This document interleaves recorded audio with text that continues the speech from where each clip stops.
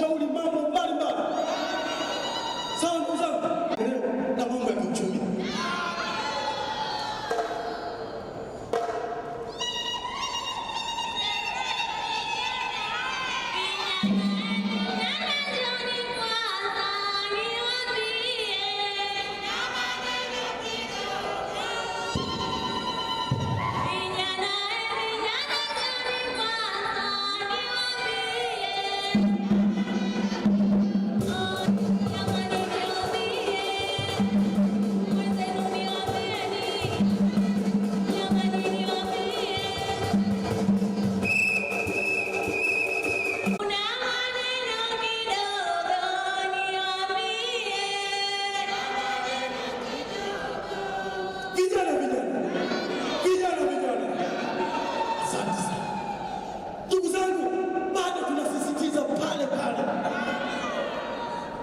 Mashirika yasiyo ya kiserikali yanafanya kazi kubwa sana, na hii yote kuisaidia serikali yetu ya Jamhuri ya Muungano wa Tanzania,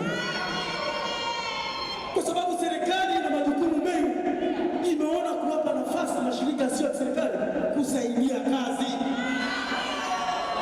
Tuko pamoja ndugu zangu? Kwa hiyo haya mashirika yana umuhimu sana. Pia tunamshukuru hata msajili wa mashirika haya. Msajili wa mashirika haya pia anastahili sifa kubwa mno,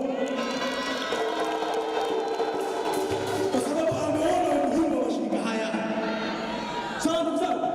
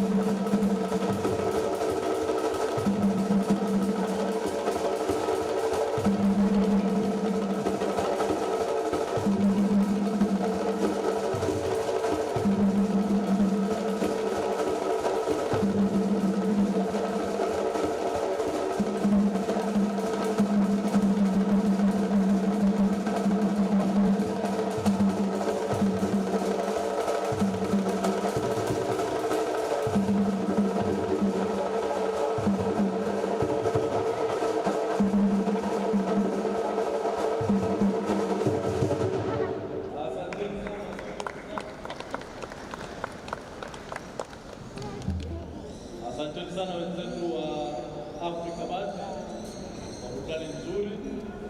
Ratiba yetu kama nilivyosema, tunatarajia kuanza na majadiliano kama ilivyopangwa, lakini kuna mambo mawili mafupi tu. moja niwakumbushe kwa wale ambao tumekuwa jana, kuna zoezi la uchangiaji wa damu linaendelea pale nje, na tunashukuru sana. Jana tulifanikiwa kupata chupa zaidi ya 52. Matarajio yetu ni kwamba leo, kwa sababu tuna idadi kubwa, idadi hiyo ya chupa zitaongezeka. Kwa hiyo naomba wakati mijadala na majadiliano yanaendelea ndani, wakati unatoka nje kwenda kuweka tai vizuri, unapita pale kwenye banda la damu salama na kuchangia damu ili kuokoa maisha ya wenzetu walioko hospitalini. Lakini tumie fursa hii pia kwa sekunde 30 tukaribishe daktari kutoka hospitali ya Mirembe na ujumbe mahususi wanataka kufikisha kwetu. Naomba kwa dakika 30, jambo muhimu sana sana sana sana, jambo ambalo limekuwa na madhara makubwa kwenye jamii yetu. Naomba daktari mkaribie kwa sekunde 30 tuzungumze machache ambayo yanakuwa na manufaa kwa wenzetu, mashirika za hospitali, washirika wa maendeleo, private sector na Watanzania kwa ujumla. Karibu sana daktari.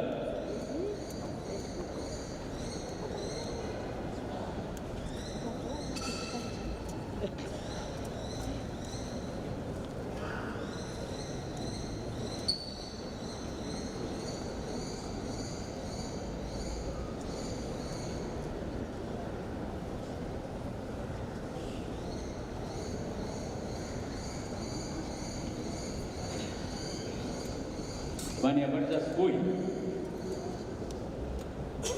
Habari za asubuhi.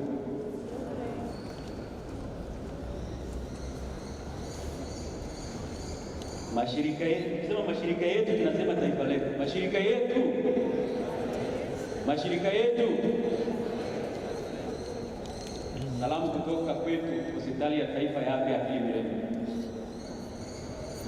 Nikisema hakuna afya, tunasema hakuna afya bila afya. Hakuna afya. Ndugu msajili, ndugu wageni, ndugu viongozi waalikwa, ningependa kutoa ujumbe mfupi kutoka Hospitali ya Taifa ya Afya ya Akili Mirembe kuhusu dhana ya afya ya akili. Lakini kabla ya hapo, ningependa kujua na nitaomba wasimame wale ambao wanahusika, wale asasi au NGOs ambazo zinahusika na afya, lakini hasa afya ya akili. Kama wapo, naomba tafadhali msimame. Wale ambao wanahusika na afya, lakini afya ya akili, nategemea tutakuwa wengi. Naomba tusimame kwa kweli, tusimame kwa muda, na kwa sababu ni mbali kidogo, naomba tunyoshe huku, hapo, kule katikati nimeona, kule nimeona, huku nimeona. Nashukuru sana, ni mimi natambua uwepo wenu. Asante sana. La pili, naomba nitambue, nimeambatana na wataalamu kwa upande wa kwetu Tagoni na wenzangu, naomba msimame, na wengine naomba msimame kwa moja tu. Hakuna afya. Sasa naomba niseme, tunapozungumzia afya ya akili, tunazungumzia kwa tafsiri rahisi tu ni kwamba tunazungumzia utimamu wa fikra na hisia, na sasa kwa sasa tunachofanya, tunataka kuifikia jamii kwa njia mbalimbali, na njia mojawapo njia ya elimu, kujua namna gani mtu anajua ana utimamu wa fikra na hisia ambao unamsaidia binadamu kusimamia maisha yake kwa ujumla. Sasa namna gani tunatambua mtu anakuwa timamu wa fikra na hisia, ndio jambo ambalo tunataka kulisimamia katika kipindi hiki na kipindi chote kijacho. Na katika kufanya hivyo tunahitaji kushirikiana na wadau kama ninyi. Ndio maana wale ambao wanahusika na afya au eneo la afya akili tunawahitaji. Kwa nini tunahitaji kuifikia jamii? Tunahitaji kufikia jamii kwa sababu tunataka watu kuelewa afya ya akili ni kitu gani, na pindi tutakapoelewa afya ya akili ni kitu gani, maana pia tutaweza kuilinda na kuisimamia, kwa sababu kabla mtu hajawa mgonjwa anakuwa na afya. Sasa kwa sasa na kwa miaka mingi kidogo tulikuwa tunaangalia zaidi ugonjwa, lakini kabla mtu hajawa mgonjwa anakuwa na afya. Sasa kwa sasa tunafanya kampeni za kukuza afya ya akili kwa maana ya kuielewa na kuisimamia. Hiyo kazi sisi wenyewe hatuwezi kuifanya. Kwa miaka mingi kidogo tulikuwa tunazungumza na tunaangalia wagonjwa. Sasa tunataka kuhamisha ajenda kutoka kwa kuangalia ugonjwa, tunaangalia afya. Na kama nilivyosema, kazi hii hatuwezi kuifanya wenyewe, tunawahitaji ninyi pamoja na wengine ambao leo hawajafika. Hakuna afya mashirika yetu. Baada ya kusema hayo, na nashukuru sana. Asante sana, naomba tumpigie makofi wakati huo mtaalamu wa damu salama kwa sekunde 30. Mtaalamu wa damu salama kwa sekunde 30, tuko nyuma ya muda. Tena hata usipopanda juu hapo inatosha. Karibu.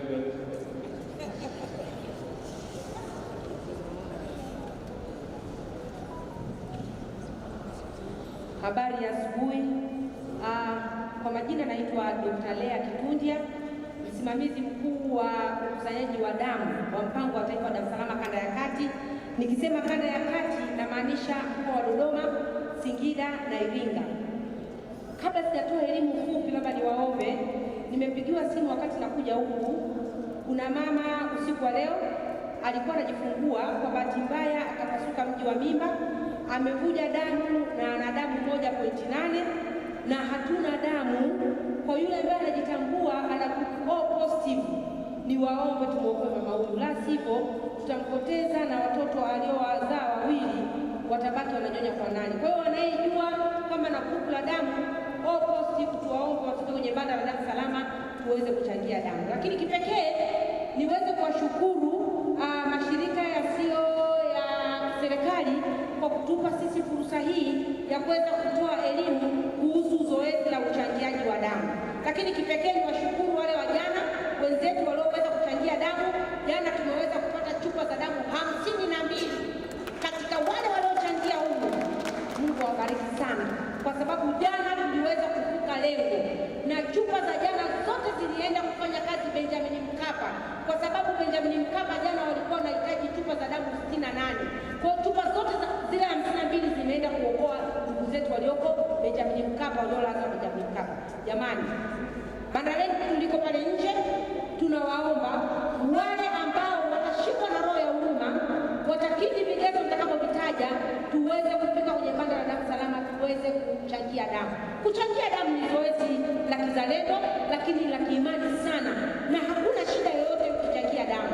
Ukichangia damu unaufanya mwili kuwa fresh, unaondoa taka mwili, unaondoa dalili ya kuja kupata kansa ya damu, unaondoa dalili ya kupata matatizo ya moyo kutanduka, mapresha, taka mwili zote zinaondoka mwilini. Lakini kikubwa tutambue, kuna wenzetu wamelala hospitalini saizi wanaemea mashine, wanasubiri angalau tone la damu waweze kuamka.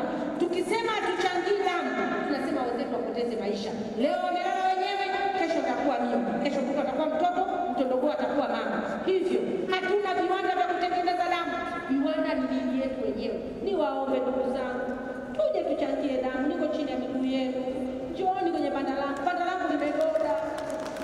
Lakini kikubwa, ukichangia damu tutakupa kadi ya wanachama.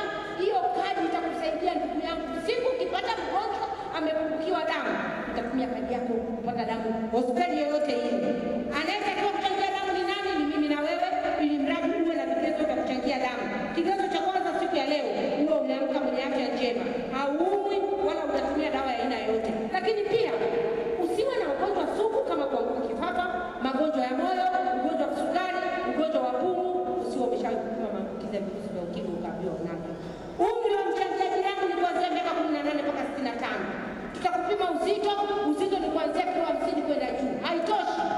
kuangalia, je, una damu ya kutosha na ziada? Maana unaweza kuchangia damu kumbe na wewe mwenyewe hai. Kwa hiyo tutakuangalia una damu ya kutosha na ziada. Ukiwa na damu ya kutosha na ziada unachangia damu. Ukiwa na damu ndogo hauwezi kuchangia damu. Ukiwa na damu ya kutosheleza wewe hauwezi kuchangia damu. Lakini pia tutapima mapigo yako ya moyo. Tutaangalia, je, una presha ya kupanda, una presha ya kushuka. Ukiwa na dalili hizo huwezi kuchangia damu. Lakini kuna yule tutampima ana dalili ya wasiwasi, presha imepanda, tutakuweka kwenye lebo na utachangia damu. Ukichangia damu hii ili imfikie mgonjwa. Watu wanaogopa kuja pale kuchangia damu, wanafikiri sisi tunapima damu magonjwa, bali tunapima vigezo vya kuchangia damu tu. Tukishachukua ile damu, sisi tunakwenda kupima huko, tunapima magonjwa manne: kaswende, virusi vya ukimwi na homa za maini. Ziko za aina mbili, homa ya NB na homa ya NC. Lakini pia tunapima makundi ya damu. Kuna watu wanatembea humu ndani hawajui hata makundi ya damu. Njooni jamani pale, karibuni sana na Mungu awabariki. Asante sana. Sisi anasema kama kuna maswali tukutane kule, lakini kama tungepata wanaosindikiza kwenda kuanza kutoa damu sasa hivi itapendeza zaidi. Tupate kama watu 5 wangapi wanaosindikiza kwenda kutoa damu itapendeza zaidi. Asante sana, naomba tuendelee na ratiba yetu. Tuko nyuma ya muda. Naomba nimkaribishe Bi Yasiyo Mahenge, mkurugenzi mkazi wa shirika la Yasiyo International. Yeye ndio mratibu mkuu wa sessions zinazofuata. Tumeshatumia takriban dakika 50 za sessions zake. Naomba angalia namna ambavyo atafidia kwenye panel discussion zinazoendelea. Karibu sana. Asante sana Charles. Habari za asubuhi. Habari za asubuhi tena. Na wasalimu kwa jina la Jamhuri ya Muungano wa Tanzania. Mashirika yetu, taifa letu. Asante. Kwa kuokoa muda, naomba tuende moja kwa moja kwenye kipindi cha sasa cha asubuhi hii. Tutakuwa na mada kuu za kuzungumza takriban 5. Sitaziongelea zote kwa sasa, nitakuwa naongea kwa jinsi ambavyo session ikiwa imeshamalizika. Kwa session ya kwanza siku hii ya leo, mada ya kwanza itaanza kwa topic ambayo inasema fursa za ndani na nje ya nchi za ufadhili kwa mashirika yasiyo ya kiserikali na namna gani tutaonyeshwa fursa na hawa watakaozungumza. Na atakayesimamia kutoa mada hiyo siku hii ya leo si mwingine ni kaka yetu anaitwa Daniel Lema. Daniel Lema, yeye ni mkurugenzi, anafanya kazi Freedom House Tanzania as a chief of party for the USAID funded project called Data Driven Advocacy. Daniel, naomba kati na kuzungumza uje ili waweze kukuona, waweze kujua. Makofi kwa Daniel jamani.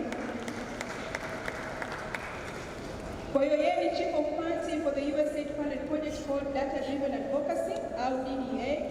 Lakini pia he is also a senior advocate of the High Court of Tanzania and a member of Tanganyika Law Society.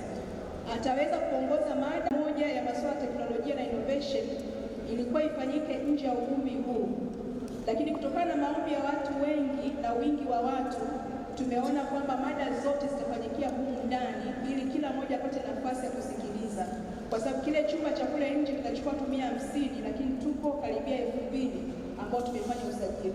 Kwa hiyo mada zote zitafanyika humu kwa siku hii ya leo. Kwa hiyo nitaomba sana tuzingatie muda, hata wale ambao tulikuwa tunauliza maswali kutoka kwenye audience. Kwa hayo machache, naomba nimkabidhi Daniel, ataweza kuwaita sasa panelists wote ambao anaenda kuzungumza nao. Makofi kwa Daniel. Asante sana.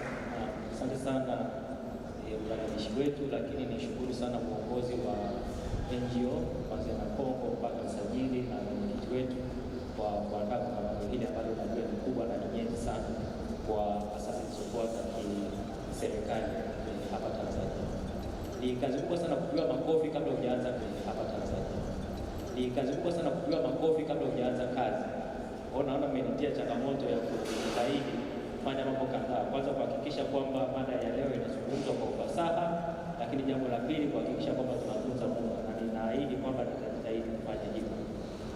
Ndugu zangu, asubuhi ya leo kama ambavyo nimekwisha kusema na Yasiyo, tunazungumza mada inayosema fursa za ndani na nje ya nchi za ufadhili kwa mashirika yasiyo ya kiserikali, yaani kwa kimombo au Kiingereza ni internal and external funding opportunities for NGOs in Tanzania.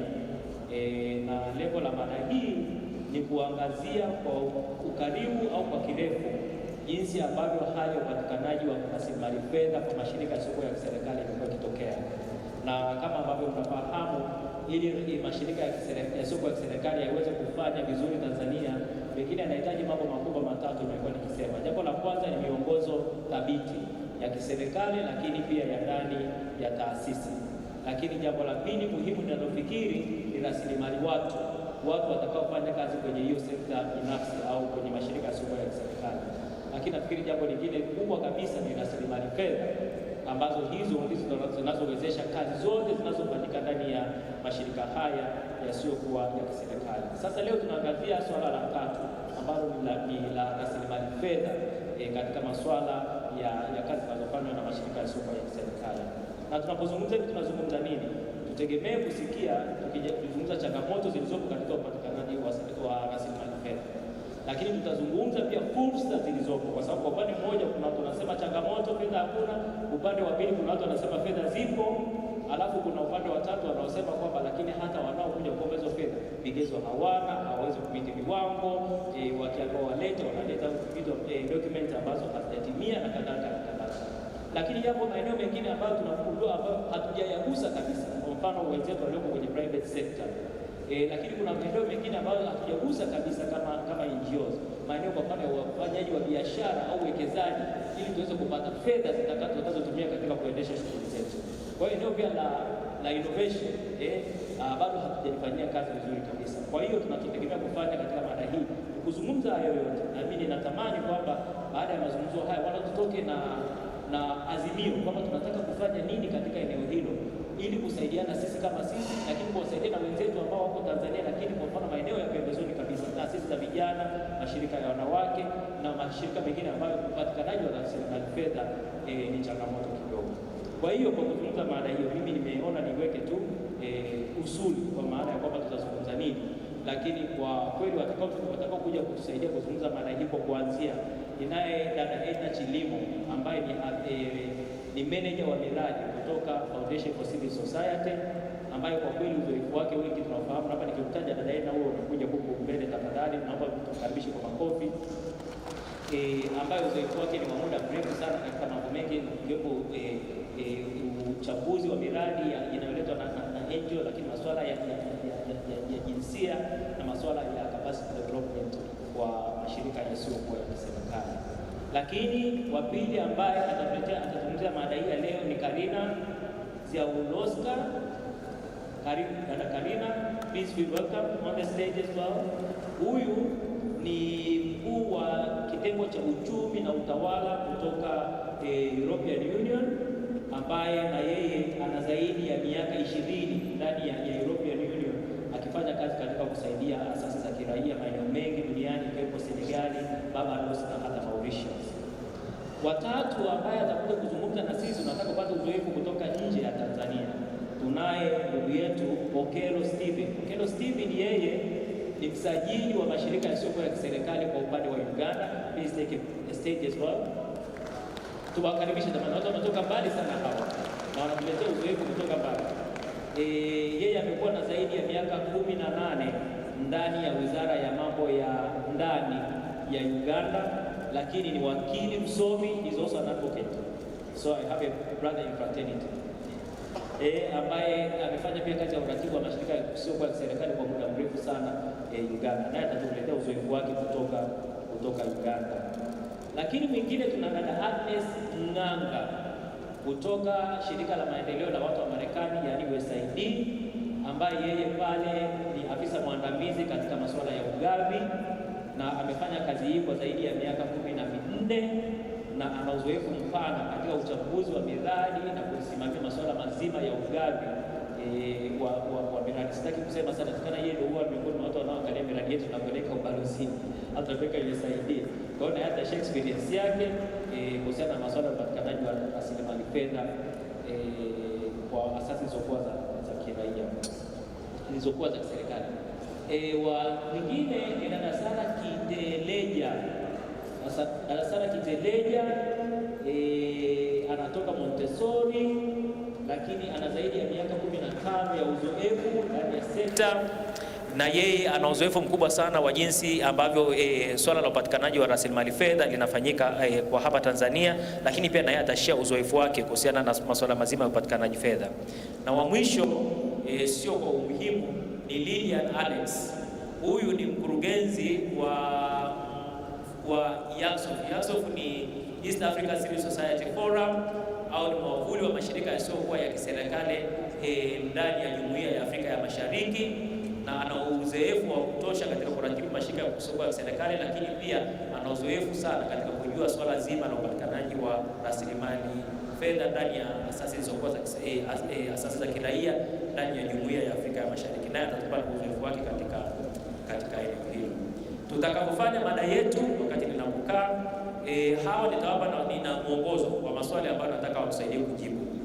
Wakishajibu tutapata a very quick follow up discussion kutoka kwenye audience, na hiyo follow up discussion itakuwa ni open kwa kila mtu yote kusema ama unataka comment, ama unataka kuuliza swali, ama unataka kuchangia kwenye jambo lolote ambalo litakuwa limesemwa na wazungumzaji wako hapa, utakuwa huru kusema hivyo. Kwa hiyo ninakukaribisheni sana tushiriki mada yetu ya leo, na mimi kama nilivyosema ninaratibu tu mada hii. Na jambo moja la utawala pia niseme kwamba katika wazungumzaji wako hapa kuna watu wawili ambao hawatazungumza Kiswahili, watazungumza Kiingereza. Kwa hiyo nitaomba kama umekaa na mtu ambaye anahitaji tafsiri mtafsirie, lakini mimi nitajaribu kuwa nina summarize, ninatoa ufupisho wa yale watakaokuwa wameongea wakati ambapo watakuwa wameongea. And likewise nitaomba Lilian utajaribu kumtafsiria Mr. Okelo wakati ambapo kutatokea jambo huko ambalo linahitaji tafsiri, na dada Ena atasaidia kutafsiria Katerina kama utatokea jambo lolote huko ambalo linahitaji tafsiri, lakini pia mimi mwenyewe nitashajiisha kama kutakuwa na haja ya kufafanua. Kwa hiyo jamani, karibuni sana kwenye mada yetu. Mada ni kama iliyoko mbele yetu, na labda kwa kuanza, kama nilivyosema, kumekuwa na changamoto nyingi sana zinazohusiana na upatikanaji wa rasilimali fedha kama nyenzo muhimu ya mashirika yasiyokuwa ya kiserikali katika kufanya kazi hapa Tanzania. Kwa misingi hiyo, na moja ya jambo ambalo limekuwa likizungumzwa sana na dada Edna ni kwamba sasa hivi kiwango cha fedha kimekuwa kinapungua. There's been a shrinking of funding that support the local NGOs activities in Tanzania.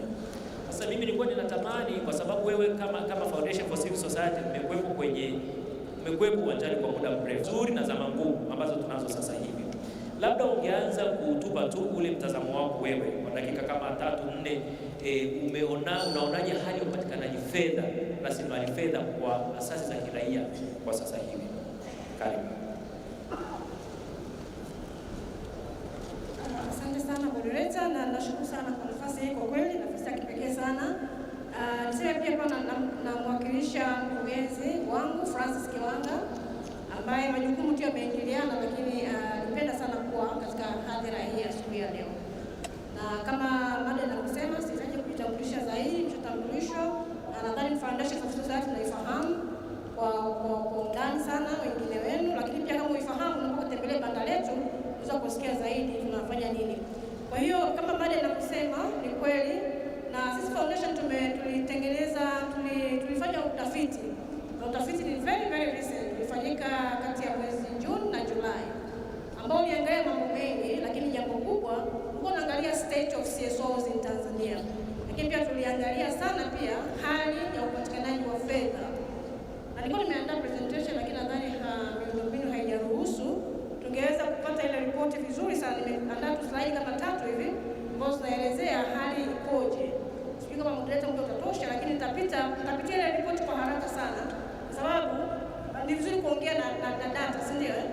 Na tutaweza kuelewa vizuri. Kwa hiyo ile ripoti imekuja na messages kubwa 4 kama sio 5. Ya kwanza ni kwa rasilimali fedha zinapungua katika sekta yetu, na hii nadhani sio news, kila mmoja anajua na kila mmoja ame experience katika eneo lake. Lakini ripoti hii inasema sio vyanzo vyote ambavyo vimepungua. Vinavyopungua ni vile ambavyo tumevizoea kutoka kwa wale traditional donors au funders wetu, wale wa siku nyingi wa miaka mingi. Haya maeneo ndio fedha inapungua. Message ya pili ni kwamba bado viko vyanzo vingi sana kwa hawa donors wengine ambao labda hatujawafahamu, hatujawatumia, hatuna taarifa nao. Huko duniani bado fedha ipo ya kutosha, lakini sisi serikali ya Tanzania tumezoea vyanzo fulani vichache ambavyo hivyo vimeendelea kupungua kutokana na sababu mbalimbali. Nyingi tunazijua, sitaje kuzisema. Kwa hiyo ni message ya pili, lakini message ya tatu ni kwamba tunategemea vyanzo vile vile. International organization zilizoko hapa wanafanya kazi nchini zinategemea chanzo kile kile. Sisi grant makers tunategemea chanzo kile kile. Mashirika makubwa ya kitaifa, ngazi ya kitaifa yanategemea vyanzo vile vile. Kwa hiyo inawezekana ni kitu mjadala, lakini ni changamoto ambayo iliibuliwa kwamba wote tunaangalia vyanzo hivyo hivyo na vyanzo hivyo vinafanyaje, vinapungua. Kwa hiyo hali yetu kidogo ni tete, lakini mashirika mengi madogo kule mashinani na ya kati mengi, ile ripoti imeonyesha kwamba yanategemea ufadhili kutoka local grant makers au local grant making organization, moja kubwa ikiwa ni LSF, lakini pia na FCS. Na mashirika haya yanasema yaliyohojiwa, utafiti uligusa karibu zaidi ya respondents 500 walihusika, na wanasema karibu mashirika 68 yalisema yanategemea, asilimia 68 ya wale waliohojiwa walisema wanategemea ufadhili kutoka LSF, lakini kutoka pia na Foundation for Civil Society. Na wanasema haya mashirika ni miundombinu rafiki kwao, wana mifumo ambayo wanaiweza kuifanyia kazi, lakini pia wamerahisisha namna ya upatikanaji wa rasilimali, sababu pia kama sisi FCS tunatoa hizi ruzuku, unaandika proposal kwa Kiswahili kabisa na unaandika ripoti yako pia kwa nini Kiswahili. Kwa hiyo yale mashirika madogo na yale ya kati yameweza sana kupata ufadhili kutoka LSF na FCS. Lakini sasa hizi local funding organizations hizi mbili za FCS na LSF pia wako wanaweza kujizungumzia vizuri. Pia tunategemea sana, sisi wenyewe tunategemea bilateral donors, wale zile embassies, lakini pia tunategemea international funding agencies kina EU, USA au wengine walioko huko mbele. Na hivi vyanzo ambavyo tunategemea mwisho wa siku vinafanyaje, vinaendelea kupungua. Kwa hiyo hawa tunategemea ambao vile vya juu sasa vinaendelea kupungua. Nataka paint a picture kwamba kidogo hali ni nini? Kwa maana kwamba LSF labda au local grant makers wakipata changamoto, ina maana mashirika mengi yanapata changamoto. Hiyo ni message ilikuwa ni ya tatu. Lakini message nyingine ni kwamba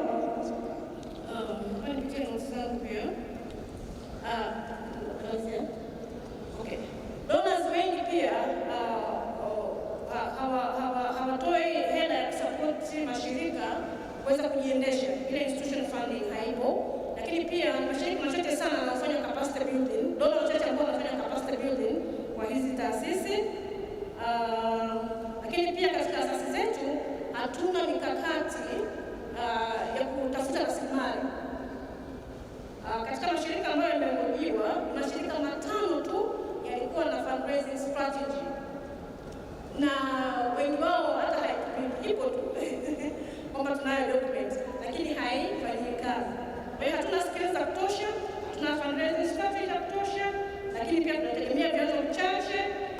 Lakini pia kuna very tight competition sasa hivi na international organizations. Maana vyanzo vya rasilimali ni vile vile, na hii sisi wale wadogo grant makers wanaelewa. Sisi tulipata hiyo experience moja kwa moja wakati tunatafuta mradi kutoka EU kupitia ule mradi wetu ambao tulipata wa raia wetu naitwa.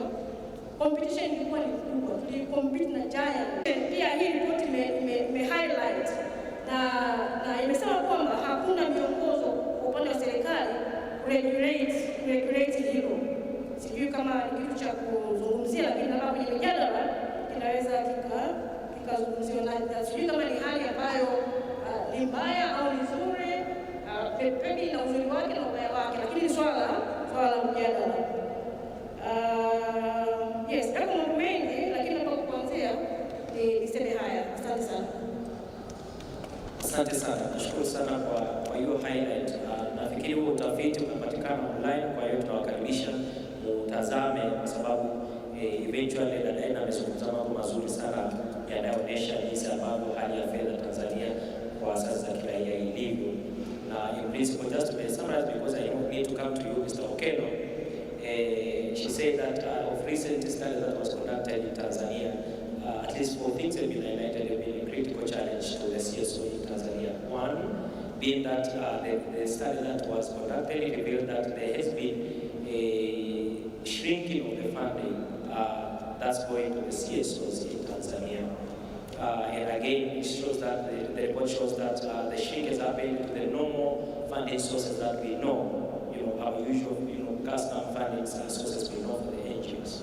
But then the secondly is that apart from that, again, the same report showed still there are so many other sources of funding outside there that CSOs can tap on and actually make use of them to get financial resources for their activities in Tanzania. But at the same time, another message that came strongly from that message, funding they get actually in financing the activities. Another one that the same other strong message that came out is the question of that most of the donors are not providing administrative funding for the CSOs. They are not working on the question of capacity development to help the CSOs access the funds, and we know that's a critical problem to some of the local NGOs here in Tanzania. But again, on the side of the CSO, they don't have things like fundraising strategies that they develop and they use in actually sourcing the funding to support their activities. At least those are some of the key messages that are coming from the report they've conducted. The report is online. Everybody who wants to access it can access it. Now, let's hear from Uganda.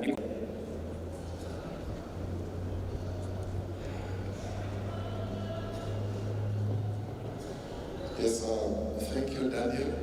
Greetings to everyone from Uganda. I'm really glad that she started to give us a picture of what the situation here is like. In Uganda, the current situation, I would say, is not any different, because one is that generally the NGO sector has got a weak sustainability, meaning that people are voluntarily forming, they have the passion, but when it comes to sustainability, they really have a big challenge. That means that the sector is having a challenge. And also, just like she put it, the NGO sector is almost wholly depending on donations. I do not know in terms of percentages how many we put in Tanzania, but in Uganda we put it at 98%, because if you see the number of NGOs that raise their resources internally, it's a very small fraction. So I would even think that the situation is not any different in Tanzania. Now, that means that if you are only depending on donations only, the moment tomorrow those taps dry, where does it leave you? The same way she has put it, the NGOs in Uganda also crying that the funding opportunities are all declining for so many reasons. All of us are seeing it, the global trends and whatever is happening outside. But also, the funding is becoming very unpredictable, meaning that you may have the passion, excitement, but today you may be here, but tomorrow you're not sure whether you even have the funding that are being received. The second issue in relation to what she has said is on the capacity. That one I fully agree with her, that when it comes to the knowledge and skills of raising these resources, yesterday I was talking to the registrar of NGOs here. She told me there are 9,900 NGOs here. If you conducted an assessment in relation to their study, out of the 9,900, how many of them have the ability, the knowledge, the skills, to know even where to get the money from? How many of them invest in research to know where to get this money from? Now, that also remains a very big challenge.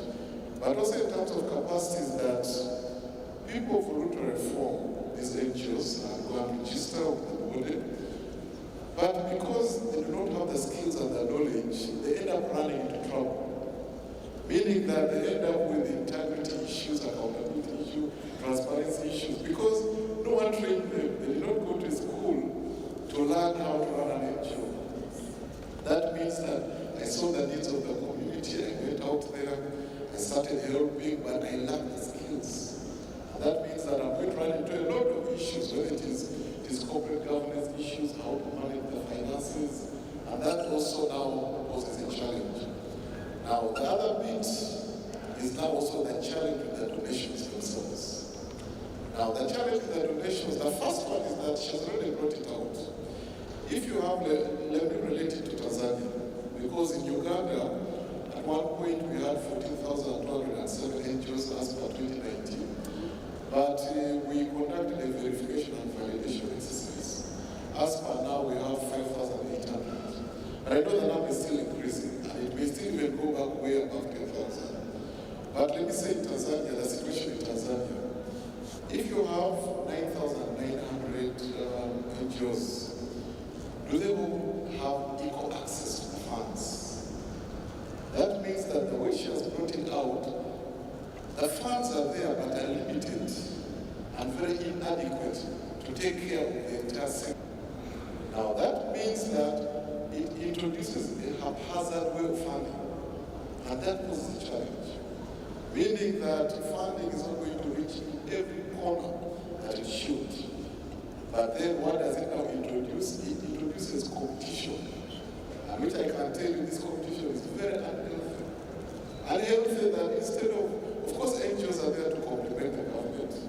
But instead of now NGOs complementing each other to grow and become more sustainable and stronger, they'll do everything to compete and tear each other apart.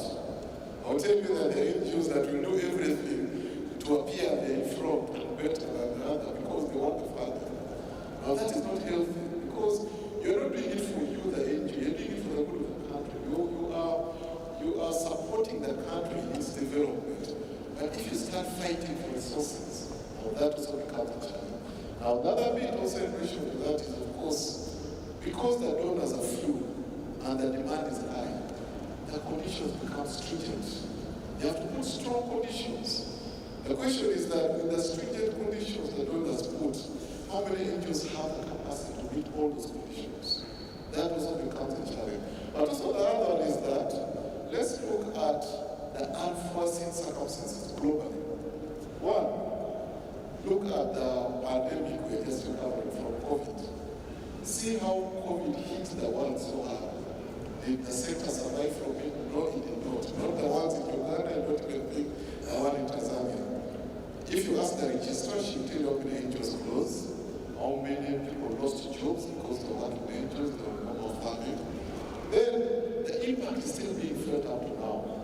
But also the other bit in terms of the unforeseen circumstances.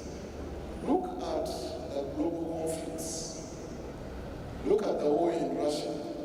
Look at other instances. Do you know how much it's affecting the NGO sector globally, even one in Tanzania and Uganda?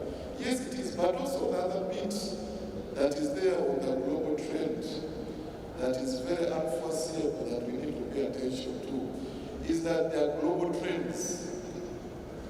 Today you may find a donor supporting you and supporting so many NGOs in Tanzania or Uganda. But tomorrow when something happens, we saw refugees, migration, everything globally. It's not because it's your fault in Tanzania or Uganda, but because something is happening globally, then priorities have to change. Meaning at the end of the day, priorities are going to change. And you're actually going to miss all those opportunities. Then, the last bit I wanted to end with were some recommendations. So that I don't miss opportunities. Maybe you pause on the recommendation, I'll come back to you. Okay, thank you. Thank you so much. So yeah, so you can see, thank you so much for putting it out there on the situation in Uganda. So for people who are following, I'm sure they are able to compare and see what's happening in Tanzania. Lakini ni kwa utafsiri tu, Mr. Okelo amejaribu kuonyesha ukweli halisi kwamba hali ilivyo Uganda sio tofauti sana na ilivyo Tanzania kwa sasa hivi. Na amejaribu kuonyesha kutaja vitu vichache hapa. Cha kwanza ambacho ameonyesha ni kwamba pamoja na kwamba kuna rasilimali fedha Uganda, lakini pia jambo ambalo limeonekana linapungua, lakini jambo ambalo limeonekana pia ni changamoto sana kwa Uganda, na nafikiri kwa kama ilivyo Tanzania pia ni swala zima la sustainability, utengamano au utengamano au endelevu wa kazi za NGOs kwa challenge kama ambavyo Tanzania inaonekana. Lakini swala ni kwamba asasi za kiraia tunategemea donor funding. Ni kitu ambacho kinaonekana kwamba bado ni changamoto, lakini amezungumzia swala la hiyo hela kutoka kwa wafadhili kutokutabirika, kwa predictable. How it has become predictable and affect jinsi ambavyo CSOs zinafanya kazi, lakini amezungumzia swala la changamoto la capacity, uwezo wa mashirika yetu katika kushika au kutunza fedha au kupata fedha, mfano uwezo wa kujua fedha zinapatikana wapi. Lakini amezungumza swala la kukosekana kwa uelewa au skills ambazo zinaweza kutuwezesha sisi kujua fedha zinapatikanaje, tukizipata tuzitunzeje, tuzitumieje na ziweze kuzalisha fedha nyingine. Amezungumzia swala la changamoto za ushindani katika upatikanaji wa rasilimali fedha ambazo najua kwetu sisi ni changamoto kubwa sana, kwa sababu wote tunategemea chanzo kile kile na wote tunakwenda pale kwa ushindani ni mkubwa sana, unaonekana ni ushindani ambao sio mzuri. Lakini amezungumzia swala la hali kwa ngumu generali duniani katika masuala ya fedha, lakini amezungumza masuala yasiyotabirika ambayo yanatokea duniani yanayoathiri mwelekeo mzima wa upatikanaji wa fedha kwa asasi za kiraia, ambayo tunazungumza masuala kama ya majanga ya magonjwa kama COVID-19 ilivyoathiri wote. Tunajua jinsi tulivyopigwa vikali sana kwenye eneo hilo, lakini pia amezungumza masuala ya majanga kama vita, kwa mfano vita ya Ukraine, sababu imekuwa ikiathiri upatikanaji wa rasilimali fedha zinazokuja kwenye dunia yetu. Kwa hiyo utaona mambo ambayo yanatokea Uganda ni sawa na mambo ambayo yanatokea Tanzania. Kwa hiyo kuna ufanano wa karibu sana katika haya ambayo yametokea. Enda ulipokuwa unazungumza, moja ya kitu ambacho umesema kwamba pamoja na kwamba upatikanaji wa fedha unaonekana unapungua katika vile vyanzo tulivyozoea, lakini bado kuna vyanzo vingine vya fedha ambavyo hatujavifikia na ni vingi. Na kwa kweli kama NGO tungeweza kujaribu kufikiria namna how do we tap into all other existing opportunities na kuondoka kwenye kutegemea same source of funding ambayo imekuwa ikitokea. So I want to turn to you, Dada Karina. So you then tell us, because what she says is that the problem has been the shrinking of funding, and because we depend on the same sources of funding. But on the other hand, there are so many other, many existing sources of funding from which the CSOs can tap in and actually get funding to support their activities on the ground. So I just want to turn to you now, so you can take us through a little bit in terms of where and what are the opportunities that are existing within the EU. Can you share with us so we know what are these opportunities? How can we tap into those opportunities? And think broad, think within Tanzania, within the EU, Tanzania, globally, because we will be in many other places as well. So feel free to share with us as well. How do we get into those opportunities? What are those opportunities? And how can we tap into those opportunities? Please take the microphone from the end.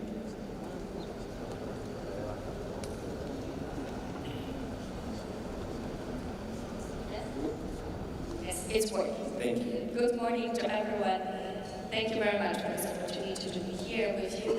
I hear the concern coming from the speakers that the funding for civil society initiative is shrinking. I am here just to say the European Union resources for civil society are not shrinking, and in the Tanzanian context, if anything, we have expanded them in recent months and years. So this is just to reassure everyone, European Union is there for the civil society. We have a long-standing global commitment to supporting civil society organizations worldwide, and in the Tanzanian context, we have a very good level of funding to continue this type of cooperation in the future. It does not solve the issue of sources of funding, always the same, but I can reassure you that sources through which we engage with the civil society, what are the funding opportunities. So first, we have long-standing instruments of work with civil society. These are civil society and human rights and democracy budget lines that are decided on, receiving quite good allocations. In the recent years, we receive every year or every 2 years a new, let's say, envelope to work with. And in the past and currently, we have been able to secure quite good resources for cooperation here in Tanzania. And another source of funding for civil society is our mainstream cooperation with the government, our big cooperation projects. So in all our programming process, when we define the new project, we work very closely with civil society to get their views on the definition of the projects. And in every big cooperation project, we include some components to be implemented directly through civil society. So through this, as a combination of different instruments, we have really expanded our cooperation with civil society organizations in the recent months. So just to give you an idea, we have been very busy working on contracts with different civil society organizations, and since December last year until now, we have signed contracts for over 22 million euros already, and we are preparing still some new ones coming. We just finished, for example, the whole contracting of 10 million euros under the Clean Cooking Fund, for example, call for proposals that has just finalized. So just to say, we have been busy, but we have new funding opportunities coming in the next 3 to 4 months. So it's good to know what is cooking in our internal organization, what will be available. So we are preparing right now on the new call for proposals for civil society initiatives. It will be website by the end of the year, perhaps January, in the worst case scenario, but we hope by the end of the year. So we will put some 6.5 million euros available for new initiatives to be seized by the civil society. We are still discussing the priorities, but some of the priorities I can already disclose to you before we publish the call. We want to focus and step up our engagement with the youth in general, and provide more funding for youth-related initiatives. We want to set up a youth sounding board for our European Union and have funding, some seed funding for smaller initiatives. So this will be one of the big priority for us, and we want civil society proposals that will go in this direction. We also want to look a little bit at all the initiatives related to professionalization of journalists, media's work, lobby or work on rule of law, NGOs that are sitting in public finance management. So these are some of the opportunities that will be opened up with this new call for proposals that will be published. What we hope to also wrap up by the end of the year is a new contract with Legal Service Facility that will then distribute the funding to legal aid providers all over the country, small associations that are providing legal aid all over the countries. And what's interesting, one of the big components of our engagement with LSF will be a reflection, a support to organization on how to sustain the level of funding for legal aid in the future. So we know sustainability of the funding is a challenge, and a big work with the LSF will be on how to sustain such funding in the future. Also in the Tanzanian context, because I hear the problem is sometimes the financial capacity or basically overall capacity of CSOs, we are organizing regularly the sessions with civil society on financial procedures, for example. We just had one, I think 10 days ago, transparently and correctly from the point of view of our procedures. So that's something also we recognize as a challenge, and we're trying to address it. So that's the Tanzanian context, but emerging momentum of civil society organizing itself regionally in the East African Community region, and this is the big role of EACSOF, and we were impressed by the Civil Society Summit called by EACSOF earlier this year, and we want to support this type of dynamic in the future. We have reserved 2 million euros of funding to support this civil society engagement with East African Community Secretariats, influencing the policies of the regional integration at the regional level. We want to step up the influence, especially of women, youth in this process, reinforce the mechanism of consultative dialogue forum that has been established at the EAC level. So this is also something that's coming up. We hope to sign the contract that will implement this 2 million euros by the end of the year. So these are some of the opportunities. I hope this is quite a lot of things only in the next 3 to 4 months. Thank you so much. And actually that is some of the opportunities. Kwa hiyo jamani, tunasikia much as tunasikia kwamba tunatoa kwamba upatikanaji wa fedha unapungua, lakini mwenzetu kutoka EU anatuambia kwamba fedha bado zipo na envelope yao bado imejaa rasilimali fedha. Nitakuja kumuuliza baadaye kwamba tunawezaje kuchungulia na kupata fedha kwenye hiyo envelope kirahisi, hasa kwa wenzetu tunatoka Kigoma, tunatoka Kantalamba, sijui na wapi. Hiyo envelope ya EU tunaifikiaje na kupata fedha ndani yake? Nitakuja kurudi kumuuliza hiyo swali, au ninataka kuambia kitu cha kumuuliza baadaye. Lakini thank you so much. Kusummarize, amezungumza mambo mengi including kuhakikisha kusema kwamba kweli kwamba EU bado fedha zipo na bado wanaendelea kutoa, na actually wameongeza portfolio yao kwa hapa Tanzania. Lakini pia amezungumza juu ya utaratibu wa kutoa, kwamba wana zile instrument ambazo ndio zina determine kiasi cha fedha ambazo kinakuja na zile zinazokwenda kwenye CSO na zinazokwenda serikalini. Lakini amezungumza pia maeneo ya kimkakati kwa wale ambao tuko hapa ambao tunataka kuomba fedha na EU. Amezungumza maeneo ambayo tunapaswa kufikiria tunawezaje kupata hizo fedha. Amezungumza kwamba proposals, zinazungumza maeneo ya habari, media. Hilo ni eneo lingine ambalo kori yao itakuwa inaangazia.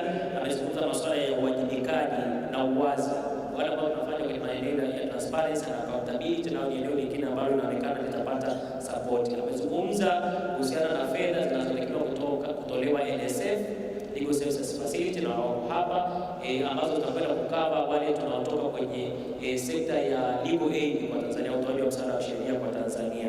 Lakini pia wana initiative ya kujengea mashirika uwezo, hasa financial management. Wamekuwa wanafanya seminar kwenye capacity development for financial management wa local NGOs. Lakini amezungumzia kwamba wataendelea kusupport masuala ya asasi za kiraia na utangamano wa Jumuiya ya Afrika Mashariki, kuona ile kongamano tulilofanya Arusha mwaka huu la jumuiya za asasi za kiraia za Jumuiya ya Afrika Mashariki. Kwa hiyo inaonekana kuna mambo mengi mazuri ambayo yanakuja kutoka EU. Sasa building on that, tusikilize kutoka USAID na wao. Tunajua USAID nao ni watu ambao wanatoa rasilimali fedha, na dada Agnes yuko hapa kuzungumza na sisi. Labda na wewe dada Agnes utuambie, na kuna kitu ambacho kimekuwa kinaendelea sana ndani ya shirika la maendeleo ya watu wa Marekani, swala la localization of funding ambayo inatolewa na USAID kwenda kwa asasi za kiraia za ndani na sio zile za kimataifa. Labda uzungumze fursa zilizopo ndani ya USAID, lakini uzungumze pia hivi kwa mwelekeo kwa kiasi gani tunaweza kwenda kusupport sasa asasi za kiraia kwa mrengo huu na kwenda nao localization. Asante sana moderator. Na wasalimu kwa jina la Jamhuri ya Muungano wa Tanzania. Kwa na Daniel, naitwa Agnes Nganga, ni afisa mwandamizi wa uongozi na mkataba USAID. Niseme tu kwamba USAID Tanzania kwa katiba, sheria, kanuni na mifumo ya Marekani. Vivyo hivyo na mkataba yetu pamoja na manunuzi pia tunafuata sheria za Marekani.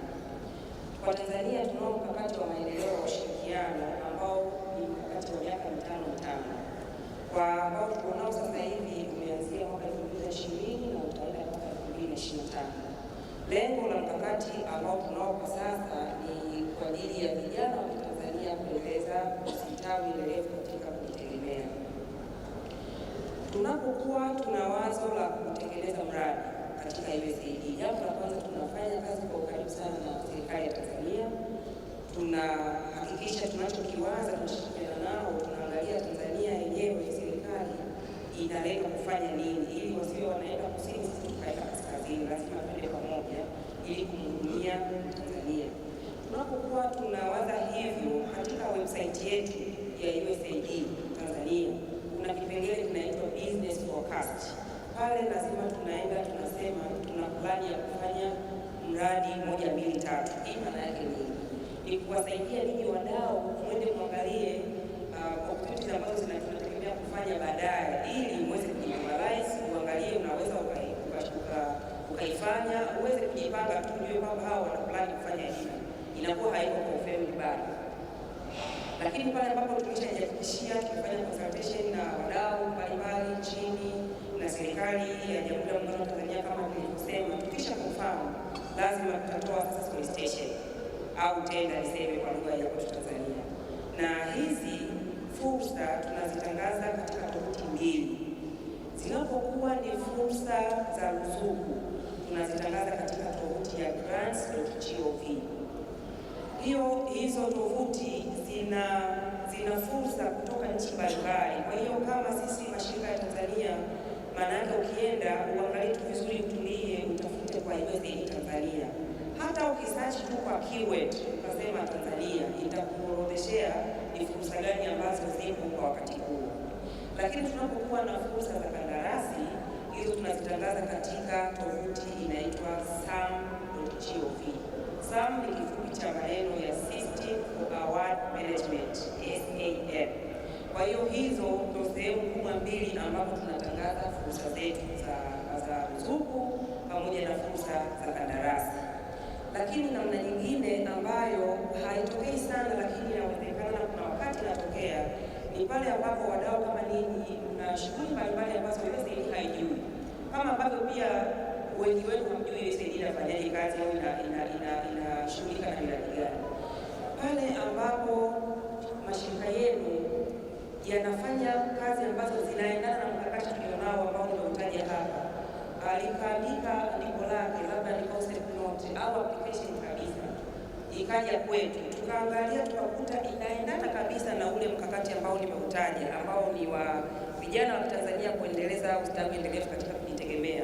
Kuna uwezekano bring on board, tukaweza kuongea na wewe ili tuweze kukusaidia uendeleze ile huduma ambao ni mradi wako wewe, lakini sisi kutoa hizo fursa ya ruzuku ili uweze kuendeleza hicho ambacho ni wazo lako wewe, sio wazo la USAID, lakini imetokea kwamba vimefanana na mkakati ambao tuko nao. Labda nikirudi upande wa localization, Tanzania USAID mission yetu tunajipalau 25% ya rasilimali za fedha ziende kwa mashirika ya wazawa, local CSOs, 25% angalau, kwa sababu kwa sasa ilivyo ni chini ya hapo. Na kwa kutambua hilo, USAID Tanzania tumekuwa tukiwa na mafunzo mbalimbali. Sijajua kama kati yenu kuna ambao walibahatika kuhudhuria, lakini tuna initiative tunaita twende pamoja. Kwa hiyo tumekuwa tukiwa na sessions, tunajaribu kuongea na mashirika mbalimbali ili wafahamu jinsi gani tunaweza kuengage nao, jinsi gani USAID inafanya kazi. Na hata sasa ukiingia kwenye website ya USAID ukatafuta how to work with USAID, hiyo itakuletea taarifa namna gani unaweza kuengage kufanya kazi na USAID. Na tukuishi hapo, kwa sababu sisi kama Watanzania tunaelewa kwanza changamoto ya barrier ya language. Tukatohoa kile Kiingereza tukapeleka kwa Kiswahili ili kwamba kila mmoja ambaye anaweza kusoma na kuandika aweze kusoma, aweze kuona hizo fursa ambazo zipo. Na katika mafunzo hayo kufanya sessions kama 4, tulianza na 2 tukawa tunaongea kwa Kiingereza, lakini baadaye tukagundua kweli lugha imekuwa changamoto. Tukaamua kuendesha, tunategemea kufanya nyingine tena, lakini hii tutaifanya kwa wale sasa ambao tumeona wamekuwa wakihudhuria hizo sessions na wameonyesha interest ya kufanya kazi pamoja na sisi. Katika hizo sessions ni pamoja na kuambia mahitaji yanayotakiwa kufanya kazi na USAID. Kama ilivyo hata kwa Tanzania, ukitaka kufanya biashara na serikali ya Tanzania lazima ujisajili. Sikumbuki vizuri, lakini kuna vitu kama JIPSA au TANE, vitu kama hivyo. Yaani lazima ujisajili, uwe tayari sasa ikitokea kuna tenda unaweza kuapply kwa sababu tayari ni qualify kuapply. Kwa hiyo hizo ni sessions ambazo tumekuwa tukijaribu kuongea na hayo mashirika mbalimbali.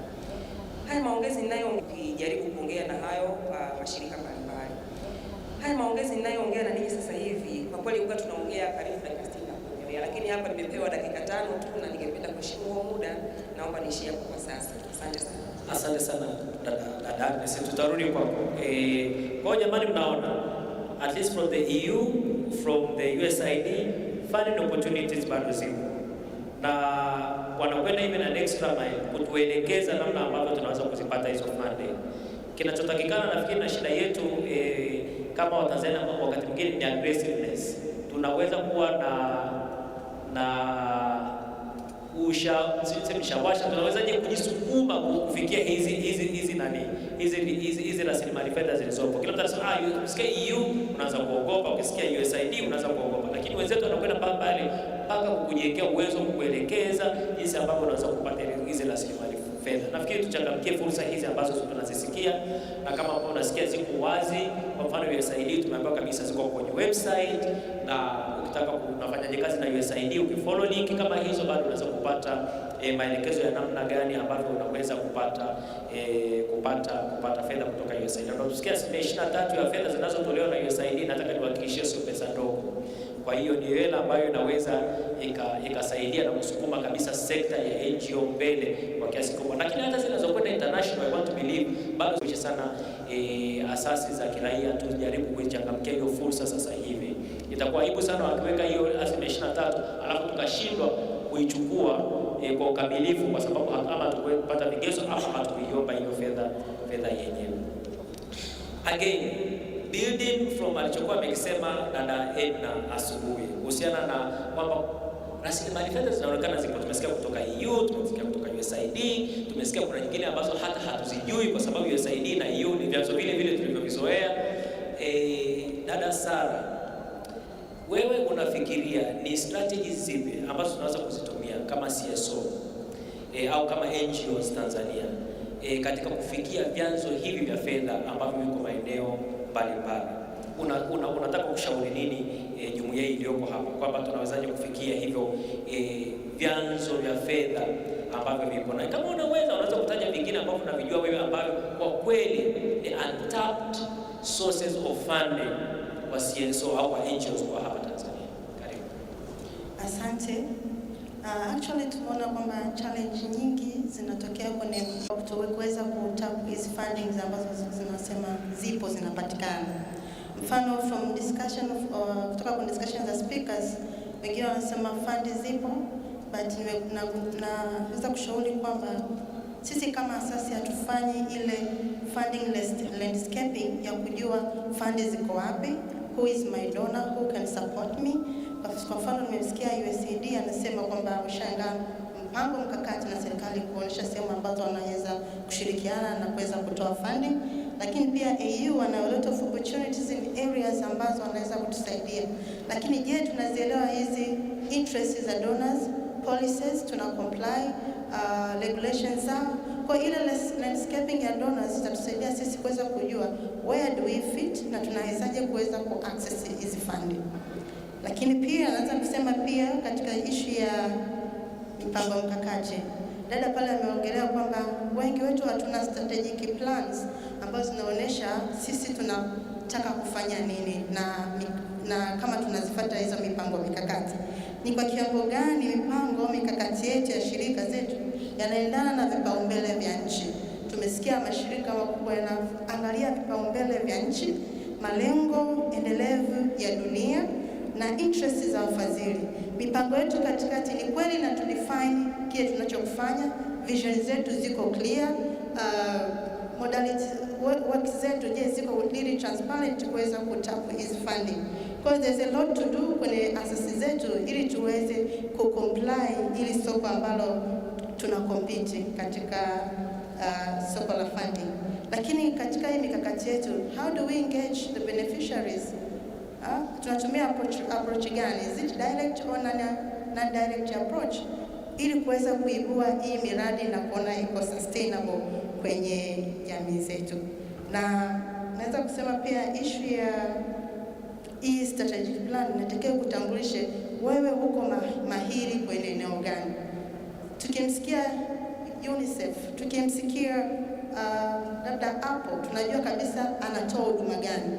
Je, our strategic, our vision, our logos, they speak right away kile tunachokifanya, kuweza kujulikana, kuongeza accessibility, visibility, kuweza kutap hizi fund.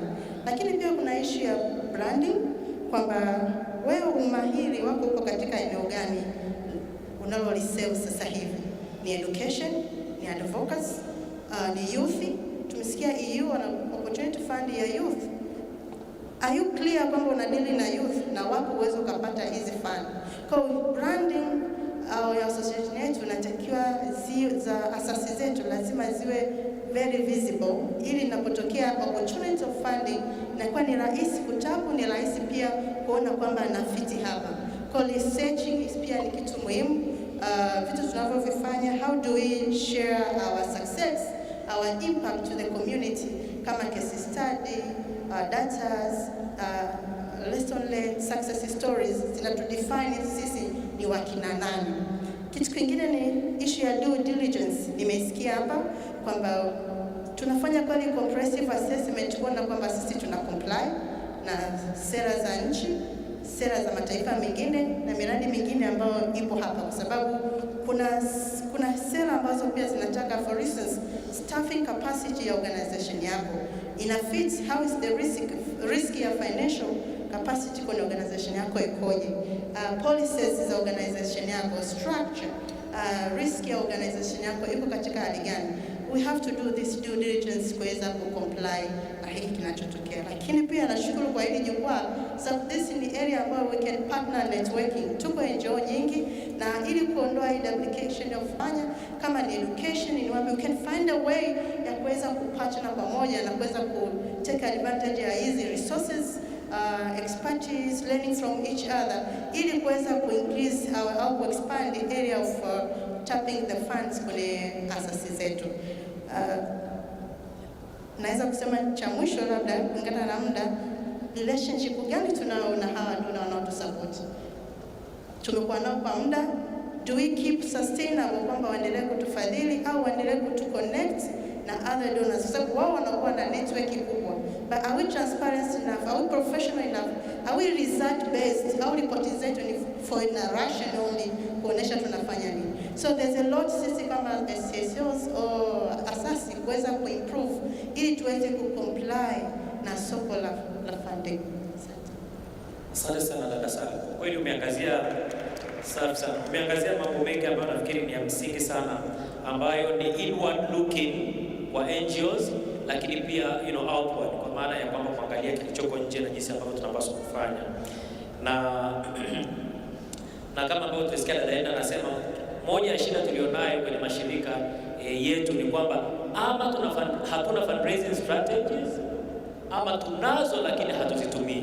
Tumeshaandaa vizuri fundraising strategy yetu, tumeweka kwenye shelf, ili siku yoyote akija mtu akikuuliza kwamba nyie na documents zote mnazozitaja tunazo operate kwenye shirika tunasema ndio tunazo. Nini? Procurement policy tunayo, financial policy tunayo, na fundraising. Ulishawahi hata kuangalia kwenye fundraising plan yako au kuitumia kupata resources zozote hizi? Hujawahi hata mara moja. Lakini kwa sababu ulimsikia mwenzako anayo, basi ukawa nayo, ukaweka kwenye shelf, ukaishia hapo na kulalamika kwamba huna. Lakini miongozo yetu tunaitumiaje? Nafikiri ni moja ya jambo ambalo umeliibua, ambalo nafikiri na msingi sana kulifikiria, na jinsi ambavyo tuna engage beneficiaries wetu, na kujidefine. Tuache kazi zetu zituuze.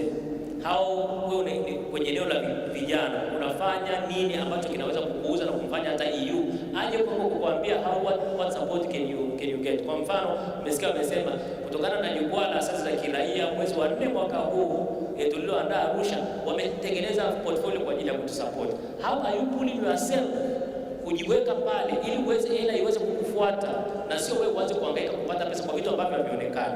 Hicho ni kitu kingine ambacho naona kwamba nacho ni cha msingi sana, ambacho umekiibua kwamba tujiweke kwenye mazingira au tudefine kazi zetu kwa mazingira ambayo yata-attract donor funding. I'm going to come to you dada Ena, utazungumza kuhusiana na swala la untapped other sources of funding, na nataka uzungumzie masuala lazima la philanthropy. Lakini kabla yako nataka nilete Lilian Mboni. Lilian yeye anaratibu mashirika ya Yasiyo, ni mratibu wa mwavuli wa NGO ambayo ni mwavuli wa mashirika yasiyo ya kiserikali ndani ya Jumuiya ya Afrika ya Mashariki. Lilian, what advice do you have? Kwa sababu umekuwa ukiangalia Jumuiya ya Afrika ya Mashariki kuanzia South Sudan, Kenya, Tanzania, Uganda, Rwanda, Burundi and all that. Ni maeneo gani ambayo unaona wewe kwamba CSO zikiwa creative wanaweza wakatekeleza funding? Kwa mfano, juzi hapa tumeona tukipitisha mkataba wa Afrika wa biashara, African Continental Free Trade Agreement, ambayo ukiangalia, if you look at that agreement, in a way ina create mazingira mazuri sana ya kufanya biashara, ambayo CSO ninaamini tukiweza kuwa mstari wa mbele kabisa katika kuhakikisha kwamba ule mkataba unatekelezwa, lakini pia tunaweza kusukuma ama wafanyabiashara wa take hizo opportunities, lakini ama pia sisi wenyewe tuka-identify ni maeneo gani ambayo tunaweza tuka-invest kama CSO yaka-generate fedha. So I don't want to preempt you or I don't want to guide your thoughts, lakini tell us, where do you think the CSOs can be creative na bado tukapata fedha? Thank you, Mr. Lema, and nashukuru kwa among this panel leo. Nashukuru pia umenitambulisha tayari na kueleza kwamba mimi sio donor, so I'm among the different people in this panel.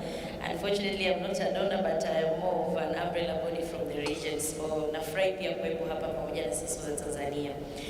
Now, building from the conversation ulioongea, naomba niruhusiwe kuongea mix of language kwa sababu presentation nimeandaa kwa Kiingereza. And then I'm also kusaidia translate. So building from the presenters who have just spoken before me, I think nimepata nafasi pia kujifunza mambo mengi, and also kujifunza how the donor environment is specifically labda kwa Tanzania, but also not different from what Mr. Okello amesema, also from the regional perspective. The challenges are there across the region. It's not only in Tanzania, also in other East African partner states we're facing similar challenges. But I'm also glad that we also had the donors speak from their mouths to get to hear how we can actually address some of these challenges that are coming up across the region. Now, as YACSOF, Mr. Daniel has already introduced YACSOF, being an umbrella body of civil society in the East Africa region. I may not be necessarily giving you money directly. I may not be a donor to give you money, but rather I might be, I can say a link, or I can say a channel for you to be able to access funding across the East Africa region. There are very many opportunities, not necessarily direct opportunities. Here's a donor call for you to do 1, 2, 3, but also through engaging at the regional level. That is, we engage katika jumuiya ya Afrika Mashariki. Kuna opportunities nyingi za CSOs kuweza kutap into funding. And here I may just mention a few, sitakuwa na nyingi sana, but just a few ambazo pia zimeshakuwa practice previously na zinaendelea, na tunaona kwamba zinaendelea kusaidia CSOs nyingine within East African partner states. So one, I can say as YACSOF, we give opportunities to networking. How in networking? We as an umbrella body, we also engage at national levels. I am here kwa sababu pia natambulika na Nakongo ambao ni chapters wetu in Tanzania as a country. Uganda, for instance, we are being hosted by the Uganda NGO Forum. Those are the ones who are hosting YACSOF chapter in Uganda. Similar to Rwanda, we have Rwanda Civil Society, and in other East African partner states, we also have hosts like in Burundi, in South Sudan, and also in Kenya, where we have hosts for YACSOF chapter. Now, through these networks that we already have that are existing, civil societies in the East Africa region wameweza to leverage these opportunities to create opportunities for their funding, opportunities for programming implementation. There are times tulipata kama funding, naweza ngastop mfano kuna kipindi GIZ walitoa funding in EAC ambayo ilikuwa inaitwa IDEA. I think the only organization naweza nikarecognize ambayo iko hapa nimeona sura yao ni Tango, wali benefit from that. We had I think SIDEA, walikuwa wanaitwa I think SIDEA from Tanzania. Na hiyo funding basically ilikuwa ina call for national NGOs kupartner na different partner states. Yani ilikuwa ni kama ni NGO kutoka Tanzania lazima ipartner na NGO from Kenya to basically do an activity. Ilikuwa sio funding kubwa sana, ilikuwa ni activity ndogo ambayo walikuwa wanataka kuona tangible output ya engagement au ya partnership between civil societies from different partner states, ikileta a tangible output on that engagement. A number of CSOs will participate, a number of CSOs iliweza tap into that funding opportunity, and unfortunately naweza kusema tu kwa kweli uliopo Tanzanian CSOs nyingi hazikubenefit. Tulikuwa tunaona most of them were Kenyan CSOs, Ugandan CSOs, and you see a lot of Rwandan CSOs, but again Tanzanian CSOs naweza kusema labda pengine taarifa zikuwafikia, lakini pia pengine tuliona pia interest ya Tanzanian CSOs to engage at the East African community level haikuwa kubwa kama tulivyokuwa tunatarajia compared to other partners. Secondly, I will also go to the funding opportunities through regional projects. Mr. Lema ameshani create akaongelea ACFTA, African Continental Free Trade Area. Why I may refer to that naweza nikamuelewa ni kwamba also from what the donor from USAID ameongea, they also tap into giving funding to CSOs wakiangalia pia na priorities za governments within specific countries. Ukiangalia ACFTA right now, mkataba naweza kusema mkataba wa biashara wa Jumuiya ya Nchi za Afrika naweza nikasema ni treaty ambayo imepokelewa na nchi nyingi sana za Afrika. Tanzania being focal, hata sasa hivi tukijua kwamba our current president, kama sijui tuna taarifa wote kwamba our current president ndio champion kwenye protocol ya within the ACFTA protocol ambayo inakuwa formulated ya women and youth inclusion in the ACFTA. Now when you look at such opportunities, mnapokuwa mnaweza kutap into these opportunities, tayari as civil societies you get opportunities on how you can actually access funding on ACFTA. Right now there are a lot of donors ambao wanajaribu ku raise awareness, ambao wanajaribu ku call for civil societies to engage with this treaty. But not only engaging, lakini hata serikali zenyewe zinajaribu kuangalia wananchi directly wana participate vipi kuangalia mkataba unakuwa implemented within partner states. So these are some of the trends naweza nikasema zinakuwa discussed, na naweza kusema ni environment inaenda ikichange. It has not been always the same environment that we are used to working around, but also it's also something that we can learn kwamba unaweza kuangalia how we tap into these opportunities kama CSOs kuweza kupata funding na kuweza kuangalia how you can also help your communities and societies that you represent. And also I would also want to speak on another issue around how CSOs can also get access to funding, especially for CSOs at the regional level. We have engagement, or you can say direct engagement with the business sector. I think that has also been spoken before. You look at the different activities wanazofanya. Let's say in the East Africa region, we have the East Africa Business Council. We also have the East Africa Women in Business Platform. Hizi ni initiatives naweza nikasema au naweza nikasema ni organizations ambazo zipo kwa ajili ya business sector, but oftenly zina tap pia to kazi au naweza nikasema activities that civil societies do. Mkiweza kuengage katika East Africa women in business, you will learn that they are very much focused katika facilitate au kuwezesha local business persons ambao katika trading areas.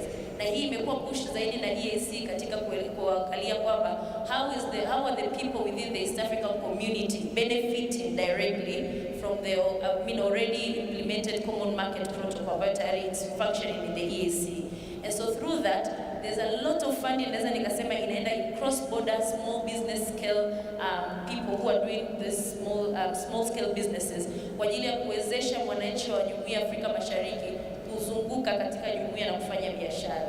So these are some of the funding opportunities naweza nikasema ziko the EAC, but also niseme tu kwa ujumla natamani sana wa Tanzania tuendelee kuonekana katika Jumuiya ya Afrika Mashariki. Our presence is not very much felt, our presence is not very much active in the community. So let's tap into these opportunities and make sure that we also seize these funding opportunities ambazo zipo. Asante. That's a good ending. Nashukuru sana Lilian. Kwa kweli na mimi I have the same feeling and same experience. Nafikiri NGO za Tanzania tunataka tujisukume zaidi sasa kwenda ndani ya Jumuiya ya Mashariki, SADC na hata African Union. Fursa zipo, lakini tatizo tunathubutu kwenda kuzifuata hizo fursa. Hiyo ni mojawapo ya changamoto kubwa sana tulionayo. Wakati mimi nilipoingia Yasiyo nilikuta hiyo changamoto ni kubwa sana. Lakini namshukuru Mungu walao tumeanza kujitokeza kama Tanzania sasa hivi na kusema sisi kwenye utangamano wa Jumuiya ya Afrika Mashariki tupo, tunataka na hizo fursa tunataka kuzitumia. Naomba tuendeleze vuguvugu, lakini sitaki kurudia vitu vile ile anavyosema hapa. Amezungumza mambo mazuri sana kuhusiana na fursa zilizopo na tunaweza kuzitumiaje. Na swala moja kubwa ambalo limejitokeza hapa, how do we create cross border linkages kati ya NGO kwa mfano za Tanzania na nyingine zilizoko maeneo mengine ndani ya Jumuiya ya Afrika Mashariki. Tunaye msajili hapa kutoka Uganda. How do we use him? Mashirika hapa ndani tutumie fursa zilizopo nje ya Tanzania kuleta resources ndani ya Tanzania. Otherwise nakushukuru kwa kusema hivyo. I'll be wrapping up and turning up to the audience now in the next 5 minutes kwa sababu I think our 1 hour has been exhausted. We are past 1 hour for 2 minutes. Nafikiri na Yasiyo unanilinda kwa sababu tulianza saa nusu. Kwa hiyo ni saa moja. Tulianza na dakika ngapi? Na dakika 20. Kwa hiyo tuko nje ya muda kidogo. But then I just want to give two people from our panel 2 minutes to say something. Dada Nesia, utazungumza. Sio Nesia. Why? But she's also my sister. Yuko pale ndio bosi wangu kwa leo. Dada Edna, private sector. Mimi ninapomtazama private sector kwa Tanzania kwa maana ya biashara ni one of the key stakeholder anayeweza kutumika sana katika kusaidia NGO kwa Tanzania. But we are hardly even linked with the private sector kwa Tanzania. Ukiangalia NGO na private sector is linked, we are wote tuna work in isolation. Yuko upande ule, yuko upande huu. How can we link? You know, how can we bridge this gap? Tukafanya kwa kushirikiana na private sector, wakacomplement tunachokifanya na sisi tukasupport wanachokifanya on one hand, lakini taking forward the spirit of philanthropy kwa Tanzania. How can we use and create a pool of people in Tanzania, rich people ambao wanaweza wakafinance kazi za NGO kwa hapa Tanzania? Please talk on that about for 2 or 3 minutes, and then Mr. Okelo, I'll come back to you. You wanted to share some strategies as well around how the CSO can raise more funding, and then we'll conclude that and turn to the audience. Asante sana moderator. Naomba nisizungumzie private sector. Nadhani kuna mtu mwingine anaweza kuzungumzia vizuri zaidi. Naomba nizungumzie habari ya philanthropy. Sababu ndio eneo ambalo ninatoka ndani yangu, napenda sana hiyo swala. Swala la philanthropy hiyo ni sector ambayo inaibukia na inaonekana ndio kama future ya funding kwa taasisi zetu, lakini pia kule kwenye community. Na hiyo movement inaendeshwa na dhana kwamba kuna haja ya kushift the power back to the community. Na dhana ni kwamba kwa miaka mingi sana tumewafanyia wananchi maendeleo. Yaani tunawatafutia rasilimali, tunawawekea mikakati ili wapate maendeleo kwenye jamii zao. Kwa hiyo tumewaibia ile nafasi yao ya kuendelea kuleta maendeleo yao wao wenyewe. Na kwa miaka mingi sana hii imesababisha tumewaletea ulemavu kwa maana kwamba ya utegemezi. Wanatutegemea sisi ili tuweze kuwaletea maendeleo. Kwa sababu sasa kiraia zinatafuta fedha za kuja kufanya maendeleo kwao. Hiyo dhana ya utegemezi tumeendelesha kule kwenye jamii. Kwa sasa ni high time. Philanthropy inasema wenye maendeleo wenyewe ni wananchi. Mtu wa kwanza, sababu maendeleo ya kweli yanatokea ndani. Kwa mtu ambaye anaweza kujiletea maendeleo ni yule mwananchi mwenyewe. Kwa hiyo kazi ya sasa za kiraia sio kutafuta hela tu, inawezekana ni sehemu ndogo, lakini kazi kubwa ni kuempower yule mwananchi aweze kujiletea maendeleo yake yeye mwenyewe bila kutegemea mtu mwingine kwanza. Na ndivyo maisha yanakwenda hivyo, si ndio? Familia zetu tunaendesha sisi wenyewe, hatutegemei mtu kuendesha familia zetu, si ndio? Tena kwa kusema apply to community development, lazima wale wahusika wenyewe wahamasishwe, kama hawajahamasika, wawezeshwe, wawe mobilized, wawe encouraged, wawe challenged, waweze kujiletea maendeleo yao wenyewe. Kwa sababu resources pia wanazo kule kwenye community, kwenye community, hela zipo kule. Na hii swala la philanthropy inazungumzia namna gani ya kufanya kutafuta rasilimali kwenye vyanzo vile vya kule kwenye community. Maana rasilimali zipo. Nitakupa mfano mmoja. Kwa mfano nilipata story au hali halisi huko Pemba. Wapemba walioko nje ya Pemba ni wengi zaidi ya Wapemba walioko ndani ya Pemba. Na hawa ni watu wakubwa sana, wana biashara dunia nzima. Tunatumiaje hao kama philanthropists walioko nje kama diasporas kwenda kuleta maendeleo ndani ya jamii zao husika? Wanahamasishwaje ili waweze pia kuchangia? Kwa hiyo kuna philanthropists kwenye community, lakini kuna philanthropists wengi wametapakaa dunia nzima. Tunawatumiaje katika kuleta maendeleo? Labda niishie hapa, lakini ni eneo ambalo tunaweza kujadili siku nzima. Asante.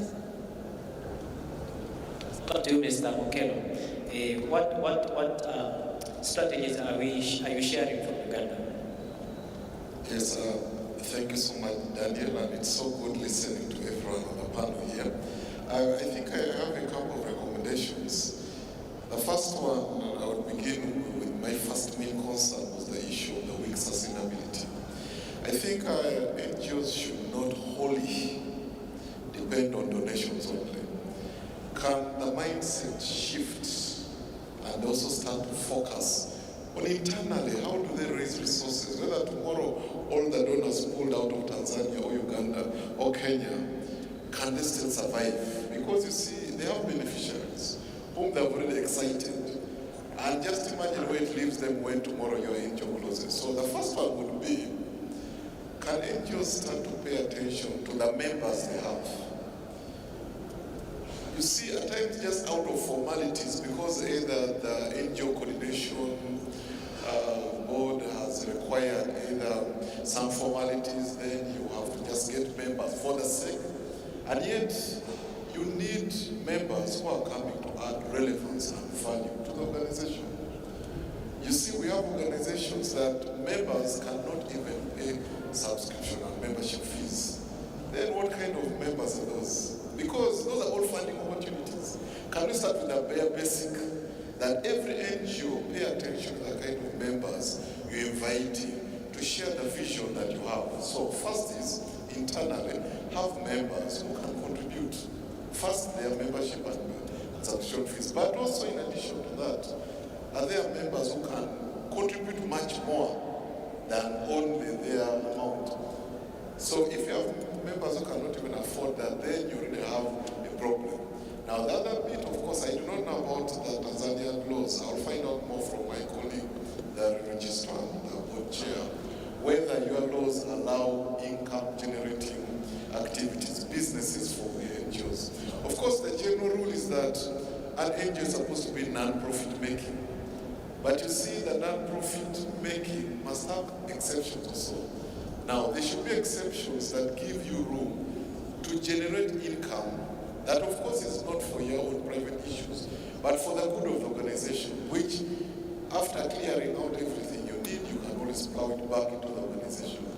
Now, it's important that even in the laws of the countries, they need to have that component to allow NGOs generate income, because you cannot 100% only rely on donations. You need to have your own internal income generating activities. Because I can tell you, in Uganda, I know NGOs that actually lost funding from donors so many years ago, but have continued to survive up to now. They were able either to make savings as they were receiving donations, to build structures that are being rented now. Others have warehouses, others have farms. And all those are income generating activities. So that even if the donations are there, let them come and supplement this. But if that is not going on, then there's going to be a problem. Then of course the other bit is on the government side. Can government introduce baskets, funds? Meaning that much as NGOs are suffering to run all over the place to look for donations, can the government have a basket where it puts money there? And then also the private sector, others you asked. And I can tell you, it's not only here, but also in Uganda, anyway, I think globally, the private sector is a bit withdrawn. And yet, do they have the resources? Yes, they do. The biggest question for everyone is, how do you bring them on board? The moment you bring the private sector on board, this whole sustainability will be addressed. So now you can see Tanzania has lots of business communities. How are they supporting the sector? Do they even think it's their obligation? I know so many of them would have loved to be engaged in the corporate social responsibility.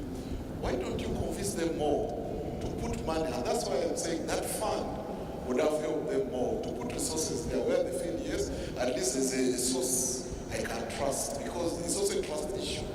Can I trust when I give you money that's going to do the right thing?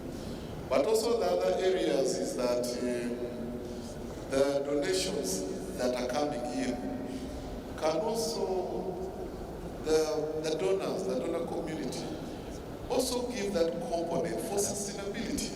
Because I'll tell you that so many angels will tell you, yes, whatever remains, the donor will say, bring it back. I want the entire money intact. So the question is that, can I give you money with the element to support you to remain sustainable, even when I pull out 1 million? Meaning, if I'm supposed to give you, let me say, 100 million, can I tell you, okay, keep this percentage for your sustainable? Start thinking of how it will help you, even when I pull out. Yeah, thank you so much. Thank you so much. That ending, I like it very much, because that's the conversation I've always had around how until when we will depend on the donor. How do we reduce donor dependence by creating sustainability? I think that's very important. Thank you so much. But jamani, nafikiri muda umekwenda. Tunaanza chini ya dakika 40 kwenye kuchangia mada yetu, na ninaomba sasa microphone zitembee huku kwenye audience ili watu waweze kuchangia, ama kwa kuuliza swali, ama kuchangia kwa kuzungumza jambo, ama kutoa comment kwenye jambo ambalo limezungumzwa hapa. Nafikiri it has been a long conversation and I believe there are a lot of questions. Nikipewa nafasi ya kuuliza hata maswali tungezungumza mpaka baadaye sana, lakini I think there's a lot that is coming from you. Kwa karibuni sasa tuweze kuuliza maswali, kutoa comment, kutoa angalizo, na zile sauti zilizoko pembezoni kabisa mwa Tanzania ni wakati wetu sasa kusema changamoto zenu ni nini ambacho tunakutana nacho, hasa wale ambao mko pembezoni katika kuomba rasilimali fedha na kadhalika na kadhalika. Sijui kama Adamson kutoka Tango yuko ndani ya nyumba. Anywhere Adamson? Just raise your hand. Sikuoni. Simama tafadhali. No, umekaa mbali ndugu yangu. Naomba upewe kipaza sauti. Wewe umekuwa ukiendesha mambo ya mafunzo ya namna ambazo CSO zinapata fedha kutoka kwa wadau. Nataka nikupe fursa ya kwanza, ama kuuliza swali, ama kutoa comment, ama kuchangia, kwa sababu pia wewe ni mwamvuli, unazungumza kwa niaba ya NGO nyingi. Hebu toa ya moyoni na wewe tukusikie. What do you say? Na pengine unafikiri tuendelee kutoka hapa. Okay, na shukuru sana. Na hongereni sana na Kongo, hongereni sana serikali na panelists wote. Labda tu sitaenda mbali na conversation ilipoanzia, ila kwa sisi kama Tango tulichojifunza ni kwamba capacity ni ndogo. Taasisi nyingi hazina mifumo, taasisi nyingi hazina uwezo wa kuandika proposal, nyingi zinatafuta consultant mwenyewe ajui taasisi inafanya nini. Kwa unakuta it's not making sense hata dona anapopokea. And another issue ambayo ni kwamba hatu reflect kwenye taasisi zetu kwamba is this really relevant tunachokifanya sasa hivi. Sometimes unaandika vitu ambavyo yes it may be relevant to you but it's not relevant to the people you are serving, na ile ownership. So labda it's more of we should be reflecting of where we want to go, lakini pia hizo capacity za kuandika, lakini pia accountability. Hapo ndo changamoto ilipo. Donors wengi wanaondoka kwa sababu ya accountability. Unapewa hela, unasema unaenda kufanya hichi, ufanye hicho. So we should also assess ourselves. Shida tunakwama wapi? Thank you. Labda kwa sasa sina mengi zaidi. Asante sana. Good, thank you so much. Naomba mikono tunyanyue. Kuna mkono huko hapa kwa dada Ana. Naomba apewe kipaza sauti. Kuna mama yuko pale nyuma pale, mwenye mtandio mabegani. Alafu kuna mkono nyuma kabisa kule, mwenye shati la pinki. Nitazungumza kwanza nyie watatu, alafu then nitarudi tena kwa wengine. Naangalia pande zote wala usijali. Asante. Yes, karibu dada. Tafadhali sema jina lako tu, na kabla usimame watu wakuone pia leo. Sema jina lako na sema hoja yako kwa kweli kwa ufupi sana. Kwa dakika moja na nusu. Asante mwezeshaji. Mimi naitwa Ana Kulaya, natokea WorldAF. Niwapongeze wawasilishaji wa mada wote hapo mbele. Na walipoongea utaona kama vile haya maisha ni marahisi, hela zipo. Tunaomba watuambie hizi hela ziko wapi? Yaani mimi nairudisha tena kwa sababu tunapozungumza hapa ni kama hela zipo. Nataka kujua kwa takwimu, kwa mfano European Union, kiasi gani NGO ziko hapa zaidi ya 10,000 wameweza kusaidia NGO ngapi? Same to USAID. Kwa sababu unakuta kwamba labda NGO 1, 2, 3 zimesaidiwa. Kwa hiyo tunasema kuna hela lakini zinafikia taasisi ngapi? Hilo swala la kwanza. Lakini swala la pili, wanapokuwa wanapanga mikakati yao, ni kwa kiasi gani wanatushirikisha sisi kama NGO? Kwa sababu unakuta saa nyingine wanasema wanaangalia priorities za government, ni sawa, na sisi tunafanya huko. Kwa kiasi gani hizi hela, kwa kiwango gani zinaenda? Kwa mfano, kwenye masuala ya wanawake, kwenye masuala ya vijana, wamesema priority ni vijana. Sisi wanawake masuala yetu yameenda wapi? Kwa hiyo ni vitu ambavyo tunajiuliza, na tukiangalia kuna issue nyingi, kuna watu wa climate change, kuna watu sijui wa healthy, kuna watu wa nini. Mgawanyo wa hizo hela unaenda kivipi? Lakini kingine cha tatu ambacho ni muhimu sana, mimi nataka watusaidie watu wanaotuambia masuala ya fund ni hayo masuala ya sustainability. Unapewa fund, alafu hiyo fund inakurestrict. Kwanza inakupa asilimia ndogo sana ya administration. Wewe kama NGO unaambiwa ukafanye kazi. Utafanyaje kazi? Hawakupi hela saa nyingine hata ya kulipia rent, ya kulipia wafanyakazi wako. Watoto hao wamesoma, wamemaliza chuo. Mama mtu amemsomesha mtoto kwa vitumbua. Leo anakuja kufanya kazi kwangu mimi kama ni volunteer, sina hata hela ya kumpa. Kwa hiyo tunapozungumzia fund, tuzungumzie pia na maslahi ya watu ambao wanaenda kutekeleza hiyo miradi.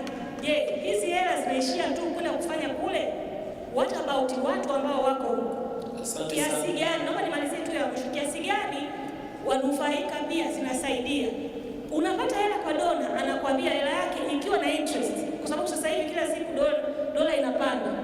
Dola ikipanda, anakuambia hiyo hela iliyopanda ya dola nirudishie. Hela uliyopata uruhusiwi kufanyia hata biashara yoyote hiyo. Sasa tunasemaje hiyo sustainability? Mwisho kabisa tumeongea swala business enterprises. Je, mifumo yetu inasomana hiyo ya biashara? Na je, kodi zetu zikoje? Mimi nikifanya biashara nitakatwa au sitakatwa kwa ajili ya sustainability ya organization? Asante. Thank you so much. Umeuliza maswali ambayo nafikiri ni ya msingi sana, and I hope panelists wetu hapa watakuwa watajaribu kuyajibu. Kulikuwa na mama mwenye mtandio pale, nilimpa nafasi azungumze hapa nyuma, hapa katikati. Mama yuko pale, naomba utazame, yuko pale. Yes, huyo ananyosha mkono kwenye mtandio. Alafu kipaza sauti kingine kiende nyuma kabisa kule kwa kaka yule mwenye shati la pinki, nyuma kabisa kule. Asante kunipa nafasi. Mimi naitwa Grace Masarakulangu. Mimi naomba kuuliza, kwa nini hizi fedha zina masharti magumu? Kwa sababu ukichukulia local NGO, watu ambao ndio kwanza wamekuwa na nia njema ya kuanzisha kitu, na kitu hicho ni productive na kinasaidia jamii, lakini hao masharti ukiingia kwenye mtandao, hata mimi niliyesoma na masters yangu au PhD au whatever, kweli ni kitu kigumu. Kwa mfano USA wanakwambia sio lazima uwe na nini ile ya kitu yao ile ambayo ni identification. Ukijaribu kuitafuta hiyo identification mpaka utafute consultant wa kukusaidia kuipata hiyo identity whatever. Na sio upate inkata. You have to have the skills to go into the website and try to download all these things. But je, wanaweza wakarahisisha kidogo masharti? Hilo la kwanza. Lakini la pili, masharti mengine fedha hizi zinakuja kweli. Lakini wakati mwingine tukiziangalia hizi fedha zinasema ni lazima hichi kitu kifanye. Na hicho kitu wakati mwingine kwetu sisi wengine ni vigumu. Kwa mfano ya mambo ya human rights. Nyinyi wote mnajua, I don't have to explain. Hicho kitu sasa hivi ni kikwazo kikubwa sana. Nitaje LGBTQ whatever. Wanalazimisha lazima tufanye. Sasa tutafanyaje na wakati mwingine masharti yetu na maadili yetu hayaturuhusu? Naomba watusaidie kwenye mambo. Asante sana. Very good questions. Flexibility na requirement za kufanya vitu ambavyo NGO hazitaki kufanya. Niliomba kipaza sauti kingine kiende nyuma kule. Nikipenda tu na kipaza sauti viwili vitembee kwa wakati mmoja ili tupunguze muda wa kupeleka kipaza sauti. Kwa hiyo naomba kuna kaka yuko kule nyuma kabisa mwenye shati la pinki apelekee kipaza sauti. I wonder mwenye kipaza sauti kama unaniangalia ili nikuonyeshe. Nyuma kabisa kule. Kuna kaka pale amenyosha mwenye shati la pinki. Naomba tuwe na vipaza sauti viwili ili kupunguza muda wa kuvipeleka tafadhali. Yo ni orange naambiwa. Tusamehe. Hapo nimekaribia. Yes. Ndio. Kwa naomba kipaza sauti kiende kule. Naomba tuwe na viwili, mwingine anisaidie kuchukua kipaza sauti hapa kwa ajili ya kupeleka pande nyingine. Asante sana. Mengine naona yameshakuwa covered na mama Wilda pamoja na mama ametangulia kuongea. Sasa hayo ni kwa wao wenye fedha. Mimi naomba nirudi kwetu sisi. Jina tafadhali.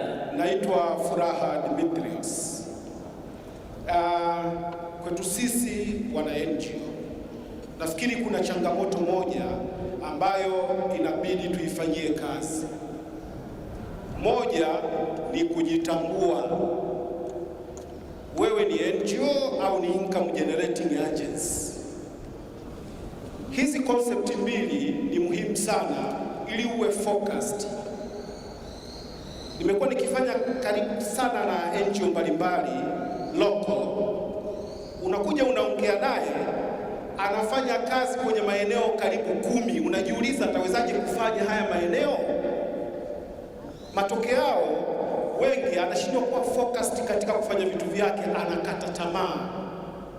Inatoka fandi hii yupo, inatoka fandi ya mazingira yupo, ya watoto sijui wamefanyaje yupo, hii yupo. Anakosa kuwa na knowledge very specific kwenye eneo ambalo anataka kumobilize fund. Kwa hiyo hata kudevelop document kwa ajili ya kufundraise anashindwa. Kwa nadhani hili ni eneo la msingi sana kufanyiwa kazi na ni eneo la capacity building. Anania lakini yuko focused. Kama huko focused ni ngumu sana kuaddress kitu. Kwa nadhani hili ni eneo lazima sana tujipambanue. Wewe ni income generating au ni NGO ambao umeungana kwa ajili ya kusaidia jamii. Asante sana. Lakini tutataka kujua baadaye kwamba kulikuwa na swali hapa pia kutoka kwa Mr. Okelo kwamba is it possible for the NGOs to also engage in income generating activities? Hilo ni swali la msingi na mimi tujiulize. Hivi kweli haiwezekani kwa asasi za kiraia ama NGO kufanya kazi zitakazoipatia kipato na ikaendesha shughuli zake? Hilo ni swali la msingi ambalo mimi tujiulize. Lakini nafikiri hilo swali lishajibiwa mara nyingi sana, kwa sababu kuendelea kurudia bado ni changamoto.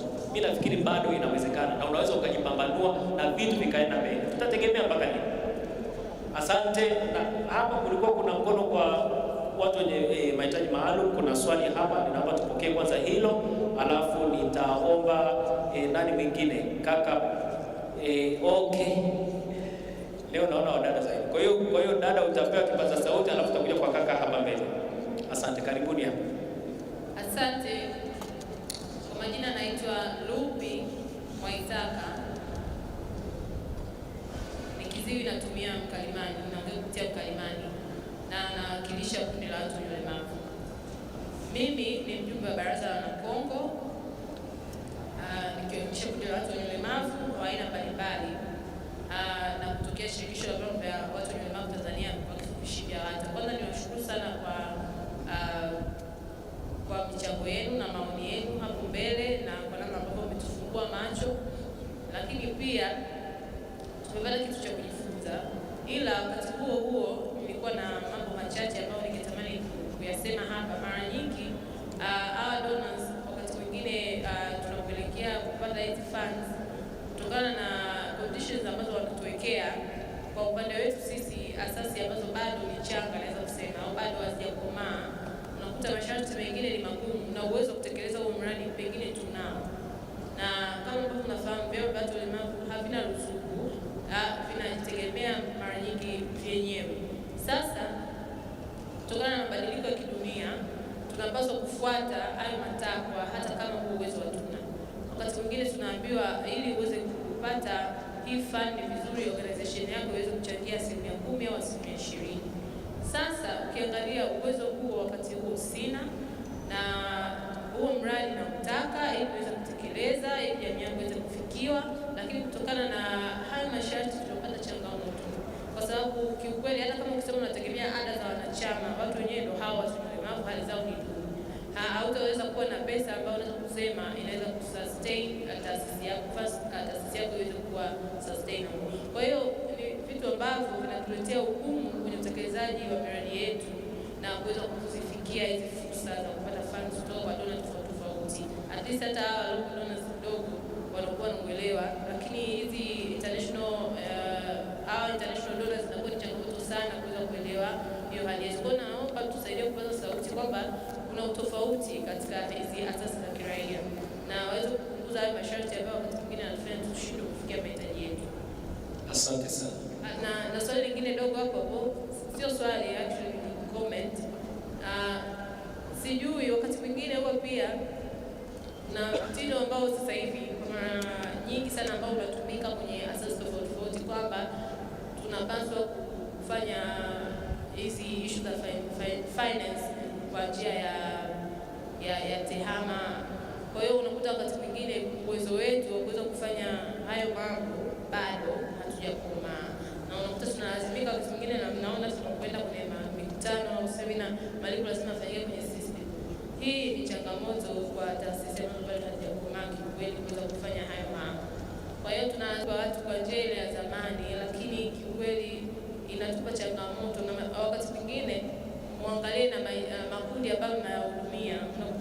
mwingine unamwambia tunakulipa kwa mtandao, kwa inabidi usubiri pesa yako wiki moja wiki mbili.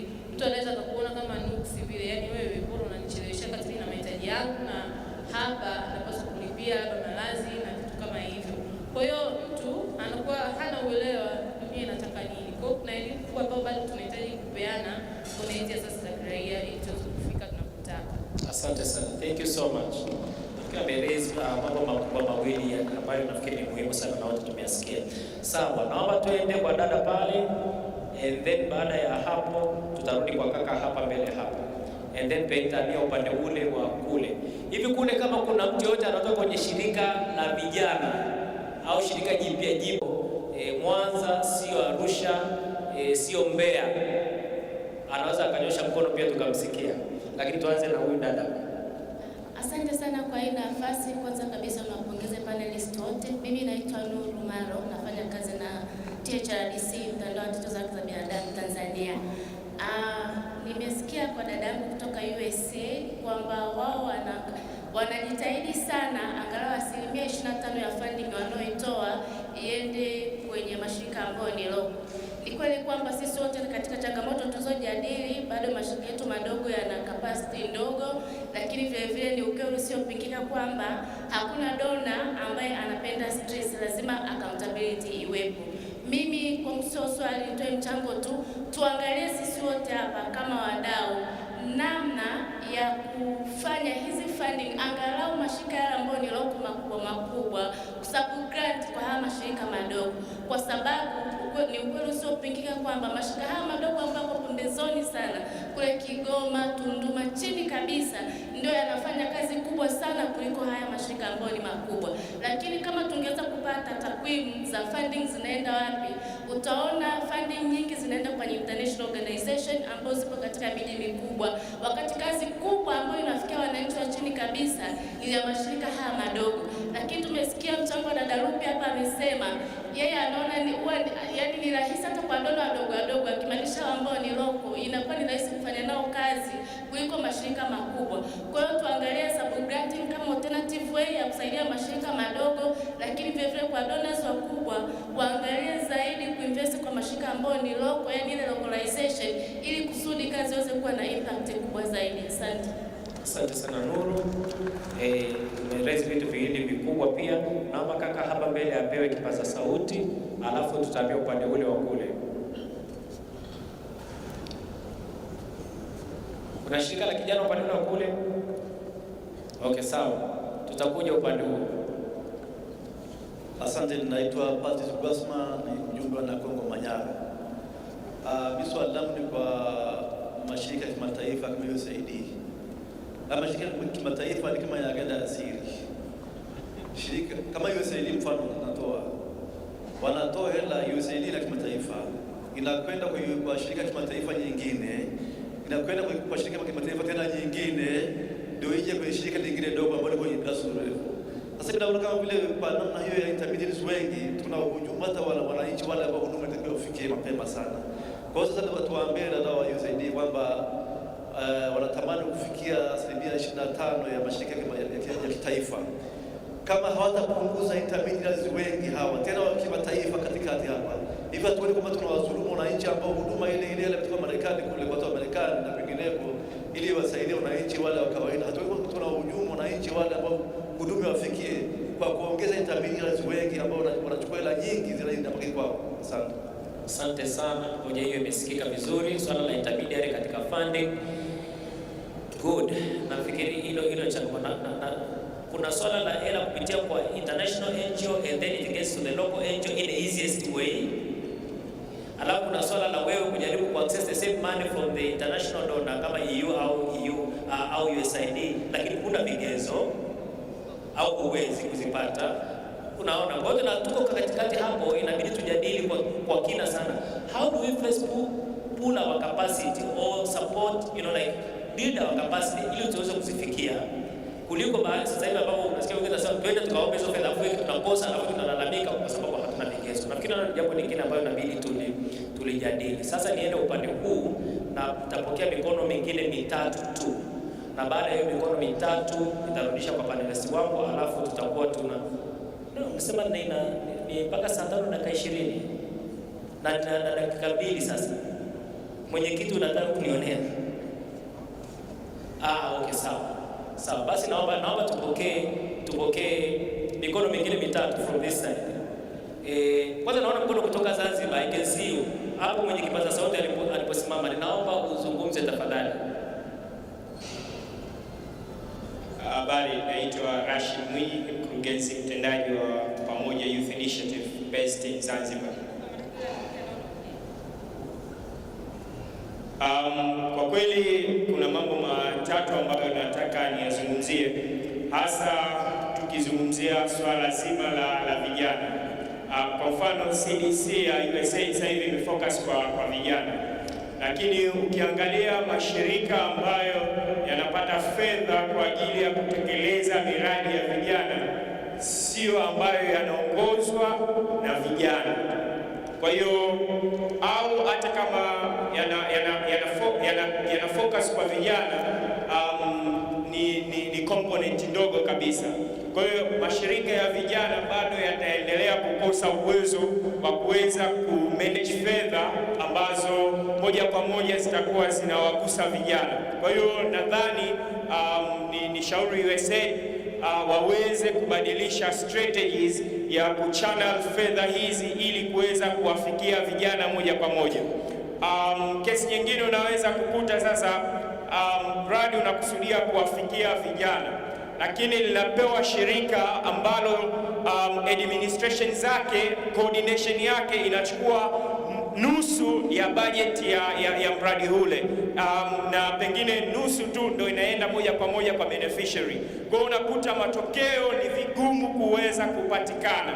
Lakini pia ni shauri kwa mashirika kama ya AU na USA, fedha nyingi ambazo wanazitoa ni zile fedha kubwa ambazo kiukweli na kiuhalisia mashirika haya ya vijana hayawezi kuzipata kwa sababu ya mifumo, uwezo na fakta nyingine ambazo zinawazuia wao kuweza kufanya.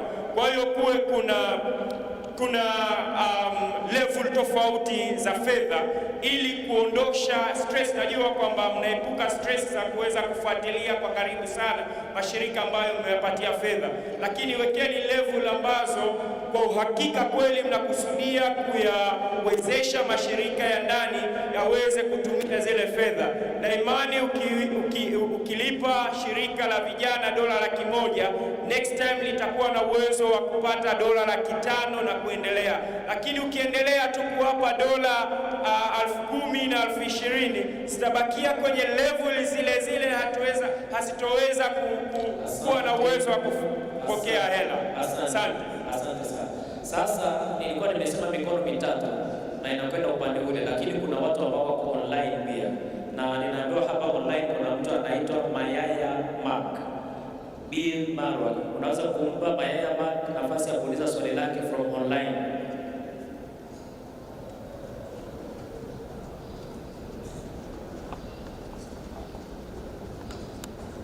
Hayuko tayari. Hello. Yes, karibu Mayaya. Hello. Go ahead. Nilikuwa nataka kuongelea mambo mawili kwa ufupi tafadhali. Moja ninaongelea kwenye masuala ya social enterprising kwenye NGO.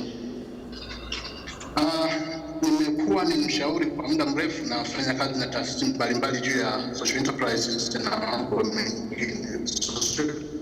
Social enterprise and social entrepreneurship development ni kwamba hakuna njia sahihi ya kuendeleza mashirika bila kwenda kwenye social enterprising. Na nasema hivyo kwa sababu gani? Hatuwezi kukaa tunalia tunasubiri watu watufikirie waje na masharti yao ili taasisi tuziendeleze. Njia nyepesi na njia sahihi ya kujiendeleza social enterprising ni moja ya kitu ambacho nimekuwa advocate na kusaidia taasisi mbalimbali nchini Tanzania. Na jambo jingine limezungumzwa juu ya localized funding. Ni sahihi kabisa kwamba imekuwa ni kama mchezo kwamba taasisi za kimataifa zinatengeneza namna ya kujilipa na kujirudishia fund zenyewe, lakini wakati huo taasisi ndogo ambazo ziko kwenye local levels zinasafa kwa benefit ya international NGOs. Jambo jingine ambalo ningependa kuzungumzia, nimezungumza juu ya localization pamoja na intermediary, kupunguza brokers au kuondoa kabisa.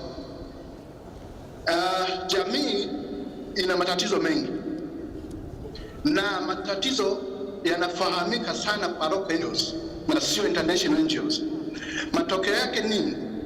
Ni kwamba kama taasisi kubwa zinaibeba miradi kwenda kutekeleza kwenye jamii moja, zitakuwa ngeni kwa maeneo husika. Kwa hiyo matatizo sahihi ya jamii hayaifahamu. Kwa hiyo wanachoenda kufanya ni kuonekana. Saa nyingine wanapeleka vitu ambavyo jamii haijahitaji, yani sio priority yake. Najaribu kushauri ni kwenye international NGO ni kwamba sijaribu kuwekeza nguvu na muda, na saa nyingine yani small NGO hawezi kuqualify kama hujajengea uwezo. Ifike tu mahara tufanye ni kama ni partnership, lakini wakati huo ni funding, yani tufanye funder partner relationship. Funder partner relationship kwamba wakati huo ni funder lakini bado ni partner, maana yake wajengee uwezo ile taasisi ndogo ifike mahara ijisimamie. Yangu ni hayo. Nakushukuru sana. Thank you so much. Umerezi point tatu. Sasa nachukua mkono mwingine wa mwisho, and then tutarudi kwa panelist hapa kwa dakika moja, and then tutasama session yetu kwa sababu muda unakwenda na hatutaki kuchelewa kwenda kula chakula cha mchana. Sasa upande huu niliwanyima fursa kidogo. Kuna kijana hapa amenyoosha hapo katikati kwa muda mrefu sana. Hapana, sio wewe. Yes, huyo hapo. Pole. Najua hii mada ni nyeti kweli kweli na ina vitu vingi vya kujadili. Nafikiri sasa ifike hata ofisi ya msajili wao wanaandaa workshop specifically kwa ajili ya kubuild capacity ya local NGOs kwenye maeneo haya ambayo yanaonekana ni changamoto. Nafikiri ni moja ya mazingira ambayo tunaweza tukatoka nayo hapa. Sajili ya ratibu tu sasa aende na kutusaidia kwa kutupa skills na resources na tools za kuweza kusaidia kupata na rasilimali fedha. Nafikiri hiyo itakuwa zimio nzuri kidogo baadaye. Yes, karibu utoe hoja yako kwa dakika 1.5. Asante. Kwa majina naitwa Nestor Mushi, balozi wa mazingira chini ya ofisi ya makamu wa rais, lakini pia mkurugenzi wa taasisi inaitwa Kilimanjaro Environmental Preservation na kuhifadhi mazingira. Swali langu la kwanza linakuja kwetu sisi wenyewe taasisi. Kuna wakati mwingine taasisi hizi kubwa wanatutubia sisi, hasa sisi vijana, kazi zetu tunazofanya wanazipresent bila idhini yetu, na hiyo sijajua kama nyinyi mnaichukuliaje. Alafu kuna nyingine tuna compete our cross countries issues. We have movements ambazo tunafanya na Kenya, tunafanya Uganda, tunafanya na Burundi na Rwanda, na kuna wenzangu hapa tunakuwa na conservation movements kama vijana waliopo Kenya na wapi tunafanya kwa rotate. Tunafanya kama last time tumefanya conservation na ni clean up campaign katika Lake Manyara National Park. Tuliungana taasisi za Tanzania na za Kenya na wengine. Ile movement tunapojaribu kuomba funds kutoka kwenye taasisi kubwa, they don't recognize it, ambayo unaona taasisi ambazo zinatusupport ni zile ambazo na zenyewe zinahitaji support. Sasa naomba vile tupate support. Asante. Asante sana. Sasa ndugu zangu, muda unatutupa mkono. Najua mada hii ni mada nyeti sana kama nilivyosema, na imeibua mambo makubwa sana. Ingekuwa tunaandaa program kwa ajili ya kusupport local NGOs katika mambo ya resource accessibility, yapo mambo mengi sana ambayo tunataka kuyafanyia kazi. There's a lot we need to do. Sasa nafikiri hatuwezi kuexhaust yote, lakini tusaidie sisi kuyachukua kwa ajili ya kwenda kuyafanyia kazi zaidi kwenye level zetu, kwenye networks zetu, kwenye ofisi ya msajili na vijana Kongo Tambo. Let's come up with a program ambayo itatusaidia kuondokana na baadhi ya kuendeleza masizopeli au kufanyia kazi tunapotoka hapa. Kwa hiyo you choose wisely. You answer a question in a very brief way, na even if you want, give them opportunity to see you to clarify some of the things ambavyo wamesema, kwa sababu this is the conversation ambayo inatakiwa iendelee. So let me start from Dada Sarah and then we'll end up with Dada Edna this time. Karibu sana. Oh, no mic.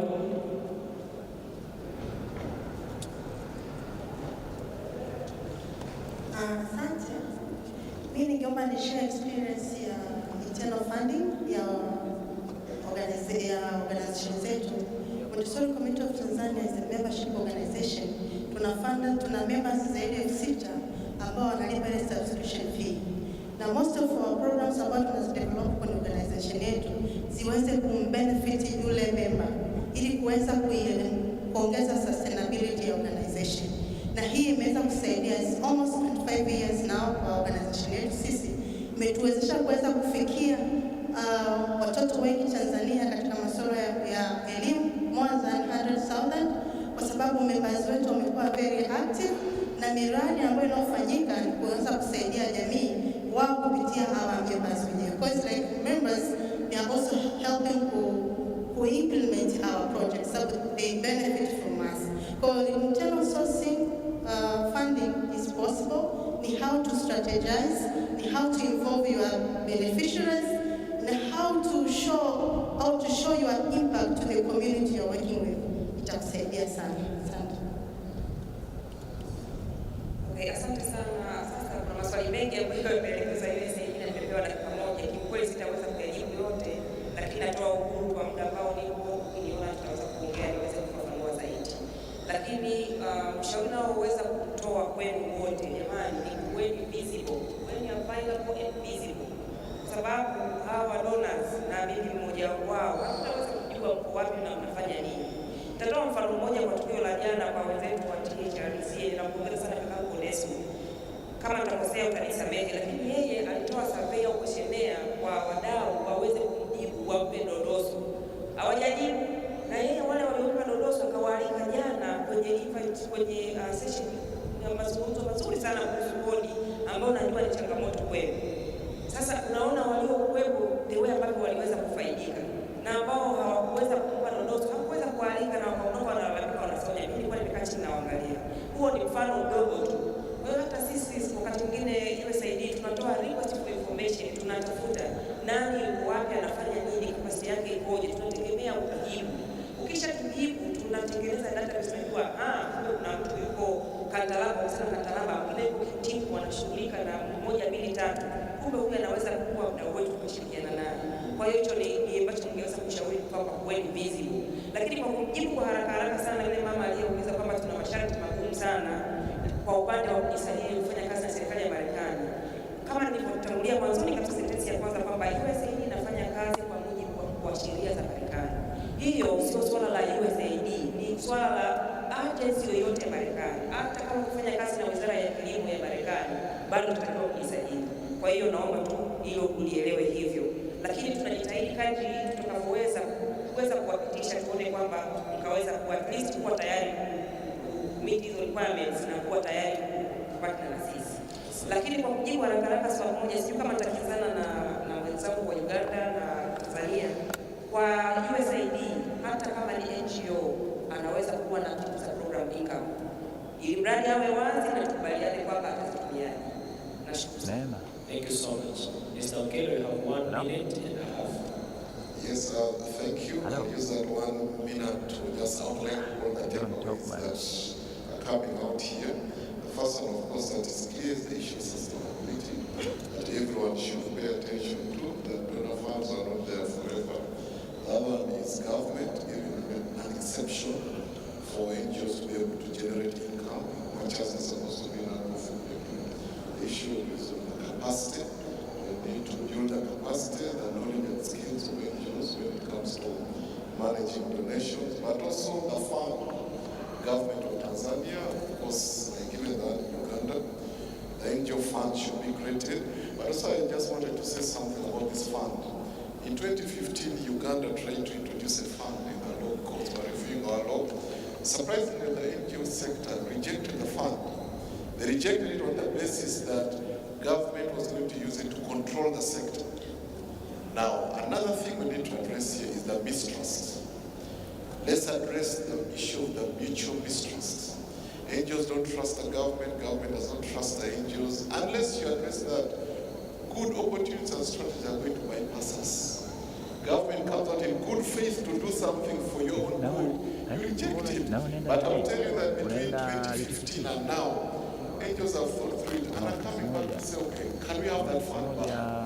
Now, we're in the process of reviewing our laws, and one of the missed opportunities we're going to add is that fund. But then also, the final thoughts, please. Yes, the final one is this element that one, donors need to relax their conditions.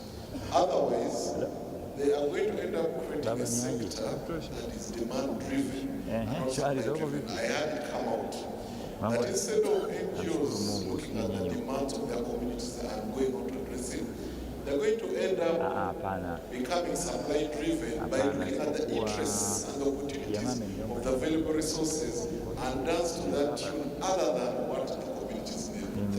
Thank you so much. Very, very powerful thoughts.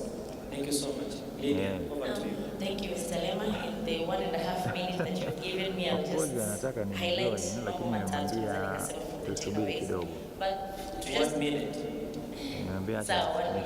Okay, just to answer from the speaker who asked about the EAC, I hope tunaweza tukaonana baada ya this panel and I can learn from what you've just presented. And my takeaways are just 3. One goes to the donors. I think clearly from the panel we've had leo, tumesikia a lot of discussion around capacity. CSOs have not having enough capacity to apply for funds, CSOs not having enough capacity to engage and all that. I think mine, I just want to ask the donors present to take this back with you and try to build the capacity. I like the program that USN has begun. I think USN and all other donors present should also embark on that. Let's bring the CSOs and build the capacity. I've seen a lot of online concerts coming through, and I think there's need for that to carry on so that CSOs can manage the funds. 2 is my message to the government representatives that we have. Serikali iliyopo hapa. Maybe let's also take this as a challenge and take it home. How best are we enabling the environment for CSOs to exist, for CSOs to access funding? So the government iliyopo hapa na pia nasema wakilishi wa serikali ya Tanzania. How best wanasaidia CSOs waliopo hapa kuweza ku-enable environment yao ya cooperate. Thirdly, to the CSOs present, and that is my last one. Naomba na niwasihi na wenzangu wa CSO. Let's be aggressive. Let's be more aggressive and to tap into more opportunities, not within only Tanzania, but also outside there. There is much opportunities, there is much ideas. So lazima kwamba wewe ni funding, but maybe inaweza build more kwenye grow kwenye different sectors as CSOs across the continent, across the region, hata kwenye dunia nzima. So mimi naomba niwasihi the CSOs present hapa. Tujaribu sana kutap into more opportunities, tuangalie what is out there, what can work for us, and what we can do better ili iweze kutusaidia sisi kuepukana na changamoto tulizonazo na tunazoziongelea sasa hivi. So I think those are just my 3 recommendations. Asante sana. Thank you so much. Yes, Karen, please. Thank you. Now, I've heard a lot of questions on how difficult it is to access external donor funding. And I think it's useful for you to understand how we are being scrutinized at our level for the money we are being spending. And I think it's interesting to understand it. It's an organization, it's a political and economic union between 27 member states. So our budget is financed by those 27 member states. So we are being audited by each of these member states, plus by the community, external auditors, and so on. And the rules are very strict.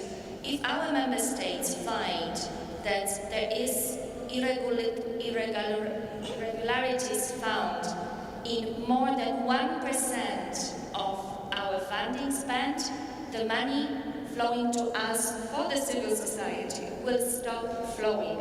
They stop the funding. So we have a huge responsibility to spend the money wisely in a transparent way, and this is something that we have to apply. Otherwise, we won't get more funding to spend for the civil society. See, we spend this funding for civil society in a most transparent way possible. Most of the funding goes through calls for proposals, okay? So we don't give money to NGOs because they are our friends, we met them at the conference, and we think it's interesting what they are doing. We are being audited by the way we choose the NGOs to be financed. That's why we do it through call for proposals. So when I mentioned, for example, in my interventions before, that we signed contracts for 22 million euros for the last months. All of those contracts were the result of free calls for proposals that we launched, so information is always on our website, through our social media. And just to give you an example, sorry I'm passing, but it's interesting, it's important for you to know. So for example, the last call for proposals that we launched, who got the money, just for you to have an idea. So Foundation for Civil Society got the money in the spirit of building capacity of smaller NGOs, so they can then access the funding better. They reached out already to 12 smaller organizations. So what we liked about this proposal is that we don't only give money to a big organization, they will be building capacity of the smaller one. But under the same call, we gave directly 2 grants to very small local organizations. Pastoral women community in the Maasai area of Ngorongoro, for example, and Evangelical Lutheran Church, also a very local community. So we also give money directly to small initiatives if we feel that those funding is, the proposal that is being prepared is a good one, responds to all that, ticks all the boxes, and convinces us. So just to say, we have transparencies overall. Thank you so much. Dada Edna, 1.5 minutes. Please be faithful. Changamoto ya kuongea mwisho na kumefikisiwa, lakini niseme tu nitoe tu experience ya FCS. FCS kwa miaka karibu 20 tumekuwa tukitegemea basket funding na hatukuwa tunaandika proposal. Yaani tu unatengeneza ile strategic plan, then hela inakuja. Tulikuwa tunaga hustle ya kutafuta hela sio tunafuata. Lakini mambo yamebadilika na tumebadilika sana foundation. Yaani sisi tumeingia huko kutafuta rasilimali. Kwa hiyo niombe tu nitoe tu changamoto kwa asasi zilizoko hapa kwamba tutafute rasilimali. Napenda kusisitiza kwamba rasilimali zipo, lakini pia fursa waga haziletwi. Yaani opportunity lazima uitafute, waga haiji. Kwa hiyo kama nilisema ndugu wangu Sara hapa kwamba tuwe aggressive katika kutafuta hizi rasilimali. Asante sana. Asante sana. Mimi nakushukuru sana. Kuna mtu hapa amesema ana jambo muhimu sana kuchangia, lakini kwa kweli tuko nje ya muda. Tutaomba ujaribu kulichomekea wakati mwingine wa kuchangia. Otherwise, kwanza naomba niwashukuru panelists wangu wote. Thank you so much for being here and very insightful conversation we had here. Lakini pia niwashukuru wote ambao mmeshiriki kwa kuuliza maswali au kuchangia na kutuvumilia kwa sababu tumevuka muda kidogo. Mwenyekiti wangu nisamehe. No matter how unavyotucoach, lakini bado tu tutavuka muda. Tunaposamehe. Otherwise, nafikiri conversation imekuwa nzuri. I like the way you ended the conversation from your end as well. Mimi nimekuwa nikisema jambo hili. Waafrika tunaweza tukachelewa sana kama mpaka siku ambapo tutaweza NGOs au CSOs na serikali kufikiri pamoja. We must think together and act together. Hii habari ya mistrust, huyu anaenda huku, huyu anaenda huku, huyu anamshuku huyu, huyu anamshuku yule, tunachelewa. And the simple question I tell you all the time ni hii. Hizi international funding mnazoziona, whether you get it from Freedom House or you get it from wherever you get it, ni hela from the US government given to an international NGO to come and implement activities in Tanzania. Kwa hiyo kuna haja kubwa sana ya rethink how we work as partner. You know, my parting wise thought kama you think it is anything wise. Otherwise, nawashukuru sana, asanteni sana, nawatakia kila laheri. Na ninaomba swala moja tu, naomba niwape panelists wangu zawadi ya picha. Kwa wale wapige picha, naomba mje hapa tafadhali, tusimama hapa mtupige picha, hakikisheni wote tunaipata. Asante. Kwa sababu na microphone siwezi kunyang'anya utakachokiongea. Jamani, makofi kwa Daniel na panelists wote, makofi ya nguvu kwa wakati tunapiga picha pamoja. Tuwapongeze sana, najua wamepitiliza muda kidogo kama dakika 5, lakini nadhani topic zilikuwa za msingi sana.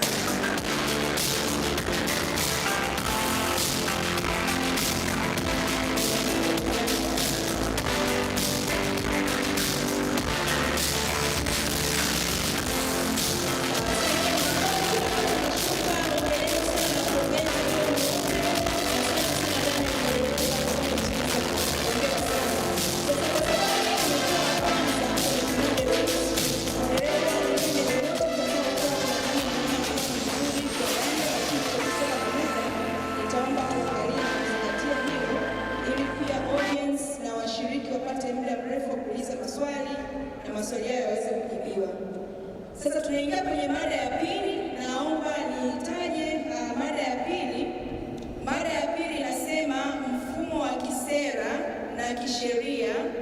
wa uratibu wa mashirika. Mada hii imepewa saa moja kwa ajili ya wazungumzaji kuongea, lakini pia kwenye swala la maswali na majibu pia wamepewa risali moja.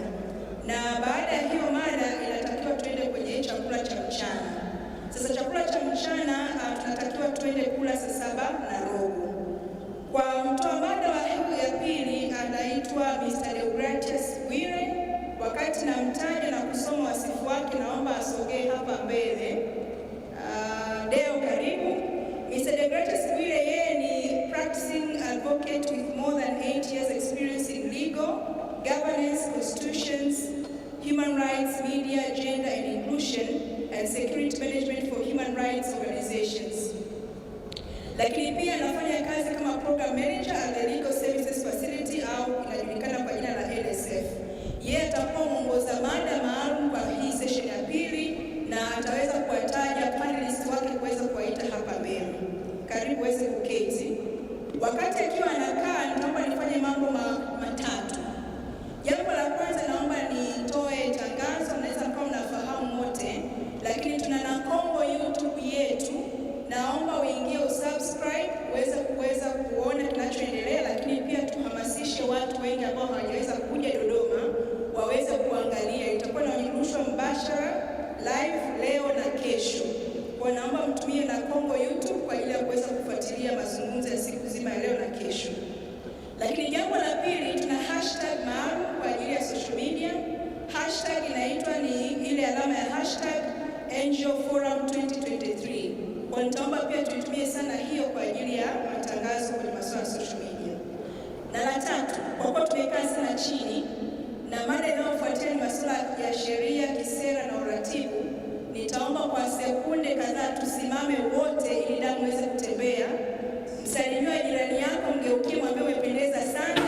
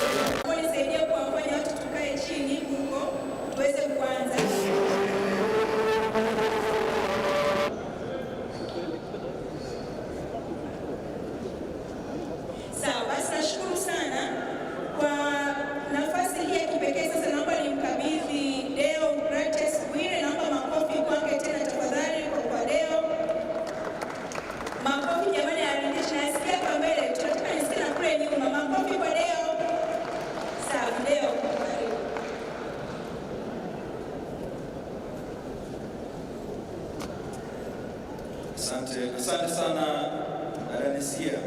So jamani, kwa wale ambao mnatoka nje, mtoke alafu mrudi, kwa sababu nina uhakika session hii ambayo inaanza sasa hivi itakuwa interesting zaidi kuliko hata ile ya kwanza. Kwa hiyo wale ambao mko nje, mnaweza mkastay kwa dakika moja hapo alafu mkarudi kwa ajili ya kuweza kuendelea. Jamani, wasalimu tena. Habari za asubuhi, bado ni asubuhi. Baada ya kusikiliza ile session ya kwanza ambayo ilikuwa inahusiana na masuala ya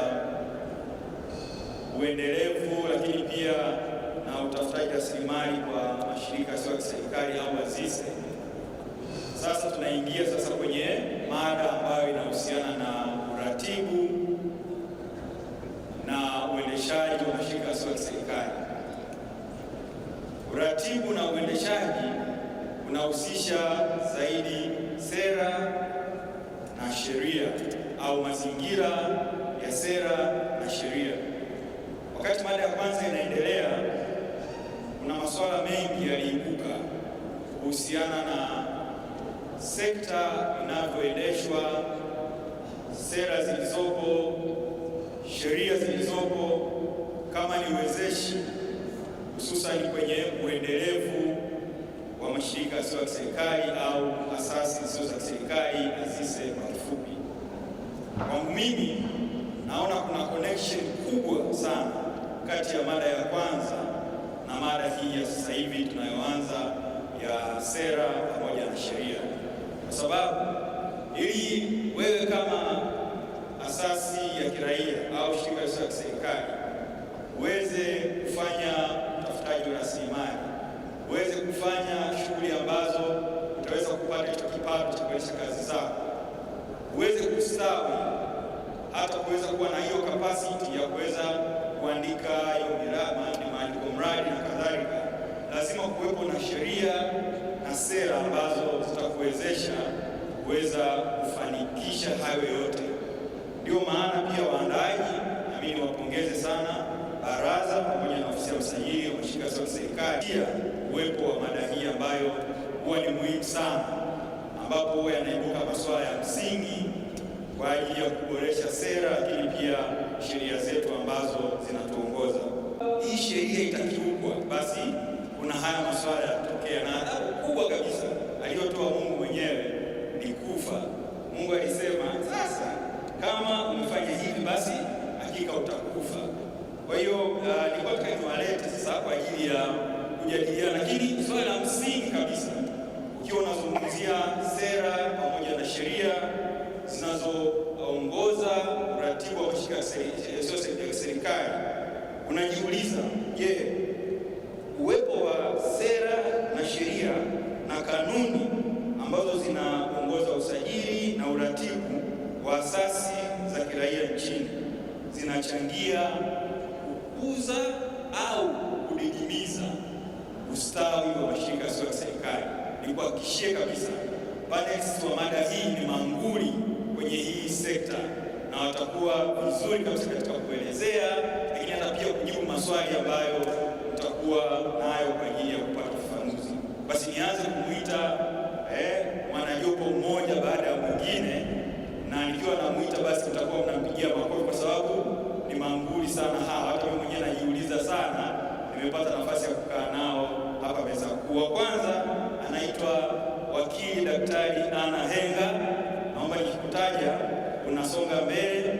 Daktari Ana Henga huyu ni mkurugenzi wa shirika la kituo cha sheria na haki za binadamu, lakini mwanasheria wa haki za binadamu nguli kabisa, lakini pia ni mtafiti, lakini ni wakili wa mahakama kuu, na tunafahamu wote kwamba amepata tuzo mbalimbali za kitaifa na kimataifa za utetezi wa haki za binadamu. Tumpigie makofi dada Ana, karibu kae hapa. Mwingine ambaye ningependa pia kumkaribisha, na huyu pia ni dada mahiri kabisa, anaitwa Brenda Msangi. Huyu dada ni mkurugenzi wa CCBRT, tunafahamu kwa namna ambavyo CCBRT. Kwa hiyo nikiwa namkaribisha utampigia makofi wakati naenda kumwalika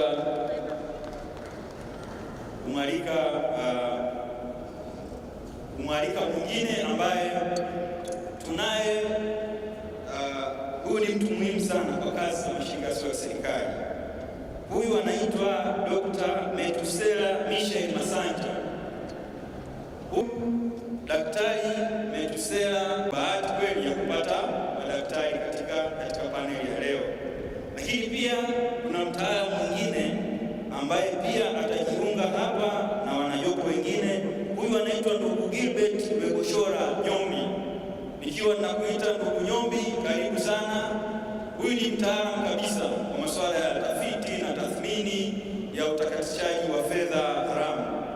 Ni muhimu sana katika sekta yetu kwa sababu mada iliyokuwepo ilikuwa inazungumzia namna gani ya kutafuta rasilimali na uwezeshaji na uendelevu wa mashirika yasiyo ya serikali. Lakini tumekuwa na changamoto na baadhi yetu tumesema kwamba kuna wafadhili wengine au kuna miradi mingine ambayo inalazimika labda ufanye shughuli hizi na vitu kama hivyo. Sasa tumekuwa na mtaalamu ambaye kazi yake kubwa itakuwa pia ni kusaidia namna gani ambavyo wakati tunatafuta rasilimali zetu basi tunajilinda dhidi ya changamoto za utakatishaji wa fedha haramu. Karibu sana Bwana Nyombi, tutakuwa na wewe katika jopo hili. Lakini mwingine muhimu kabisa anaitwa ndugu Nelson Harumuna. Bwana Nelson, nikukaribishe. Huyu bwana kutoka benki ya NMB, bwana, hii foundation inaitwa NMB Foundation, ni muhimu sana. Ni mojawapo ya foundations ambazo zinafanya vizuri kabisa ndani ya sekta yetu hii ya mashirika yasiyotengeneza faida. Kwa hiyo wao pia wanaweza kusaidia hasa. Kuna maswali mengine yalipo katika ile panel ya kwanza kama namna gani baadhi wanafanikiwa kufanya kazi na private sector na nini kwa ajili ya kuweka uendelevu. Kwa hiyo ni watu muhimu sana katika panel hii. Mwingine ambaye tutakuwa naye, najaribu kuangalia kama kuna mwingine ambaye wakili Daktari Hanaenga yuko hapo, Bi Brenda Msangi tuko naye, Dr. Metusela tuko naye, ndugu Gilbert Wegoshora Nyombi tuko naye, lakini ndugu Nelson Karumuna pia tuko naye. Hawa ndio panelists wangu ambao tutakuwa nao kwa siku ya leo. Wakati tunaanza kujadili kuhusiana na sera pamoja na sheria, tunafahamu kwamba hata sisi kusanyika hapa ni kwa sababu ya uhuru ambao tumepewa. Unajua, Tanzania sio kisiwa, ni nchi ambayo iko ndani ya jumuiya tofauti tofauti, Umoja wa Mataifa, jumuiya za Afrika. Kwa hiyo kuna zile sheria za kimataifa, lakini na miongozo ambayo pia inatuongoza na inatoa uhuru wa mataifa kutengeneza sheria, lakini pia wananchi wake kuwa huru kwenye kufanya masuala mbalimbali. Sisi tunayo katiba ya Jamhuri ya Muungano wa Tanzania ambayo inatoa pia uhuru wa kukusanyika pamoja na kutengeneza jumuiya au taasisi. Taasisi zetu hizi au mashirika yetu yanatengenezwa kwa kuzingatia uhuru tuliopewa kwenye katiba ya Jamhuri ya Muungano wa Tanzania, lakini pia kuzingatia kanuni mbalimbali na sheria za kimataifa ambazo tuko nazo. Ukizungumzia sekta ya mashirika yasiyo ya serikali, unazungumzia sheria ambayo inasajili mashirika yasiyo ya serikali, lakini pia na sera ambayo inaongoza direction au vision ya sekta hii 2018-2019, lakini pia kuna miongozo iliyotolewa. Kuna mwongozo wa uratibu ambao ulitolewa mwaka 2020. Hizo zote ni kanuni na miongozo na sheria ambayo inaongoza sekta yetu hii. Lakini pamoja na hayo, tunayo sheria ambayo tunaitumia pia ambayo sio ya ndani ya mashirika yasiyo ya serikali, na nikihitaji hii sheria nitaweza kumwalika basi mwanajopo mwingine ambaye atakuja kutusaidia. Kwa nini nimemwacha huyu aje wa mwisho? Kwa sababu amekuwa ni muhimu sana katika sekta yetu hii, na mwisho wa siku yameibuka pia maswali hapa wakati ile mada ya kwanza inaendelea. Huyu bwana sio mwingine, anaitwa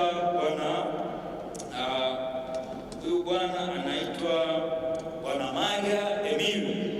Nikukaribishe Bwana Mwaka Emil. Huyu ni mtaalamu kabisa kutoka Tanzania Revenue Authority, taasisi yetu muhimu kabisa katika ukusanyaji na uratibu wa masuala ya kodi. Kwa kuna sheria nyingine ambazo zinatuguide pia kuna sheria za kodi, lakini kuna sheria za ajira na kuna sheria nyingine ambazo pia zinatuongoza. Basi tuendelee kumpigia makofi wakati huo, na mimi narudi sasa kwenye nafasi yangu ili tuweze kuanza mjadala wetu. Wanajopo, karibuni sana. Mimi nimefurahi sana kuwa na nyinyi, na bahati nzuri tumekuwa tukiconnect kabla hata kukutana siku hii ya leo, pamoja na wenzetu ambao wako kwenye floor. Tunazungumzia mada ya sheria na sera ambazo zinaongoza mashirika yasiyo ya kiserikali au asasi zisizo za kiserikali. Tunaangalia namna gani ambavyo aidha zinaweza kutuletea changamoto au zinatuletea fursa ya ustawi wa mashirika yasiyo ya kiserikali, lakini pia hata kuongoza kazi zetu na uendelevu wa mashirika yetu. Sasa nianze na dada Dr. Ana Henga. Kwa sheria ambazo tumekuwa nazo au hata sera yenyewe, tunajua tuna sera ya mashirika yasiyo ya serikali ya mwaka 2001. Kihesabu sasa hivi ni miaka mingi sana tangu imetengenezwa, lakini pia tuna sheria ambazo zinatuongoza kama nilivyosema. Najua wewe ni nguli kabisa wa masuala ya sheria, ni nguli wa masuala ya haki za binadamu, asasi za kiraia. Labda kwa kifupi tu, kwa kutumia dakika zisizozidi 7, nitaomba basi tushirikishe kwa mifano ambayo uko nayo kwa uzoefu wako. Je, sheria zilizopo pamoja na sera zinatupa fursa kama asasi za kiraia au zinadidimiza ustawi wetu? Karibu sana. Asante sana moderator. Kama sijajibu swali, nadhani nitumie dakika 1.5 kama utangulizi. Asasi za kiraia na imeitwa asasi za kiraia, lakini najua ni hapa asasi zisizo za kiserikali, NGOs. Kwa nataka nifafanue kidogo, mara nyingi huwa tunachanganya. Asasi zisizo za kiserikali ndio zile NGO, non-government organizations, lakini asasi za kiraia ni zaidi ya NGOs. Maana yake kuna taasisi za dini, kuna taasisi za ushirika, kuna taasisi za wanahabari na kadhalika na kadhalika. Kwa hiyo NGO anaweza kusema ni mtoto wa asasi za kiraia kwa ujumla. Ndio maana kuna azaki na azise. Wanapenda ni fafanua hicho. Kwa hiyo ukisikia azise ni tofauti na azaki. Azaki ni civil society, lakini azise ni NGO.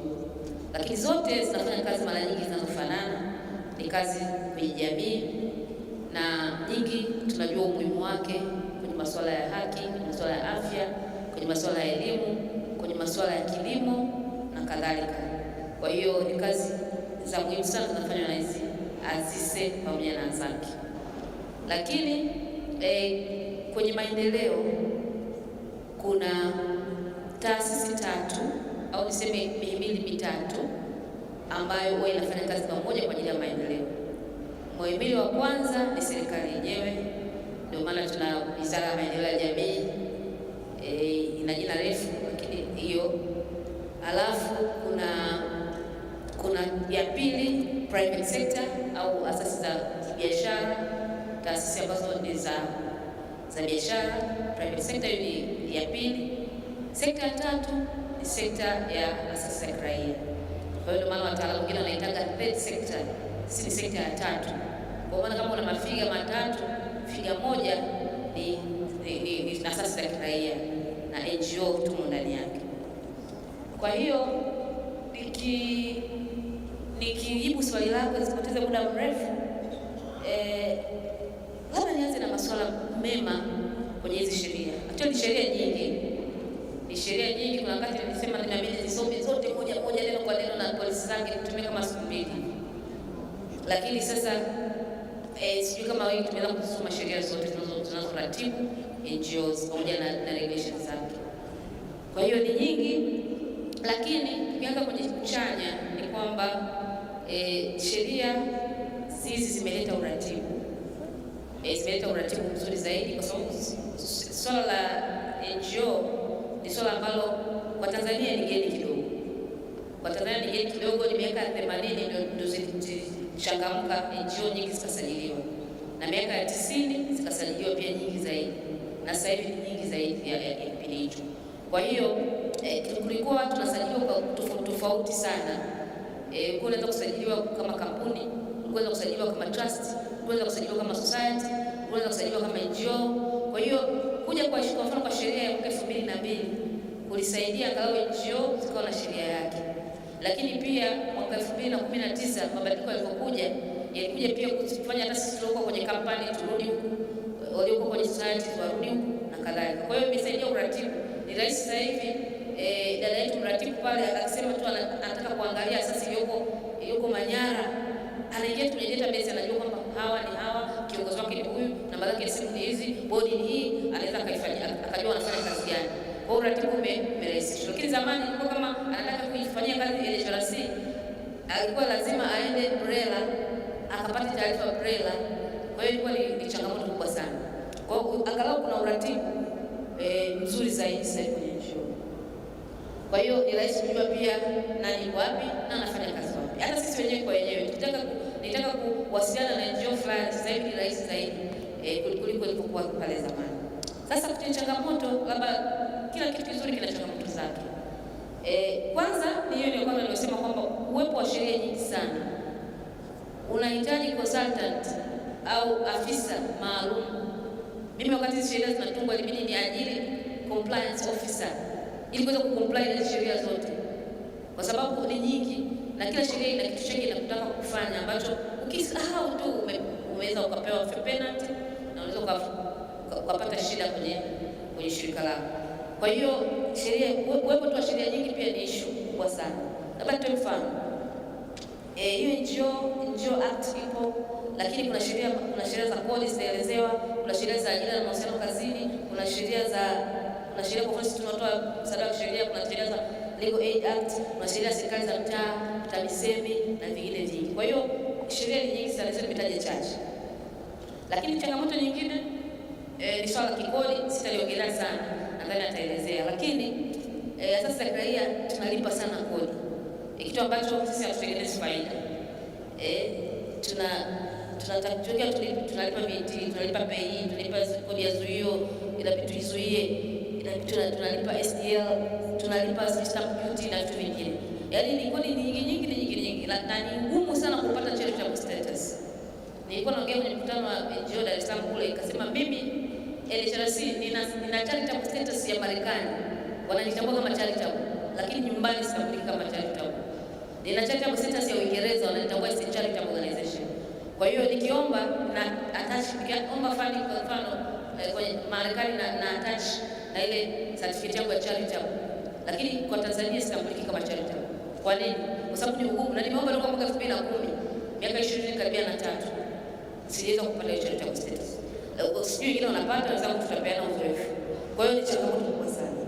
Lakini kuna urasimu kwenye kupata vibali, nadhani ni practice. Sijui ni practice au nini kupata vibali. Lakini changamoto ni kwamba mimi nikishasajiliwa na msajili wangu pale dada Viki, maana kisa anajua ninafanya kazi zote vizuri.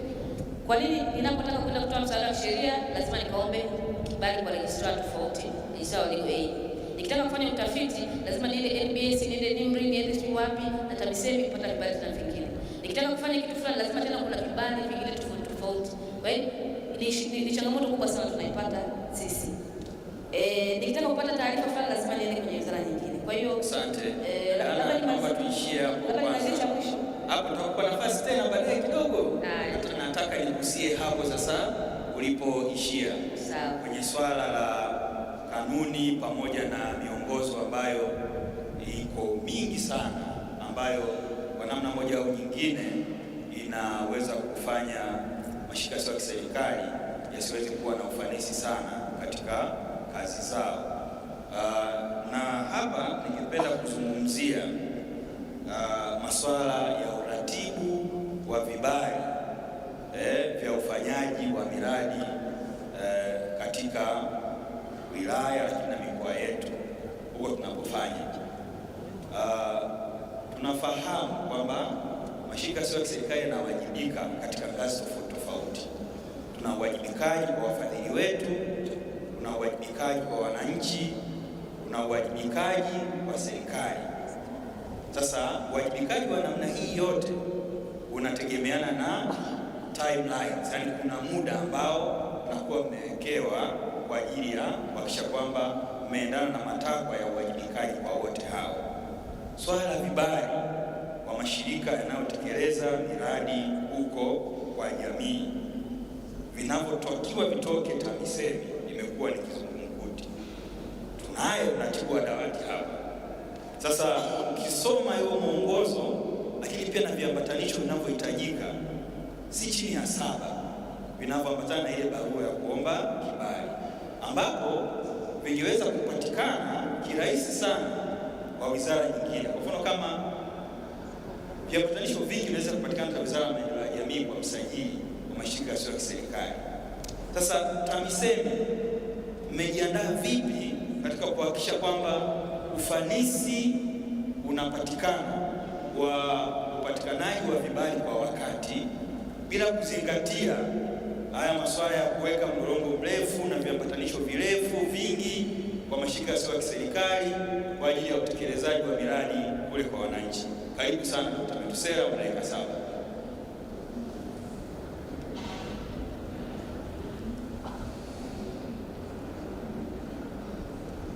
Tumia hii. Asante sana. Nashukuru kwa ni kweli kwamba TAMISEMI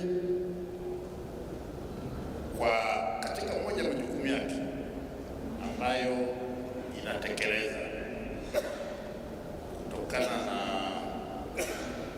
ukisoma muundo wake, anasema majukumu ambayo imepewa pamoja na kuratibu shughuli za mashirika yasiyo ya kiserikali ambazo zinatekelezwa katika halmashauri zetu zote nchini. Swala la vibali limekuwa likileta shida fulani ambayo of course sio halileti afya sana.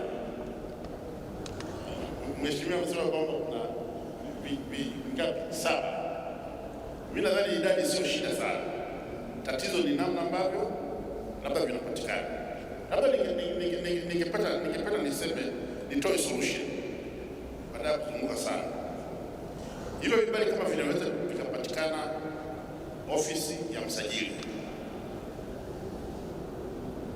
mimi kesho nikihakikishwa kwamba mimi na akaunti ya NIS, niseme kwanza, kama nitahakikishwa kwamba ninaweza ku-access kuona hizo information zilizopo kwenye NIS kuhusiana na mashirika ambayo yanakuja kwetu, mimi sina shida ya viambatisho vyovyote sana, kwa sababu mimi nitaviona, nikihitaji kuviona nitaona. Kwa sababu nikitaka kwamba nataka nione shirika X, je, limeandikishwa, nitaona cheti chake, nitaona katiba, nitaona kila kitu ambacho kinahitajika.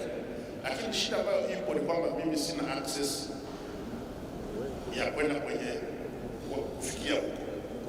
Lakini kesho kama mimi nitaambiwa kwamba umefunguliwa kuona hizo information hizi, sawa, sina tatizo la kuhitaji hivyo.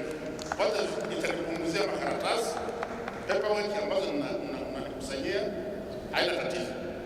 Hilo ndio ninaweza kusema. Lakini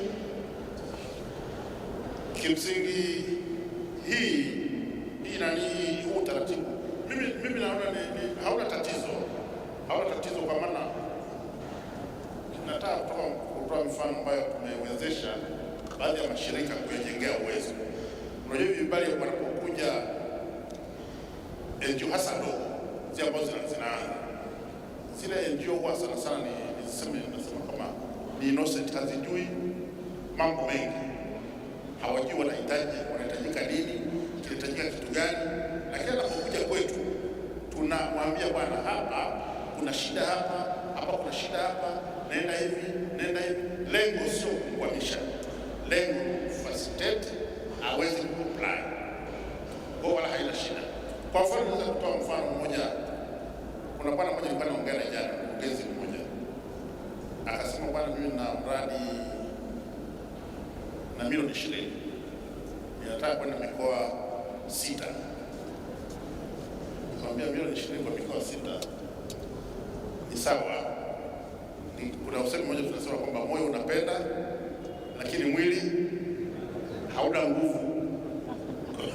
Kwa mimi nimpongeza kwamba una nia njema, lakini mimi napata shida kumshauri katibu mkuu asaini barua ya kwenda kwenye mikoa 6 kwa ajili ya milioni 20. Ukigawa milioni 20 kwa 6 ukagawa kwa miaka miwili, kimsingi ni kama milioni 1 kila mkoa kwa mwaka. Sasa mtu nitakuwa sijamsaidia mimi anayepita kwangu. Kwa hiyo mimi tukae naye nimwambie, bwana, nia njema, punguza eneo. Hiyo milioni 20 ukipeleka kwenye halmashauri moja itakuwa na impact kubwa kuliko ukienda mikoa 6. Kwa hiyo mwisho wa siku tulivyokuwa tumemaliza kuongea, huyu bwana alifurahi sana na akanipongeza sana. Kwa kweli umenipa kitu ambacho unajua nilikuwa nafikiria, kwa sababu ninakusajiliwa kwa mikoa yote, then nikichukua mikoa 6 ili nipate ingalau ripoti ya kuandika. Nikamwambia no, halmashauri moja inakutosha. Lakini kuna watu wengine ambao ni kweli kabisa wana fedha lakini hawako well informed.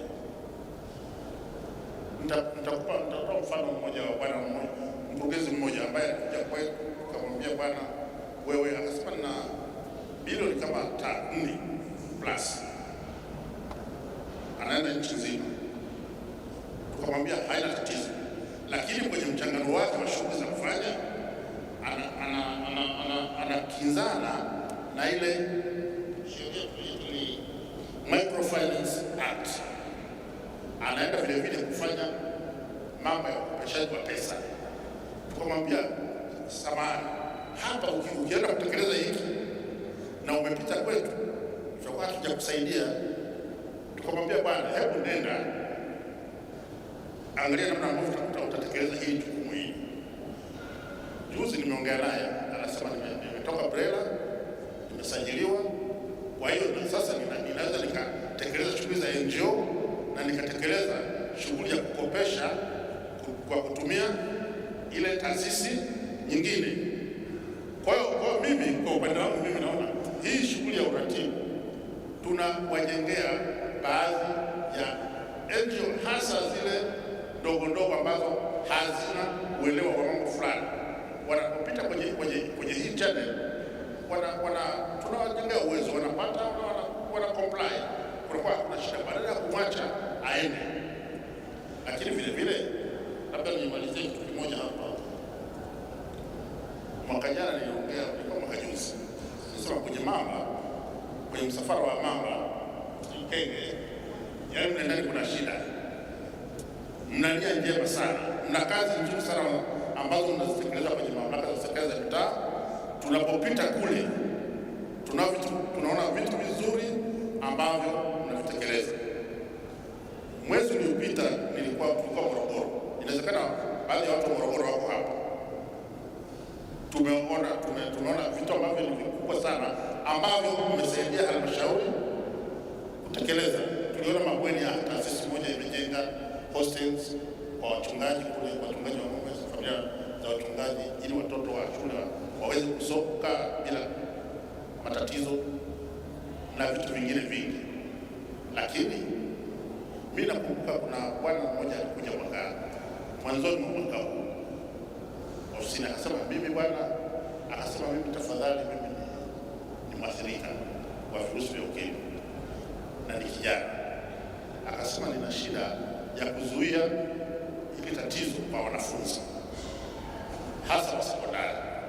Kwa hiyo nilichopanga mimi nipeleke huu ujumbe kwa wanafunzi. Nikamwambia ni wazo zuri. Nikamwambia una budget ya shilingi ngapi? Anasema unajua wale donors wangu hawataki ni disclose this information. Nikamwambia unataka kufanyaje, approach unayotumia?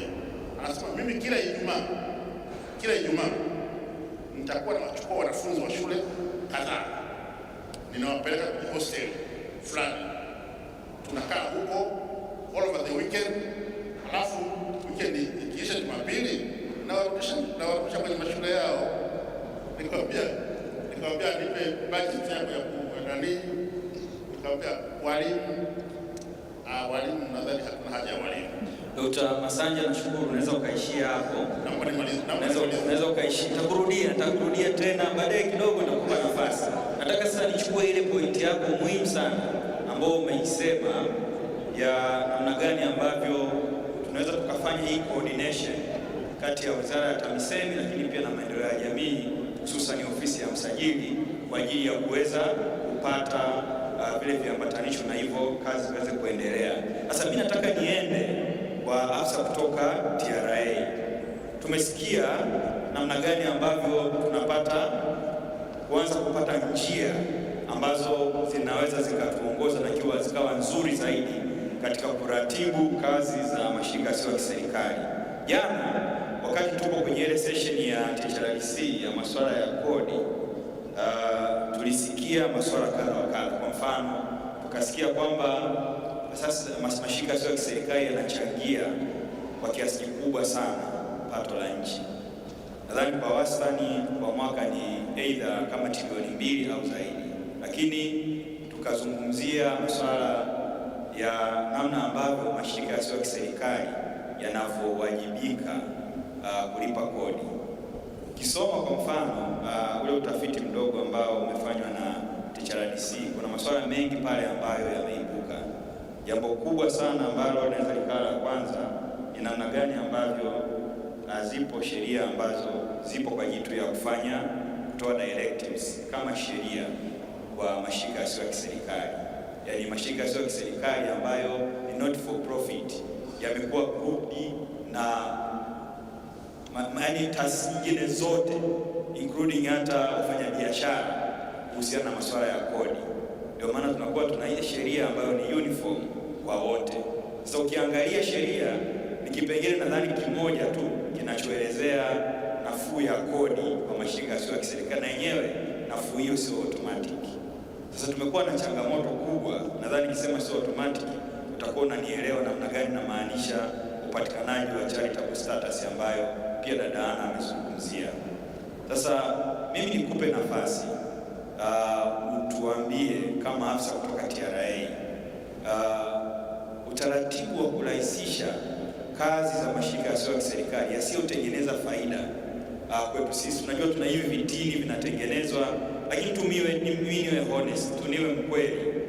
Vitini vinatengenezwa lakini mara kadhaa mabadiliko ya sheria yanafanyika.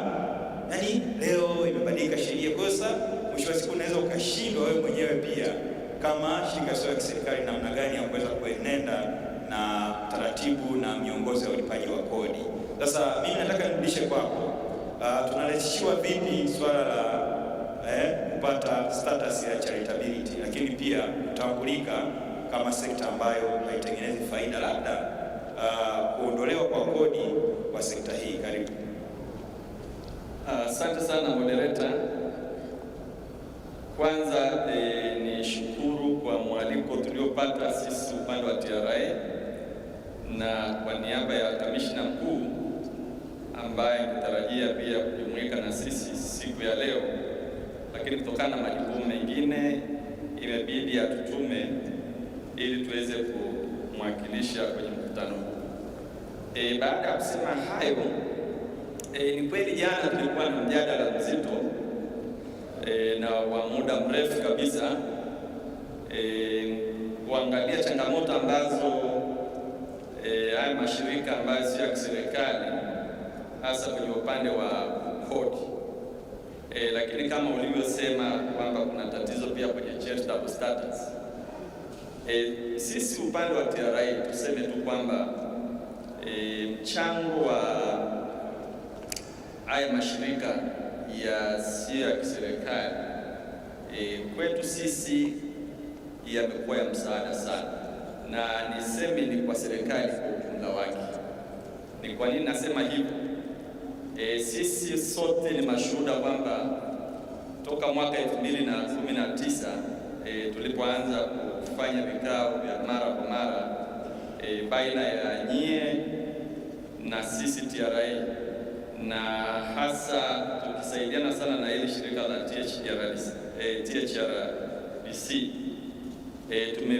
nadhani changamoto baadhi kama sio zote tumeweza kuzifanyia kazi na tuliweza kutengeneza hata kajarida kuweza kutusaidia kutuelekeza sisi kama wana CSOs, lakini tukizungumza zaidi mashirika ambayo sio ya kiserikali, NGOs, wajibu wao na haki zao ni zipi?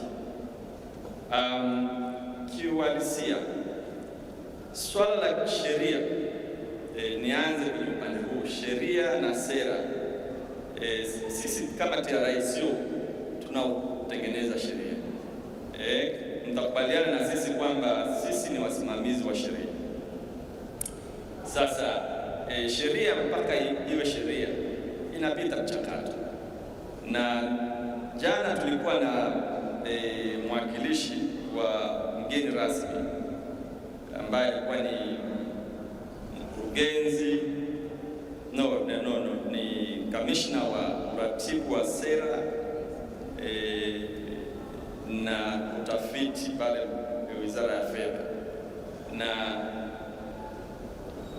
kabla hapo nilikuwa nimeshauri pia kwamba nyie kama mashirika ambayo si ya kiserikali mnalo jukwaa kubwa ambalo mngeweza mkashauri serikali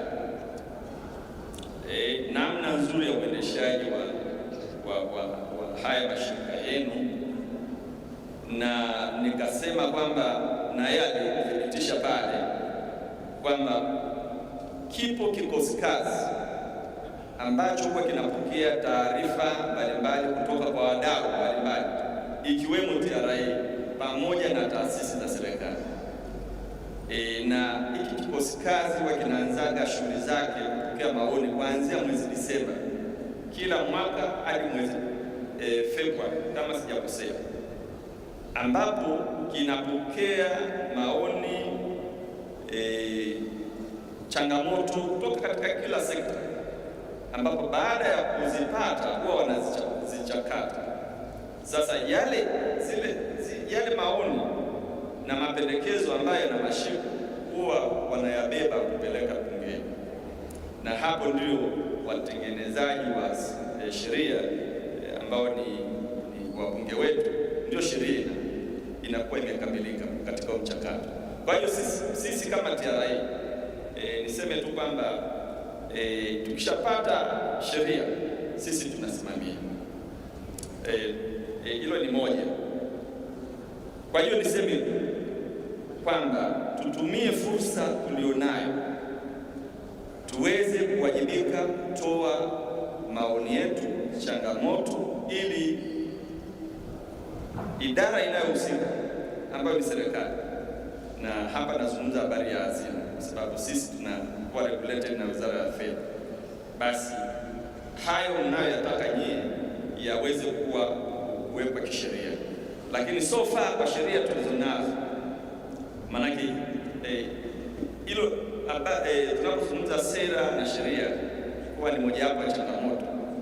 Niseme tu kwamba wakati tunaendelea kufikiria hilo, sheria tulizonazo bado kama kwa mtazamo wangu, na jana nilijaribu kusimamisha baadhi ya wahasibu ambao wanafanya kazi ya ukaguzi katika biashara na shughuli mbalimbali za uendeshaji wa shughuli hata ambazo sio za kibiashara, kwamba ni vema tukatambua kwamba uandaaji wa hizi documents zenu ni jambo moja la msingi sana, na hili tumekuwa tukilisema mara kwa mara kwamba NGOs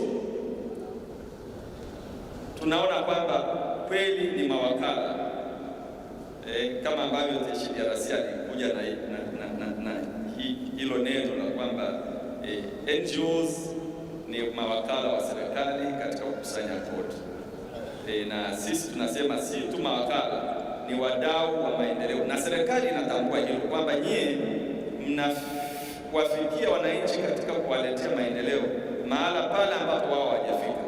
Na hata mada iliyotangulia hapa tumeona kwamba mashirika haya yanafika mpaka pembezoni mwa nchi. Sasa ili uweze kusamehewa kodi ni lazima pafanyike mchujo. Kama ambavyo wanafunzi wanaweza wakaanza 100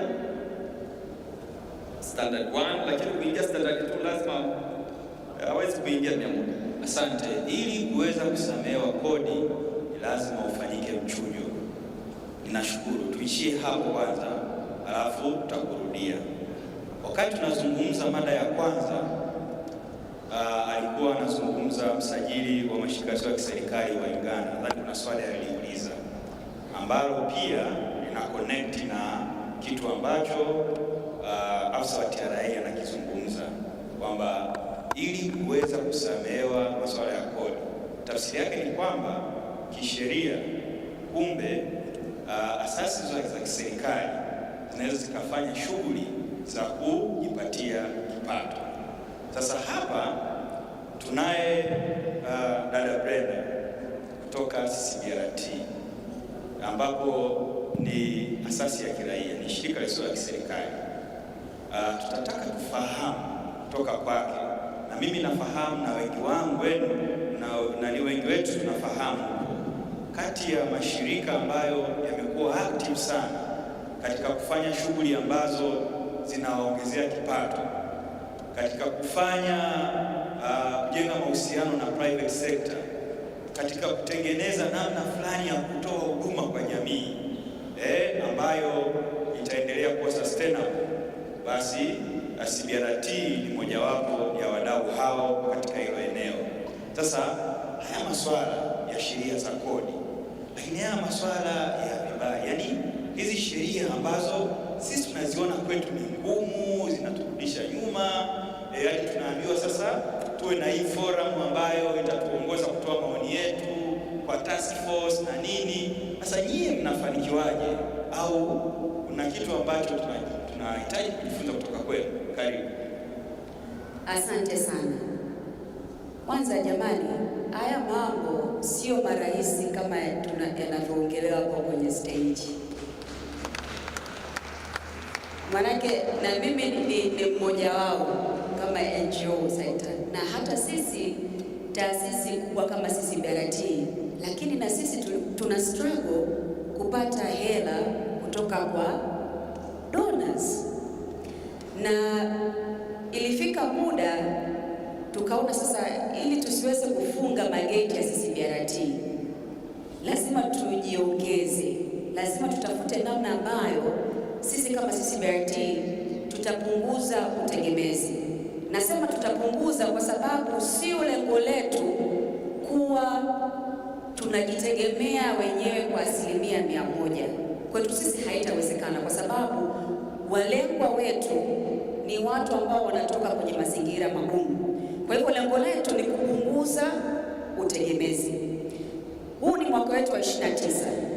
Tulipoanza CCBRT tulikuwa tunategemea donors au wafadhili kwa 100%. Leo hii CCBRT 52% ni mapato yetu ya ndani. Kwa hiyo sio rahisi, lakini inawezekana. Vitu ambavyo sisi kama CCBRT tumejifunza, na saa nyingine mafunzo yalikuwa ni machungu, tulipitia na yenyewe sisi machungu, lakini wanasema kama funzo likiwa chungu ndio unajifunza zaidi. Kwanza kabisa sisi lazima tuwe na ile mindset kwamba hakuna kitu cha bure. Yaani lazima mtu analipia, iwe ni wewe mfukoni au mfadhili. Kwa hiyo ile mindset sisi kama CCBRT ilitupiga kichwani kwamba hivi tunaposema fistula bure, fistula sio bure. Kuna mtu analipia yule mama kupata matibabu ya bure. Kwa hiyo kitu ambacho tulifanya kwanza ni kubadilisha ile mindset sisi kama wafanyakazi na wale walengwa wetu, kuambia kwamba wewe hulipii, kuna mtu anakulipia. Ni vizuri tuzungumzie kwa sababu NGOs nyingi na sisi ilikuwa tunasema kwamba there is nothing for free. Cha pili, lazima kuwe na business plan. Hata kama ni NGO, business plan sio tu kwa wafanyabiashara. Hata sisi kama NGO you have to have a solid business plan. Ijue kwamba wewe unamhudumia nani.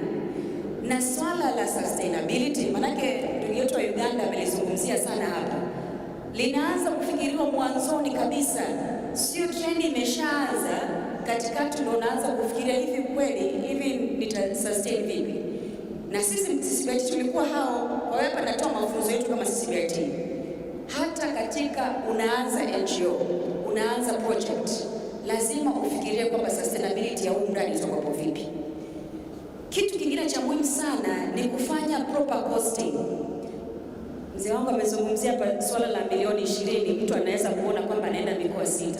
Ni kwa sababu ananania kwamba anaweza kufanya vitu vingi sana kwa hiyo milioni 20. Kwa sababu hajafanya proper costing. Yaani proper costing maana yake ni kwamba wewe hapo kuwepo tu pale ni kuna cost. Wewe kwenda kule mkoani kuna cost. Wewe kukaa kwenye kikao kuna cost. Sasa most of us NGOs tulikuwa tukifanya hizi costing, tunafanya tu tunamfikiria yule mlengwa, lakini hatuweki ile proper actual cost ya sisi kama watu wa hizo huduma. Kwa hivyo lazima tufanye proper costing. Sisi kama CCBRT ni social enterprise. Yule mchangiaji wa online alilizungumzia hili swala la social enterprise. Labda tuliseme kwa lugha nyepesi kwa Kiswahili. Social enterprise ni kufanya biashara ambayo ile faida inaenda kutoa suluhu kwenye tatizo fulani kwenye jamii. Maanake kwamba hauchukui faida, hela yote inayopatikanika inaenda kusaidia wale walengwa watu wako. Kwa hiyo sisi kama CCBRT tulianza kuwa very intentional mwaka 2018 kuwa a social enterprise. Ndio maana pale CCBRT mnaona tuna huduma za binafsi, private services. Nyinyi hapa ambao mkiumwa mnakuja private clinic na mnalipia, tunapokea bima, lakini ile hela sio kwamba tunaenda kugawana mwisho wa mwaka, hapana. Tunaenda kuwasaidia wale wakina mama wa fistula, tunaenda kuwasaidia wale watoto ambao wanazaliwa na ulemavu. Kwa hivyo hata wale mama wenye fistula tuna social enterprise model ambao wanaanza kutengeneza bidhaa ambazo tunaziuza. Kwa hivyo je, wewe tafakari kwenye wale walengwa ambao unawahudumia kwenye hizo program zako, unaweza kufanya ukawa a social enterprise, unaweza ukawa na mradi ambao hata kama unadunduliza, lakini kidogo kidogo kinafanya nini? Kinasaidia mwisho wa mwaka. Kwa hiyo nipende tu kwa encourage NGO wenzangu. Hii safari ya CCBRT ni miaka 29, mwaka ujao tunatimiza miaka 30. Lakini ni ngumu, lakini inawezekana. Issue ni kwamba tuanze tu kubadilisha hiyo mindset, kwamba tuanze hiyo safari ya kutafuta namna ya kudiversify, namna ya kupata fedha. Nimalizie kulizungumzia hili swala la diversification. CCBRT tulianza kuwa aggressive au tulianza kuwa wabishi sana kugonga hodi nje ya wale traditional donors. Yuko ndugu yangu wa NMB hapa anafahamu, maana tulikuwa na jambo lao. Niseme tu NMB ni moja ya bank ambayo imeweza kusupport kazi ya NGO, imeweza kucommit bilioni 2 kwa taasisi kama CCBRT. Kwa hiyo vitu vinawezekana. Na kwa nini iliwezekana? Ni kwa sababu sisi kama CCBRT na wenyewe tulionyesha kwamba tunafanya kazi na impact ilikuwa inaonekana. Kwa hiyo tumeweza kugonga kodi kwa private sector. Iwe ni telecoms, Vodacom, nimeona leo Vodacom hapa, tumegonga kodi na wametusupport. Kwa hiyo tuangalie jinsi gani tunaweza kudiversify, manake hawa donors graph inashuka chini. Sisi tunasema hebu tujaribu kuangalia namna nyingine, lakini nirudie tena, sio rahisi, lakini inawezekana. Asante.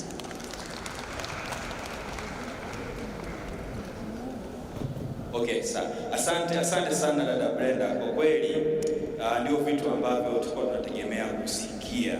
Kwa hiyo kwa wenzangu, kumbe tuna sheria na tuna miongozo, lakini kuna wengine wanatumia miongozo na sheria hizi ndani ya nchi hii na wanafanikiwa kusurvive na kusonga mbele. Sasa labda ni sisi kujiuliza ni sehemu gani ambapo labda wengine tunakwama. Ni sehemu gani ambapo labda hatuna mazingira ambayo yanatusapoti? Sasa tumesikia kutoka kwa wenzetu kutoka CBRT kwamba kwa kweli wamefanya kazi kubwa sana, na hapa hata mimi mwenyewe ningependa kusisitiza tunaanza pia na shift ya mindset. Nadhani ndio kitu cha msingi sana hicho ambacho hata tumekizungumza wakati wa ile mada ya kwanza, kwamba kama tunategemea tu kupata funding kutoka kwa externals, dona kutoka nje, je, tutaweza kusurvive? Na tunahitaji kupeleka huduma kwa wananchi. Amezungumzia mambo mengi sana, amezungumzia ni kwa namna gani ambavyo dada yetu kutoka foundation alikuwa anaelezea philanthropy. Tunaona dada Brenda na CRBT wana tap kwenye hiyo opportunity, kwamba kumbe yule mama anaenda kutibiwa fistula pale alishalipiwa na mtu mwingine. Kuna mtu amemchangia, labda kuna huyu mtu katika jamii ambayo yeye amekuwa consulted akaleta hizi hela za kusaidia hawa mama wanaotibiwa pale, alafu kumbe yule mama anasema wanakuja kutibiwa kule, kumbe ile service imelipiwa, lakini na watu wa ndani ya nchi. Kwa unaona sasa kuna hizo opportunities ambazo kimsingi tunaweza tukazitumia vile vile kwa ajili ya kuweka uendelevu. Kiukweli kabisa uendelevu unategemeana na uwepo wa sheria na sera wezeshi, lakini pia tunaweza tukaangalia kwa namna gani ambavyo tunaweza tukatumia sera hizi na sheria hizi tulizonazo, lakini kutengeneza uendelevu, kwa sababu so the question which the registrar from Uganda was asking in the first panel session, that whether NGOs are allowed to do business and then still make money and then they return back to the community for their projects. So we are hearing from Ms. Brenda from CCBRT that everything is possible. So they are doing a lot to tap into various areas so that they can have resources to support the communities and the marginalized societies and marginalized groups whom they serve.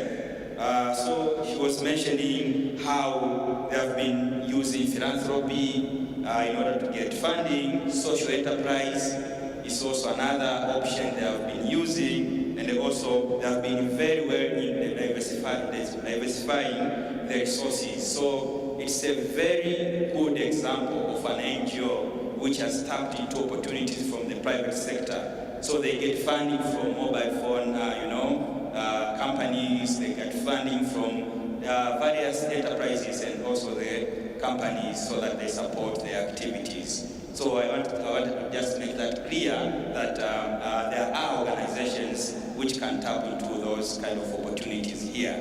So nilikuwa najaribu kuweka hilo sawa, kwa sababu nilikuwa ni mojawapo ya swali ambalo liliulizwa na mwenzetu kutoka Uganda. Sasa mimi nirudi kwa Bwana Nelson, ndani ya muda mfupi sana, na inafanya miradi mikubwa ya kusaidia pia jamii. Sasa mimi nilikuwa nataka niangalie kama ambavyo tumeona Brenda na CCBRT wanatumia sheria hizi zilizopo katika kutap into hizo opportunities nyingine za kuweza kuflourish ndani ya muda mfupi. Nadhani MB Foundation imeanza 2018 au 19, 21, sasa hivi ni 23, lakini ni one of the prominent foundations ambazo zinatoa huduma kwa kiasi kikubwa sana. Sasa hebu tuambie ni kitu gani ambacho mnakutana nacho kama fursa ili mshare na sisi ndani ya hizi sheria ambazo tunazitumia, labda sisi hatujaziona. Karibu. Asante sana ndugu moderator, na pia nishukuru na Kongo kwa kuandaa forum kama hii.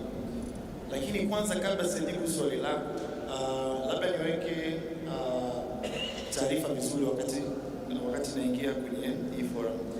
Nadhani kuna confusion kati ya NMB Foundation na NMB Bank. Vile kama topic ya leo navyosema, tunaangalia sheria pamoja na sera. Vivyo hivyo niweke taarifa vizuri kwa kusema kwamba hizi ni institution mbili tofauti, NMB Bank PLC na NMB Foundation. Hizi ni institution mbili tofauti na kisheria hazina mahusiano. Kwa hiyo pia labda nataka tuweke vizuri hivi. Kwa nini? Kwa sababu ukiangalia NMB Foundation, we are not for profit, na tuko entitled kwa msajili wa NGO, lakini NMB Bank PLC hawa ni wanafanya biashara, wako entitled kwenye other arm ya nini ya government institution. Kwa kwanza niweke vizuri hiyo taarifa, lakini zipo sababu mbalimbali ambazo labda niseme tu kwa ufupi ya kwamba kwa nini management kwa mfano ya benki mnamo mwaka 2021 mwezi Julai wakaona kwamba kwa nini wasiwe pia na institution nyingine ndani ya benki ambayo inaweza capitalize zile market, zile opportunities ambazo zipo kwenye soko. Kwa hiyo mwaka 2021 management ya NMB Foundation, management ya NMB Bank ikafanya usajili kwa msajili pale wa NGO na tukapata ile license chini ya sheria ya Government Act ya mwaka 2002, so tukaanza cooperate as not for profit. Sasa basi, kwa nini NMB Foundation leo ipo?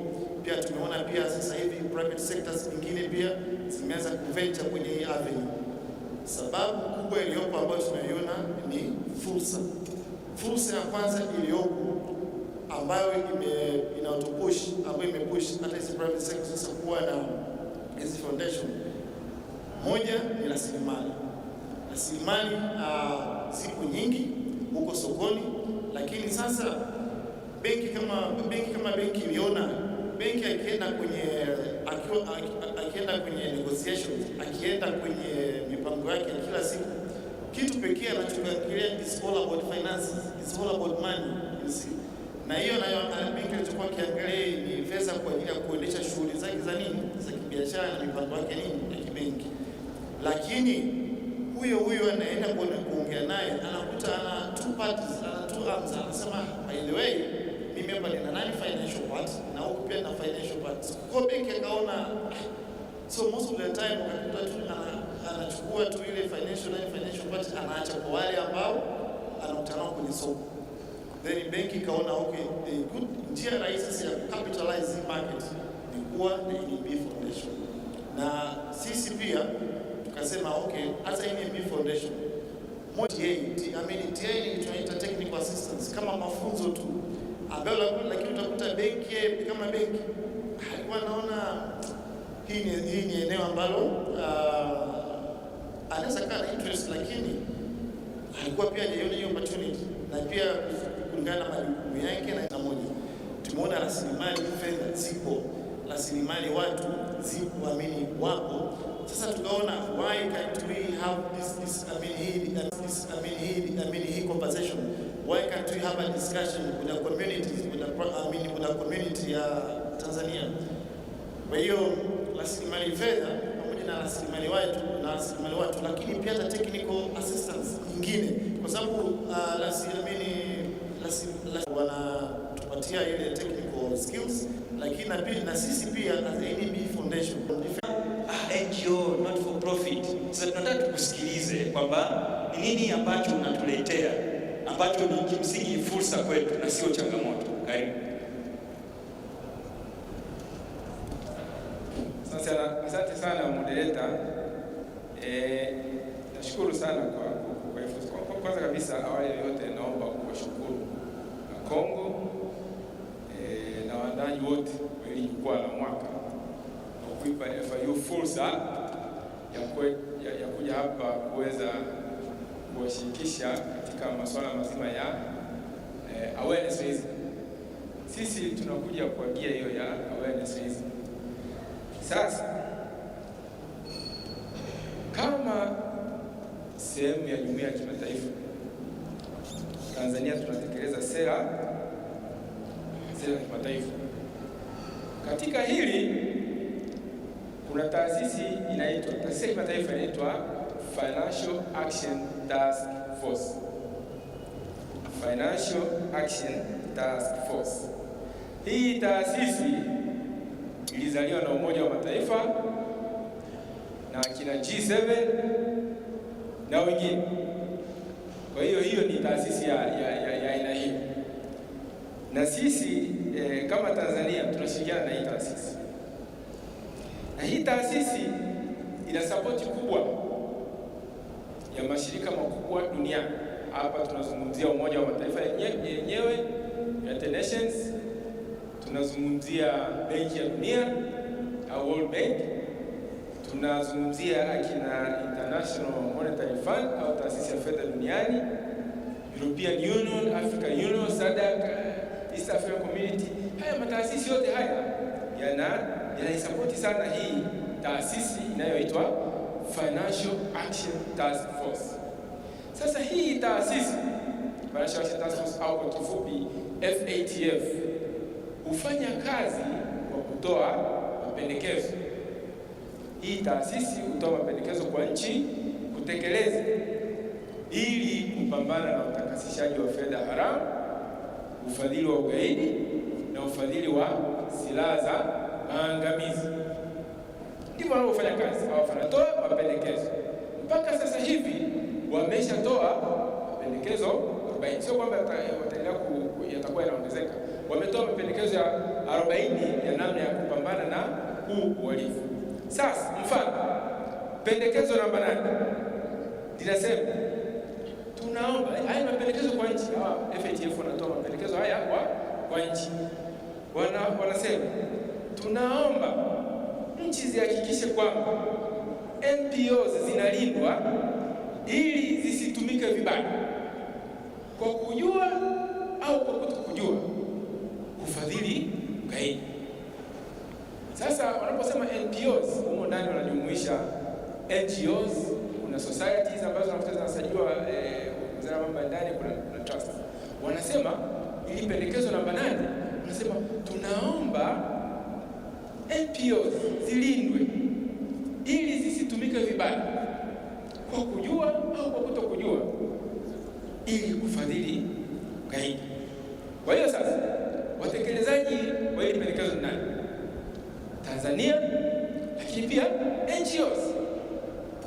Zilindwe na nani? Sisi wenyewe NGOs ndio tuna hilo jukumu la kulinda hizi NGOs hizi zisitumike vibaya. Sasa katika kutekeleza pendekezo hili, nchi hutakiwa kufanya tathmini ya vihatarishi vya ufadhili wa ugaidi ili kubaini NPOs ambazo ziko kwenye hatari, tunasema ziko kwenye riski ya kutumika vibaya. Hii ni kwa sababu si NGOs zote ziko kwenye hatari. Kwa hiyo ile tathmini ikifanyika inawezesha kutambua hizi NPOs ziko kwenye hatari kwa lengo la kuzifikia na kutoa elimu kwa zile NPOs. Kwa jamani, tunaomba tuwe angalifu katika utendaji wetu wa kazi, kuna hili na hili na hili. Usipokuwa mwangalifu, NPO yako au NGO inaweza kutumika vibaya. Sasa baada ya kutoa mapendekezo, FATF au Financial Action Task Force wameweka au jumuiya ya kimataifa imeweka utaratibu wa nchi kukaguana, kuangalia ni kwa kiasi gani tunatekeleza mapendekezo. Kwa hiyo ratiba ipo kabisa. Tanzania itakaguliwa mwaka huu, Uganda itakaguliwa mwaka huu na kadhalika na kadhalika. Katika ukaguzi wa hivi karibuni wa Tanzania hatufanya vizuri. Katika ukaguzi wa FATF wa kuangalia ni kwa kiasi gani tunatekeleza mapendekezo, hatukufanya vizuri. Ikiwemo kwenye hili pendekezo namba 8 ambalo linahusu NPOs ambao ndani yake kuna NGOs. Kwenye hili pendekezo tulipata alama za chini. Kwa mfano recommendation hii tulipata non compliant. Hiyo ndio alama ya chini katika alama 4 ambazo tunaweza kuzipata. Ya juu ni compliant, ya chini ni non compliant. Na kuna nyingine hapo katikati. Lakini pia tukapata low effectiveness. Kwa mambo effectiveness na kuna alama 4. Sasa kutokana na haya matokeo hafifu, Tanzania kama nchi tumewekwa chini ya uangalizi wa karibu wa hii taasisi inayoitwa FATF ili turekebishe haya madhaifu. Sasa katika kutekeleza ili pendekezo la FATF tulifanya tathmini ya vihatarishi. Mwaka jana 2022 tulifanya tathmini hiyo ambayo ilikamilika mwezi Juni. Ile tathmini ilikamilika mwezi Juni, na mtakumbuka mwezi Oktoba kwenye jukwaa kama hili, wale ambao nilikuwa niliwasilisha ile tathmini ya vihatarishi, lakini mwishoni tukasema kwamba tunatakiwa tuikamilishe ile tathmini kwa kujaza dodoso litakalotuwezesha kujua ni NGOs zipi ziko kwenye hatari na zipi ambazo haziko kwenye hatari, ili ambazo zile ambazo ziko kwenye hatari tuweze kuzifikia na kutoa elimu. Asante, tuishie hapo. Nitakupa nafasi na baadaye kidogo umalizie. Kwa hiyo tutapaswa kujaza dodoso, tutakupa hiyo nafasi ambayo utaelezea vizuri kwenye round inayopita dodoso na tunaweza tukalipata wapi. Lakini nimegundua kwamba bwana, nyie mnaweza kutusaidia. Kwa hiyo nyie mpo kwa ajili ya kutusaidia, yaani tunawahitaji sana. Kwa hiyo unaona sasa namna gani ambavyo tunaweza tukasaidiwa. Sasa hii ni fursa. Tumeona tunaweza kufanya fundraising, lakini ili tusiwe kwenye hatari, kumbe tuna fursa ambayo tunaweza kutumia. Lakini fursa yenyewe inahitaji tujifunze zaidi kutoka kwenu ni namna gani basi ya kuondoka kwenye hiyo hatari. Na nyie mko tayari kutujengea uwezo. Nimefurahi sana. Nyie ni rafiki zetu sana sana. Basi nimemaliza na panelists wangu. Nataka nirudi huku kwetu sasa kwa ajili ya kupata maswali, halafu nitawapatia panelists wangu muda baadaye wa kujibu, lakini pia na kuongezea hoja ambayo watakuwa wamebaki nayo, ambayo ile kiu bado haijakatika, sababu naona kabisa yani wengine bado ile kiu haijakatika. Lakini kutokana na muda na wajibu wetu kama wanajopo, tunapaswa pia tuwapatie nafasi wenzetu wale ambao wanasambaza mics wako tayari kwa ajili ya kutoa kwa wenzetu huko kuweza kuuliza maswali, lakini pia kutoa hoja. Nitakupa dakika moja tu ndugu yangu, nitakupa nafasi wewe, lakini pale mwisho kabisa pia nitakupa nafasi, lakini kuna nafasi nyingine ambayo nitampatia ndugu anaitwa tatoa nafasi pale, alafu Mike mbona asifiki jamani? Muda wangu nakula sasa, itakuwaje? Floor manager basi tulinde basi.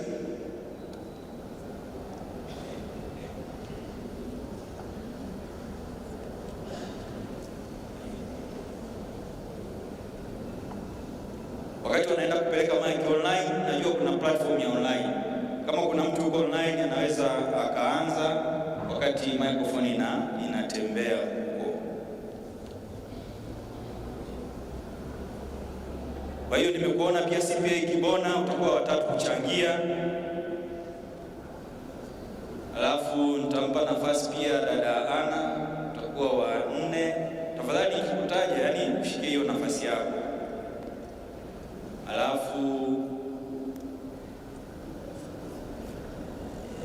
yes, kuna ndugu yangu hapa utachangia pia wa 5. Kwa utachukua hiyo mikono kwanza. Microphone iliyochukuliwa iende pale. Yule bwana ndio wa kwanza pale. Pale juu pale Alafu wa pili yule kule. CPA Kibona wa 3 yuko pale. Alafu wa 4 dada Ana, alafu wa 5 tutamalizia hapa. Jamani, naomba moja kwa moja, karibu. Asante. Kwa jina naitwa Ngochele.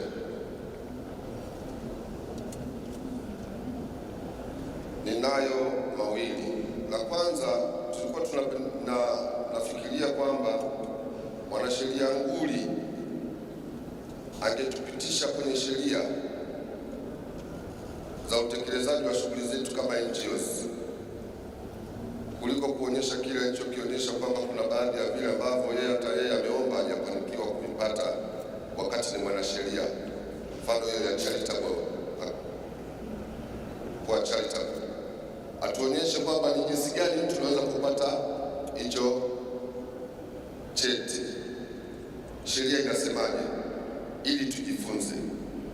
Nadhani ndio kilichokuwa kinatakiwa atuelekeze hapo mbele. Asante. Lingine kwa mwana mtoa vibali, mtoa vibali, swala la vibali alijaanza mwaka huu. Kila mwaka tukikaa tunasema kuna matatizo katika swala la vibali, lakini leo hii anasema kwamba akipata networking ya mamlaka inayotoa inayosajili NGO anaweza kutumia zile taarifa za kule akaweza kutulilizi kule, lakini nisi ipo tangu mwaka jana.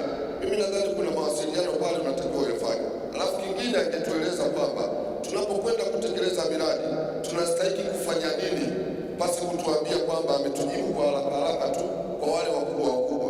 Kuna wale mashirika madogo kabisa tunaanza kufanya kazi kwa kujitolea, tunaweza tukafanya kazi katika wilaya zetu. Mimi natoka nyumbani labda nakwenda karibu, sihitaji kupata fedha wakati ule. Je, kibali kile natakiwa nifanyeje ili niweze kukipata kuliko hicho alichokizungumzia kwa ukubwa zaidi? Asante. Pale mwisho, twende moja kwa moja tafadhali, dakika moja tu. Asante. Na majina yangu naitwa Yusufu Mtobera kutoka shirika la uzao wetu.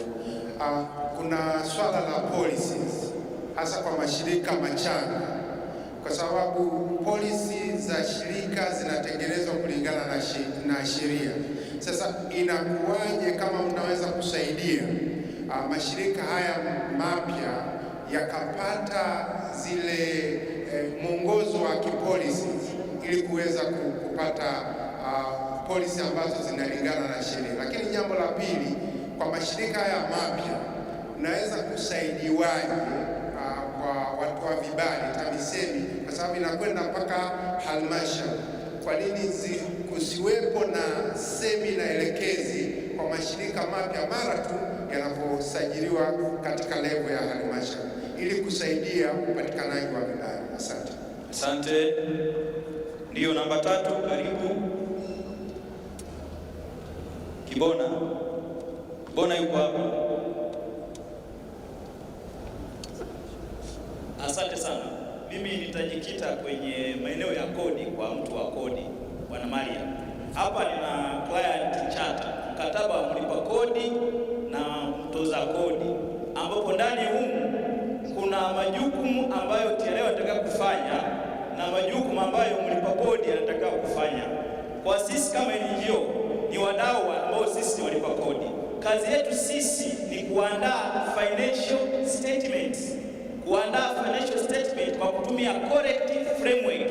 NBA ametoa haraka kwamba sisi kama NGO ni taasisi za public sector ambapo inatakiwa tutumie IPSAS, International Public Sector Accounting Standard, ambapo mwisho wa siku tunakuwa na kitu kinaitwa surplus. Sasa ukienda kwenye sheria ya TRA mule ndani wanasema tax will be imposed on profit. Sasa ndio kwa TRA, obligation ya TRA, kazi yao kubwa ni kutoa elimu sahihi kwa walipa kodi ili waweze kukizi masharti. Ya pili, kusikiliza malalamiko ya walipa kodi. Sasa katika maeneo mawili haya tunakuta huku kwenye NGO watu wanalalamika, kwa mfano charitable status.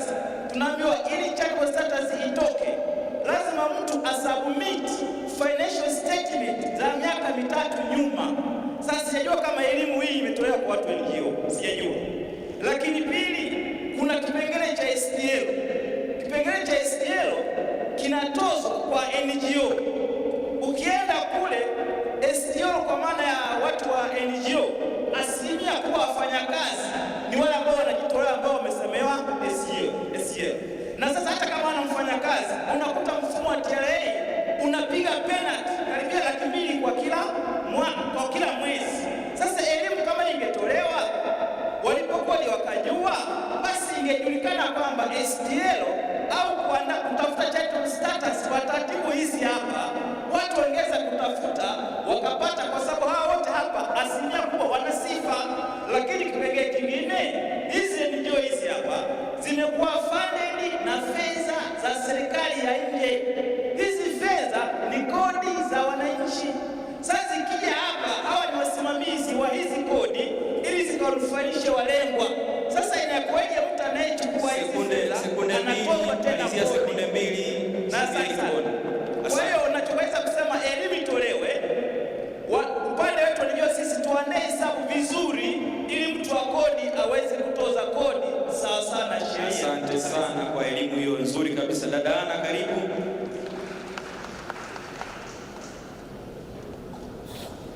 Asante sana. Mimi naitwa Ana Kulaya kutoka Wildaf. Maswali yangu la kwanza kabisa kwa kaka yangu wa IFU. Anaongea vitu vizuri vigumu, mimi sitarudia lugha yake hiyo, lakini tu kwa kifupi ambacho mimi nimeweza kukielewa kwa haraka, kuna masuala ya compliance na wao kama nchi wameambiwa watulinde, na kwa bahati mbaya kama nchi tumepata zero non compliant.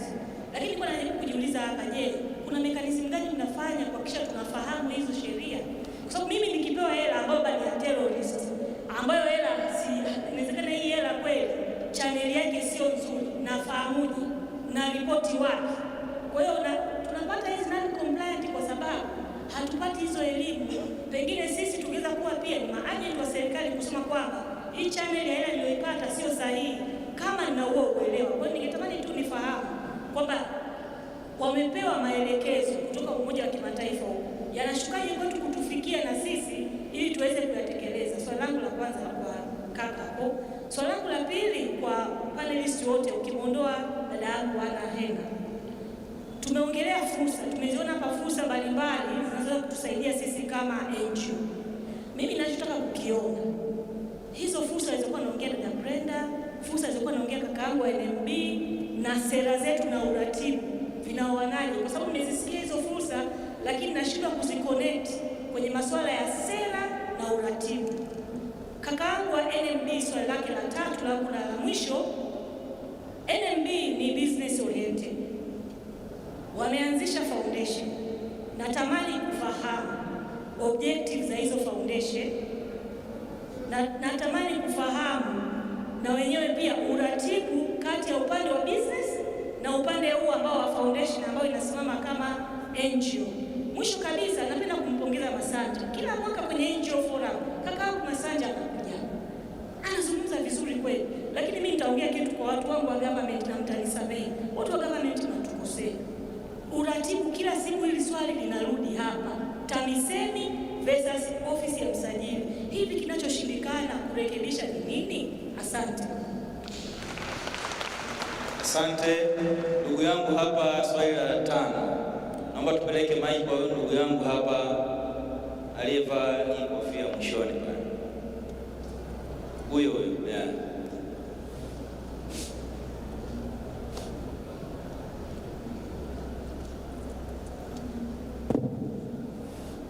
Mimi naitwa Mr. Felician Limo, natokea kwenye asasi ya makundi maalum inaitwa HEMPA, rais wa HEMPA.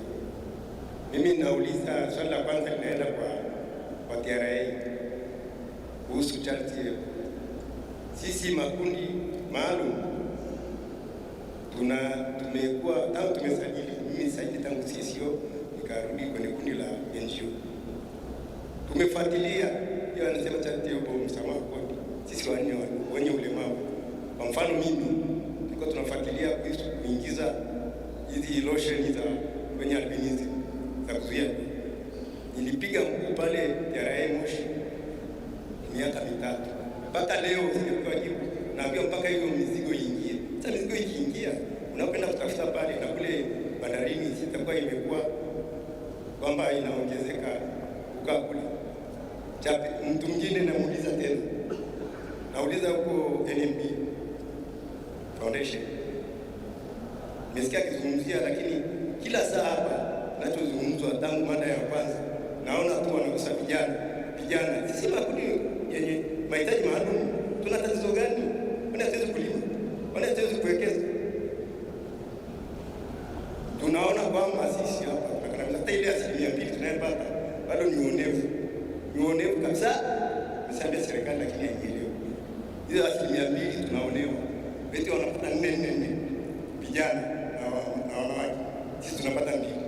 Sawa, asante sana ndugu yangu. Namalizia. Haya, sekunde 2 malizia. Kama kundi maalum yanayoambiwa yana tofauti, tunaomba tufafanuliwe pia hapo kwa wizara. Asante. Safi, asante sana, na hiyo imefika vizuri kabisa. naomba kuongeza nafasi 3, bado tuna muda kidogo, alafu wanajopo wangu watajibu pamoja na kutoa jambo. Mama ni kitenge. Alafu kuna mama mwingine hapo, nimekupata wewe mwenye hii ni blue kwa nimepatia. Alafu tarudi pale kwa mama yule mwisho pale. Okay, so my Swahili is limited. So I'm asking if I can just speak in English. It's okay. Okay, thank you. So because of that, I missed a lot of the session. I kept recording and asking my staff to tell me what you guys are saying. So I'm hoping to follow up with a few of you, just because this session was very interesting to me. Oh, I'm sorry, I didn't introduce myself. I'm Nana Abena Grace James from the NGO called the 6th Region Diaspora Alliance in Tanzania. And we are an organization that helps the historic diaspora that wants to repatriate, to come back to the motherland, and who have chosen Tanzania to live. And I help individuals come and settle, and I also help them when they get here to form and to manage their NGO or CSO. And so I need a lot of assistance to help our cousins, I call them that, in the West, but African descendants that wants to come back and help. We have a lot in Arusha and Dar es Salaam that are working on community projects that need assistance. So madam, can you please proceed asking my question? What are you guys doing to work on the portals that which we have to register the NGOs and understand how to be compliant? Many times they're in Swahili only, unfortunately, but there's also technology-wise, it's not as efficient as it can be. And when you call to get assistance from the various government offices, your call goes unanswered. We don't get follow-up with our emails. And so I need to find out, do you have a plan in place where the portals that you create can help us to manage our NGOs and to be compliant? Thank you. Thank you. Thanks a lot, madam. I think the authority has noted that one. Karibu namba 2. Niko hapa. Karibu. Yes. Yeah, karibu. Dakika moja tu tafadhali. Shikamoni wakubwa zangu na wadogo, habari zenu. Kwa majina naitwa Maria Francis Makasi. I am a product auditor. Nataka nizungumzie kitu kimoja. Huko kwetu tulipotoka Arusha, tulikuwa tuna mada nzuri sana, Mama Lila alituongoza, tuka raise one of the issue. Unfortunately, hatuweza kuiaddress lastly. Natamani tuiaddress hapa kwa sababu I think this is more of the very nice ground to address it.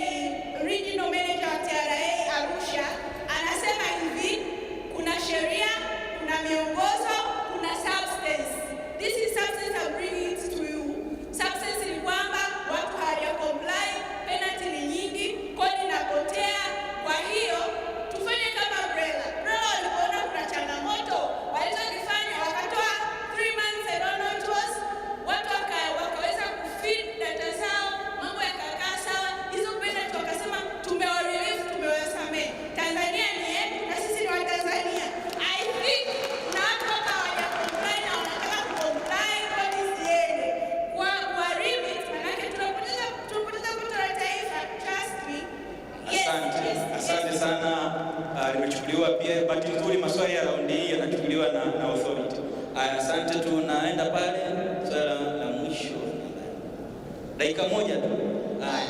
Kwa jina naitwa Riziki Saidi Lulida, mbunge na makamu mwenyekiti wa kamati ya huduma za jamii na maendeleo na haki za watu wenye ulemavu, lakini vile vile mimi mwenyewe nina NGO ambayo ninasaidia na Watanzania. Nina masuala ya kutaka msaada na kusaidia Watanzania. Mwaka 2007 tuliridhia haki za watu wenye ulemavu, lakini baada ya kuridhia kuna ajenda ambazo zinapita katika Umoja wa Mataifa, lakini kuna ajenda mbalimbali, sio lazima katika ulemavu, kwa wanawake, kwa watu. Yale maamuzi au ya maazimio yanapokuja hapa hayaletwi kwa ajili ya kuwasaidia watu wengine wakati kujua. Kwa mfano, nataka nichukulia kwanza upande huu mmoja wa watu wenye ulemavu. Toka mwaka 2007 leo tunazungumzia mwaka 2023. Maazimio yale yote ya kila mwaka yanayopita hayajarudi kwetu Tanzania. Tumeridhia kama nchi ambayo ni mwanachama, third parties ambayo ni yeye ni mwanachama, lakini kwa vile haya zetu, maelekezo ya vibali yamekuwa ni kibali juu ya kibali. Sasa sisi tunaomba, kwa mfano nikupe mfano pale Arusha kwenye wilaya yetu tumetolewa tamko juzi kwamba lazima tupate kibali kutoka ofisi ya mkuu wa wilaya. Tunakubali, tunatii, lakini tunaomba hivi vibali viwe coordinated.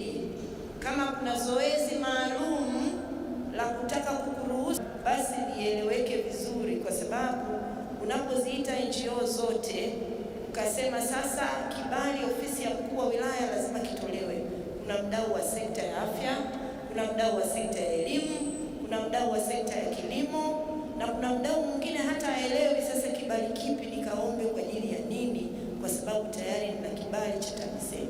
Kwa hiyo tunalosisitiza, tunaomba coordination ya maelekezo ndani ya sekta ifanyike na ofisi ya msajili pamoja na nyinyi watu wa TAMISEMI, ili viongozi wetu wa serikali wasituombe vibali juu ya vibali ambavyo vinawafanya wafadhili wakatishwe tamaa kufanya kazi na mifumo yetu. Asante. Nashukuru sana Dadalia. Naomba zile mic zirudi huku juu kwa ajili ya wanajopo wangu. Wanajopo, nadhani tumesikia kuna ushauri lakini pia kuna maswali.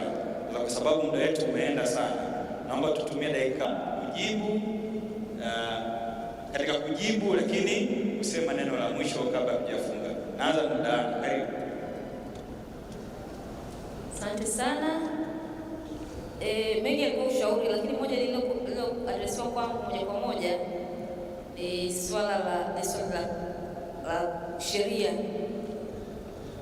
Huyu ndugu yangu amesema kweli kabisa kwamba ni vizuri hizi sheria watu wangezijua. Yaani tungeweza kusema sasa hapa sheria ziko hizi na hizi na hizi na hizi, lakini labda kwenye framing ya agenda, na mimi pia niko mwanakamati wa maandalizi, kwa hiyo labda makosa yetu sote tuli take for granted kwamba wote sheria wanazijua, kwa hiyo tuseme changamoto na mazuri yake. Lakini nadhani na session zingine za mwakani isiwe pale kama hiyo, iwe presentation kabisa ya hizo sheria, kwa sababu sheria 11 ndani ya dakika 7 huwezi kuzielezea, hata moja haiwezekani, hata section moja wapo ya sheria huwezi kueleza ndani ya dakika 7.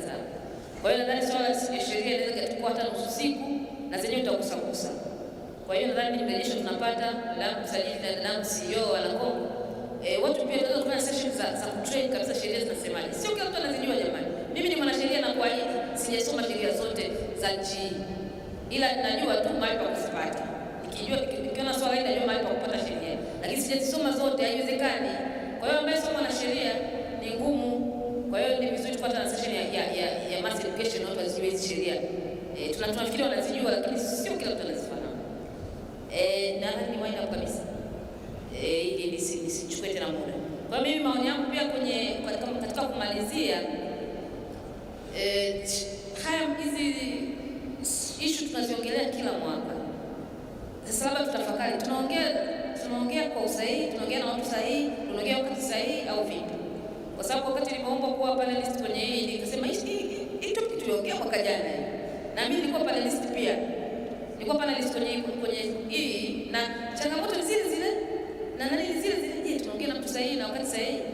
Kwa hiyo mimi nilikuwa napendekeza kwenye mkutano kama tutatoka na action plan, hizi issue za vibali, issue za kodi, issue za nini, labda tutoke na kwenda kuona kabisa hawa watunga sera watunga sheria, kwa sababu ukimshika kakaangu pale wa TRA, yeye anatekeleza kweli, katumwa na bosi, huyo kamishna yuko wapi? Tumuone, njoo kamishna, kwa nini utupi hizo status? Yaani huyo kabisa tumfuate, kama hawezi tena kumsemesha bosi wake. Kwa hiyo na vitu kama hivyo. Mwisho kabisa, social enterprise, japo ilikuwa sio swala la kisheria sana, lakini dada Brenda amesema hapa sio rahisi sana. Social enterprise pia ina gharama. Who fund the social enterprise? Kwa mfano, Kiserikali kuna private clinic na mimi nilipata miwani yangu kule. Natoa mfano tu. Dakika moja tu. Nilipata miwani kule. Ni private clinic nzuri tu. Je, unapokuijenga ile private clinic ni gharama pia. Je, ni dola gani anaweza kukupa fund ya kujenga infrastructures? Kwa hiyo sio rahisi sana pia, ila tuendelea kujadiliana. Asante sana. Nadhani mengi yalikuwa ni maswali upande wa pili, lakini labda tu nimjibu ana ili wengine wasivunjike moyo. Kuna donors ambao wana fund social enterprises. Kwa hivyo hicho kitu kinawezekana. Na kuna business personnel, bank sector, mabenki, kama ukiwa na business plan ambayo inaeleweka, wanaweza kuinvest kwenye hiyo idea yako ambayo nayo.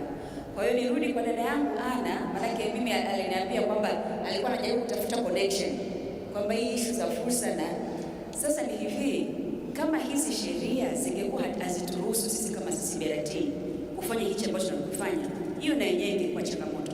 Kwa hiyo mimi nadhani nipo hapa kutoa ushuhuda kwamba it can be done through higher environmental policies ambazo serikali yetu imewekea. Niwashukuru sana kwa hii nafasi. Asante sana. Asante sana.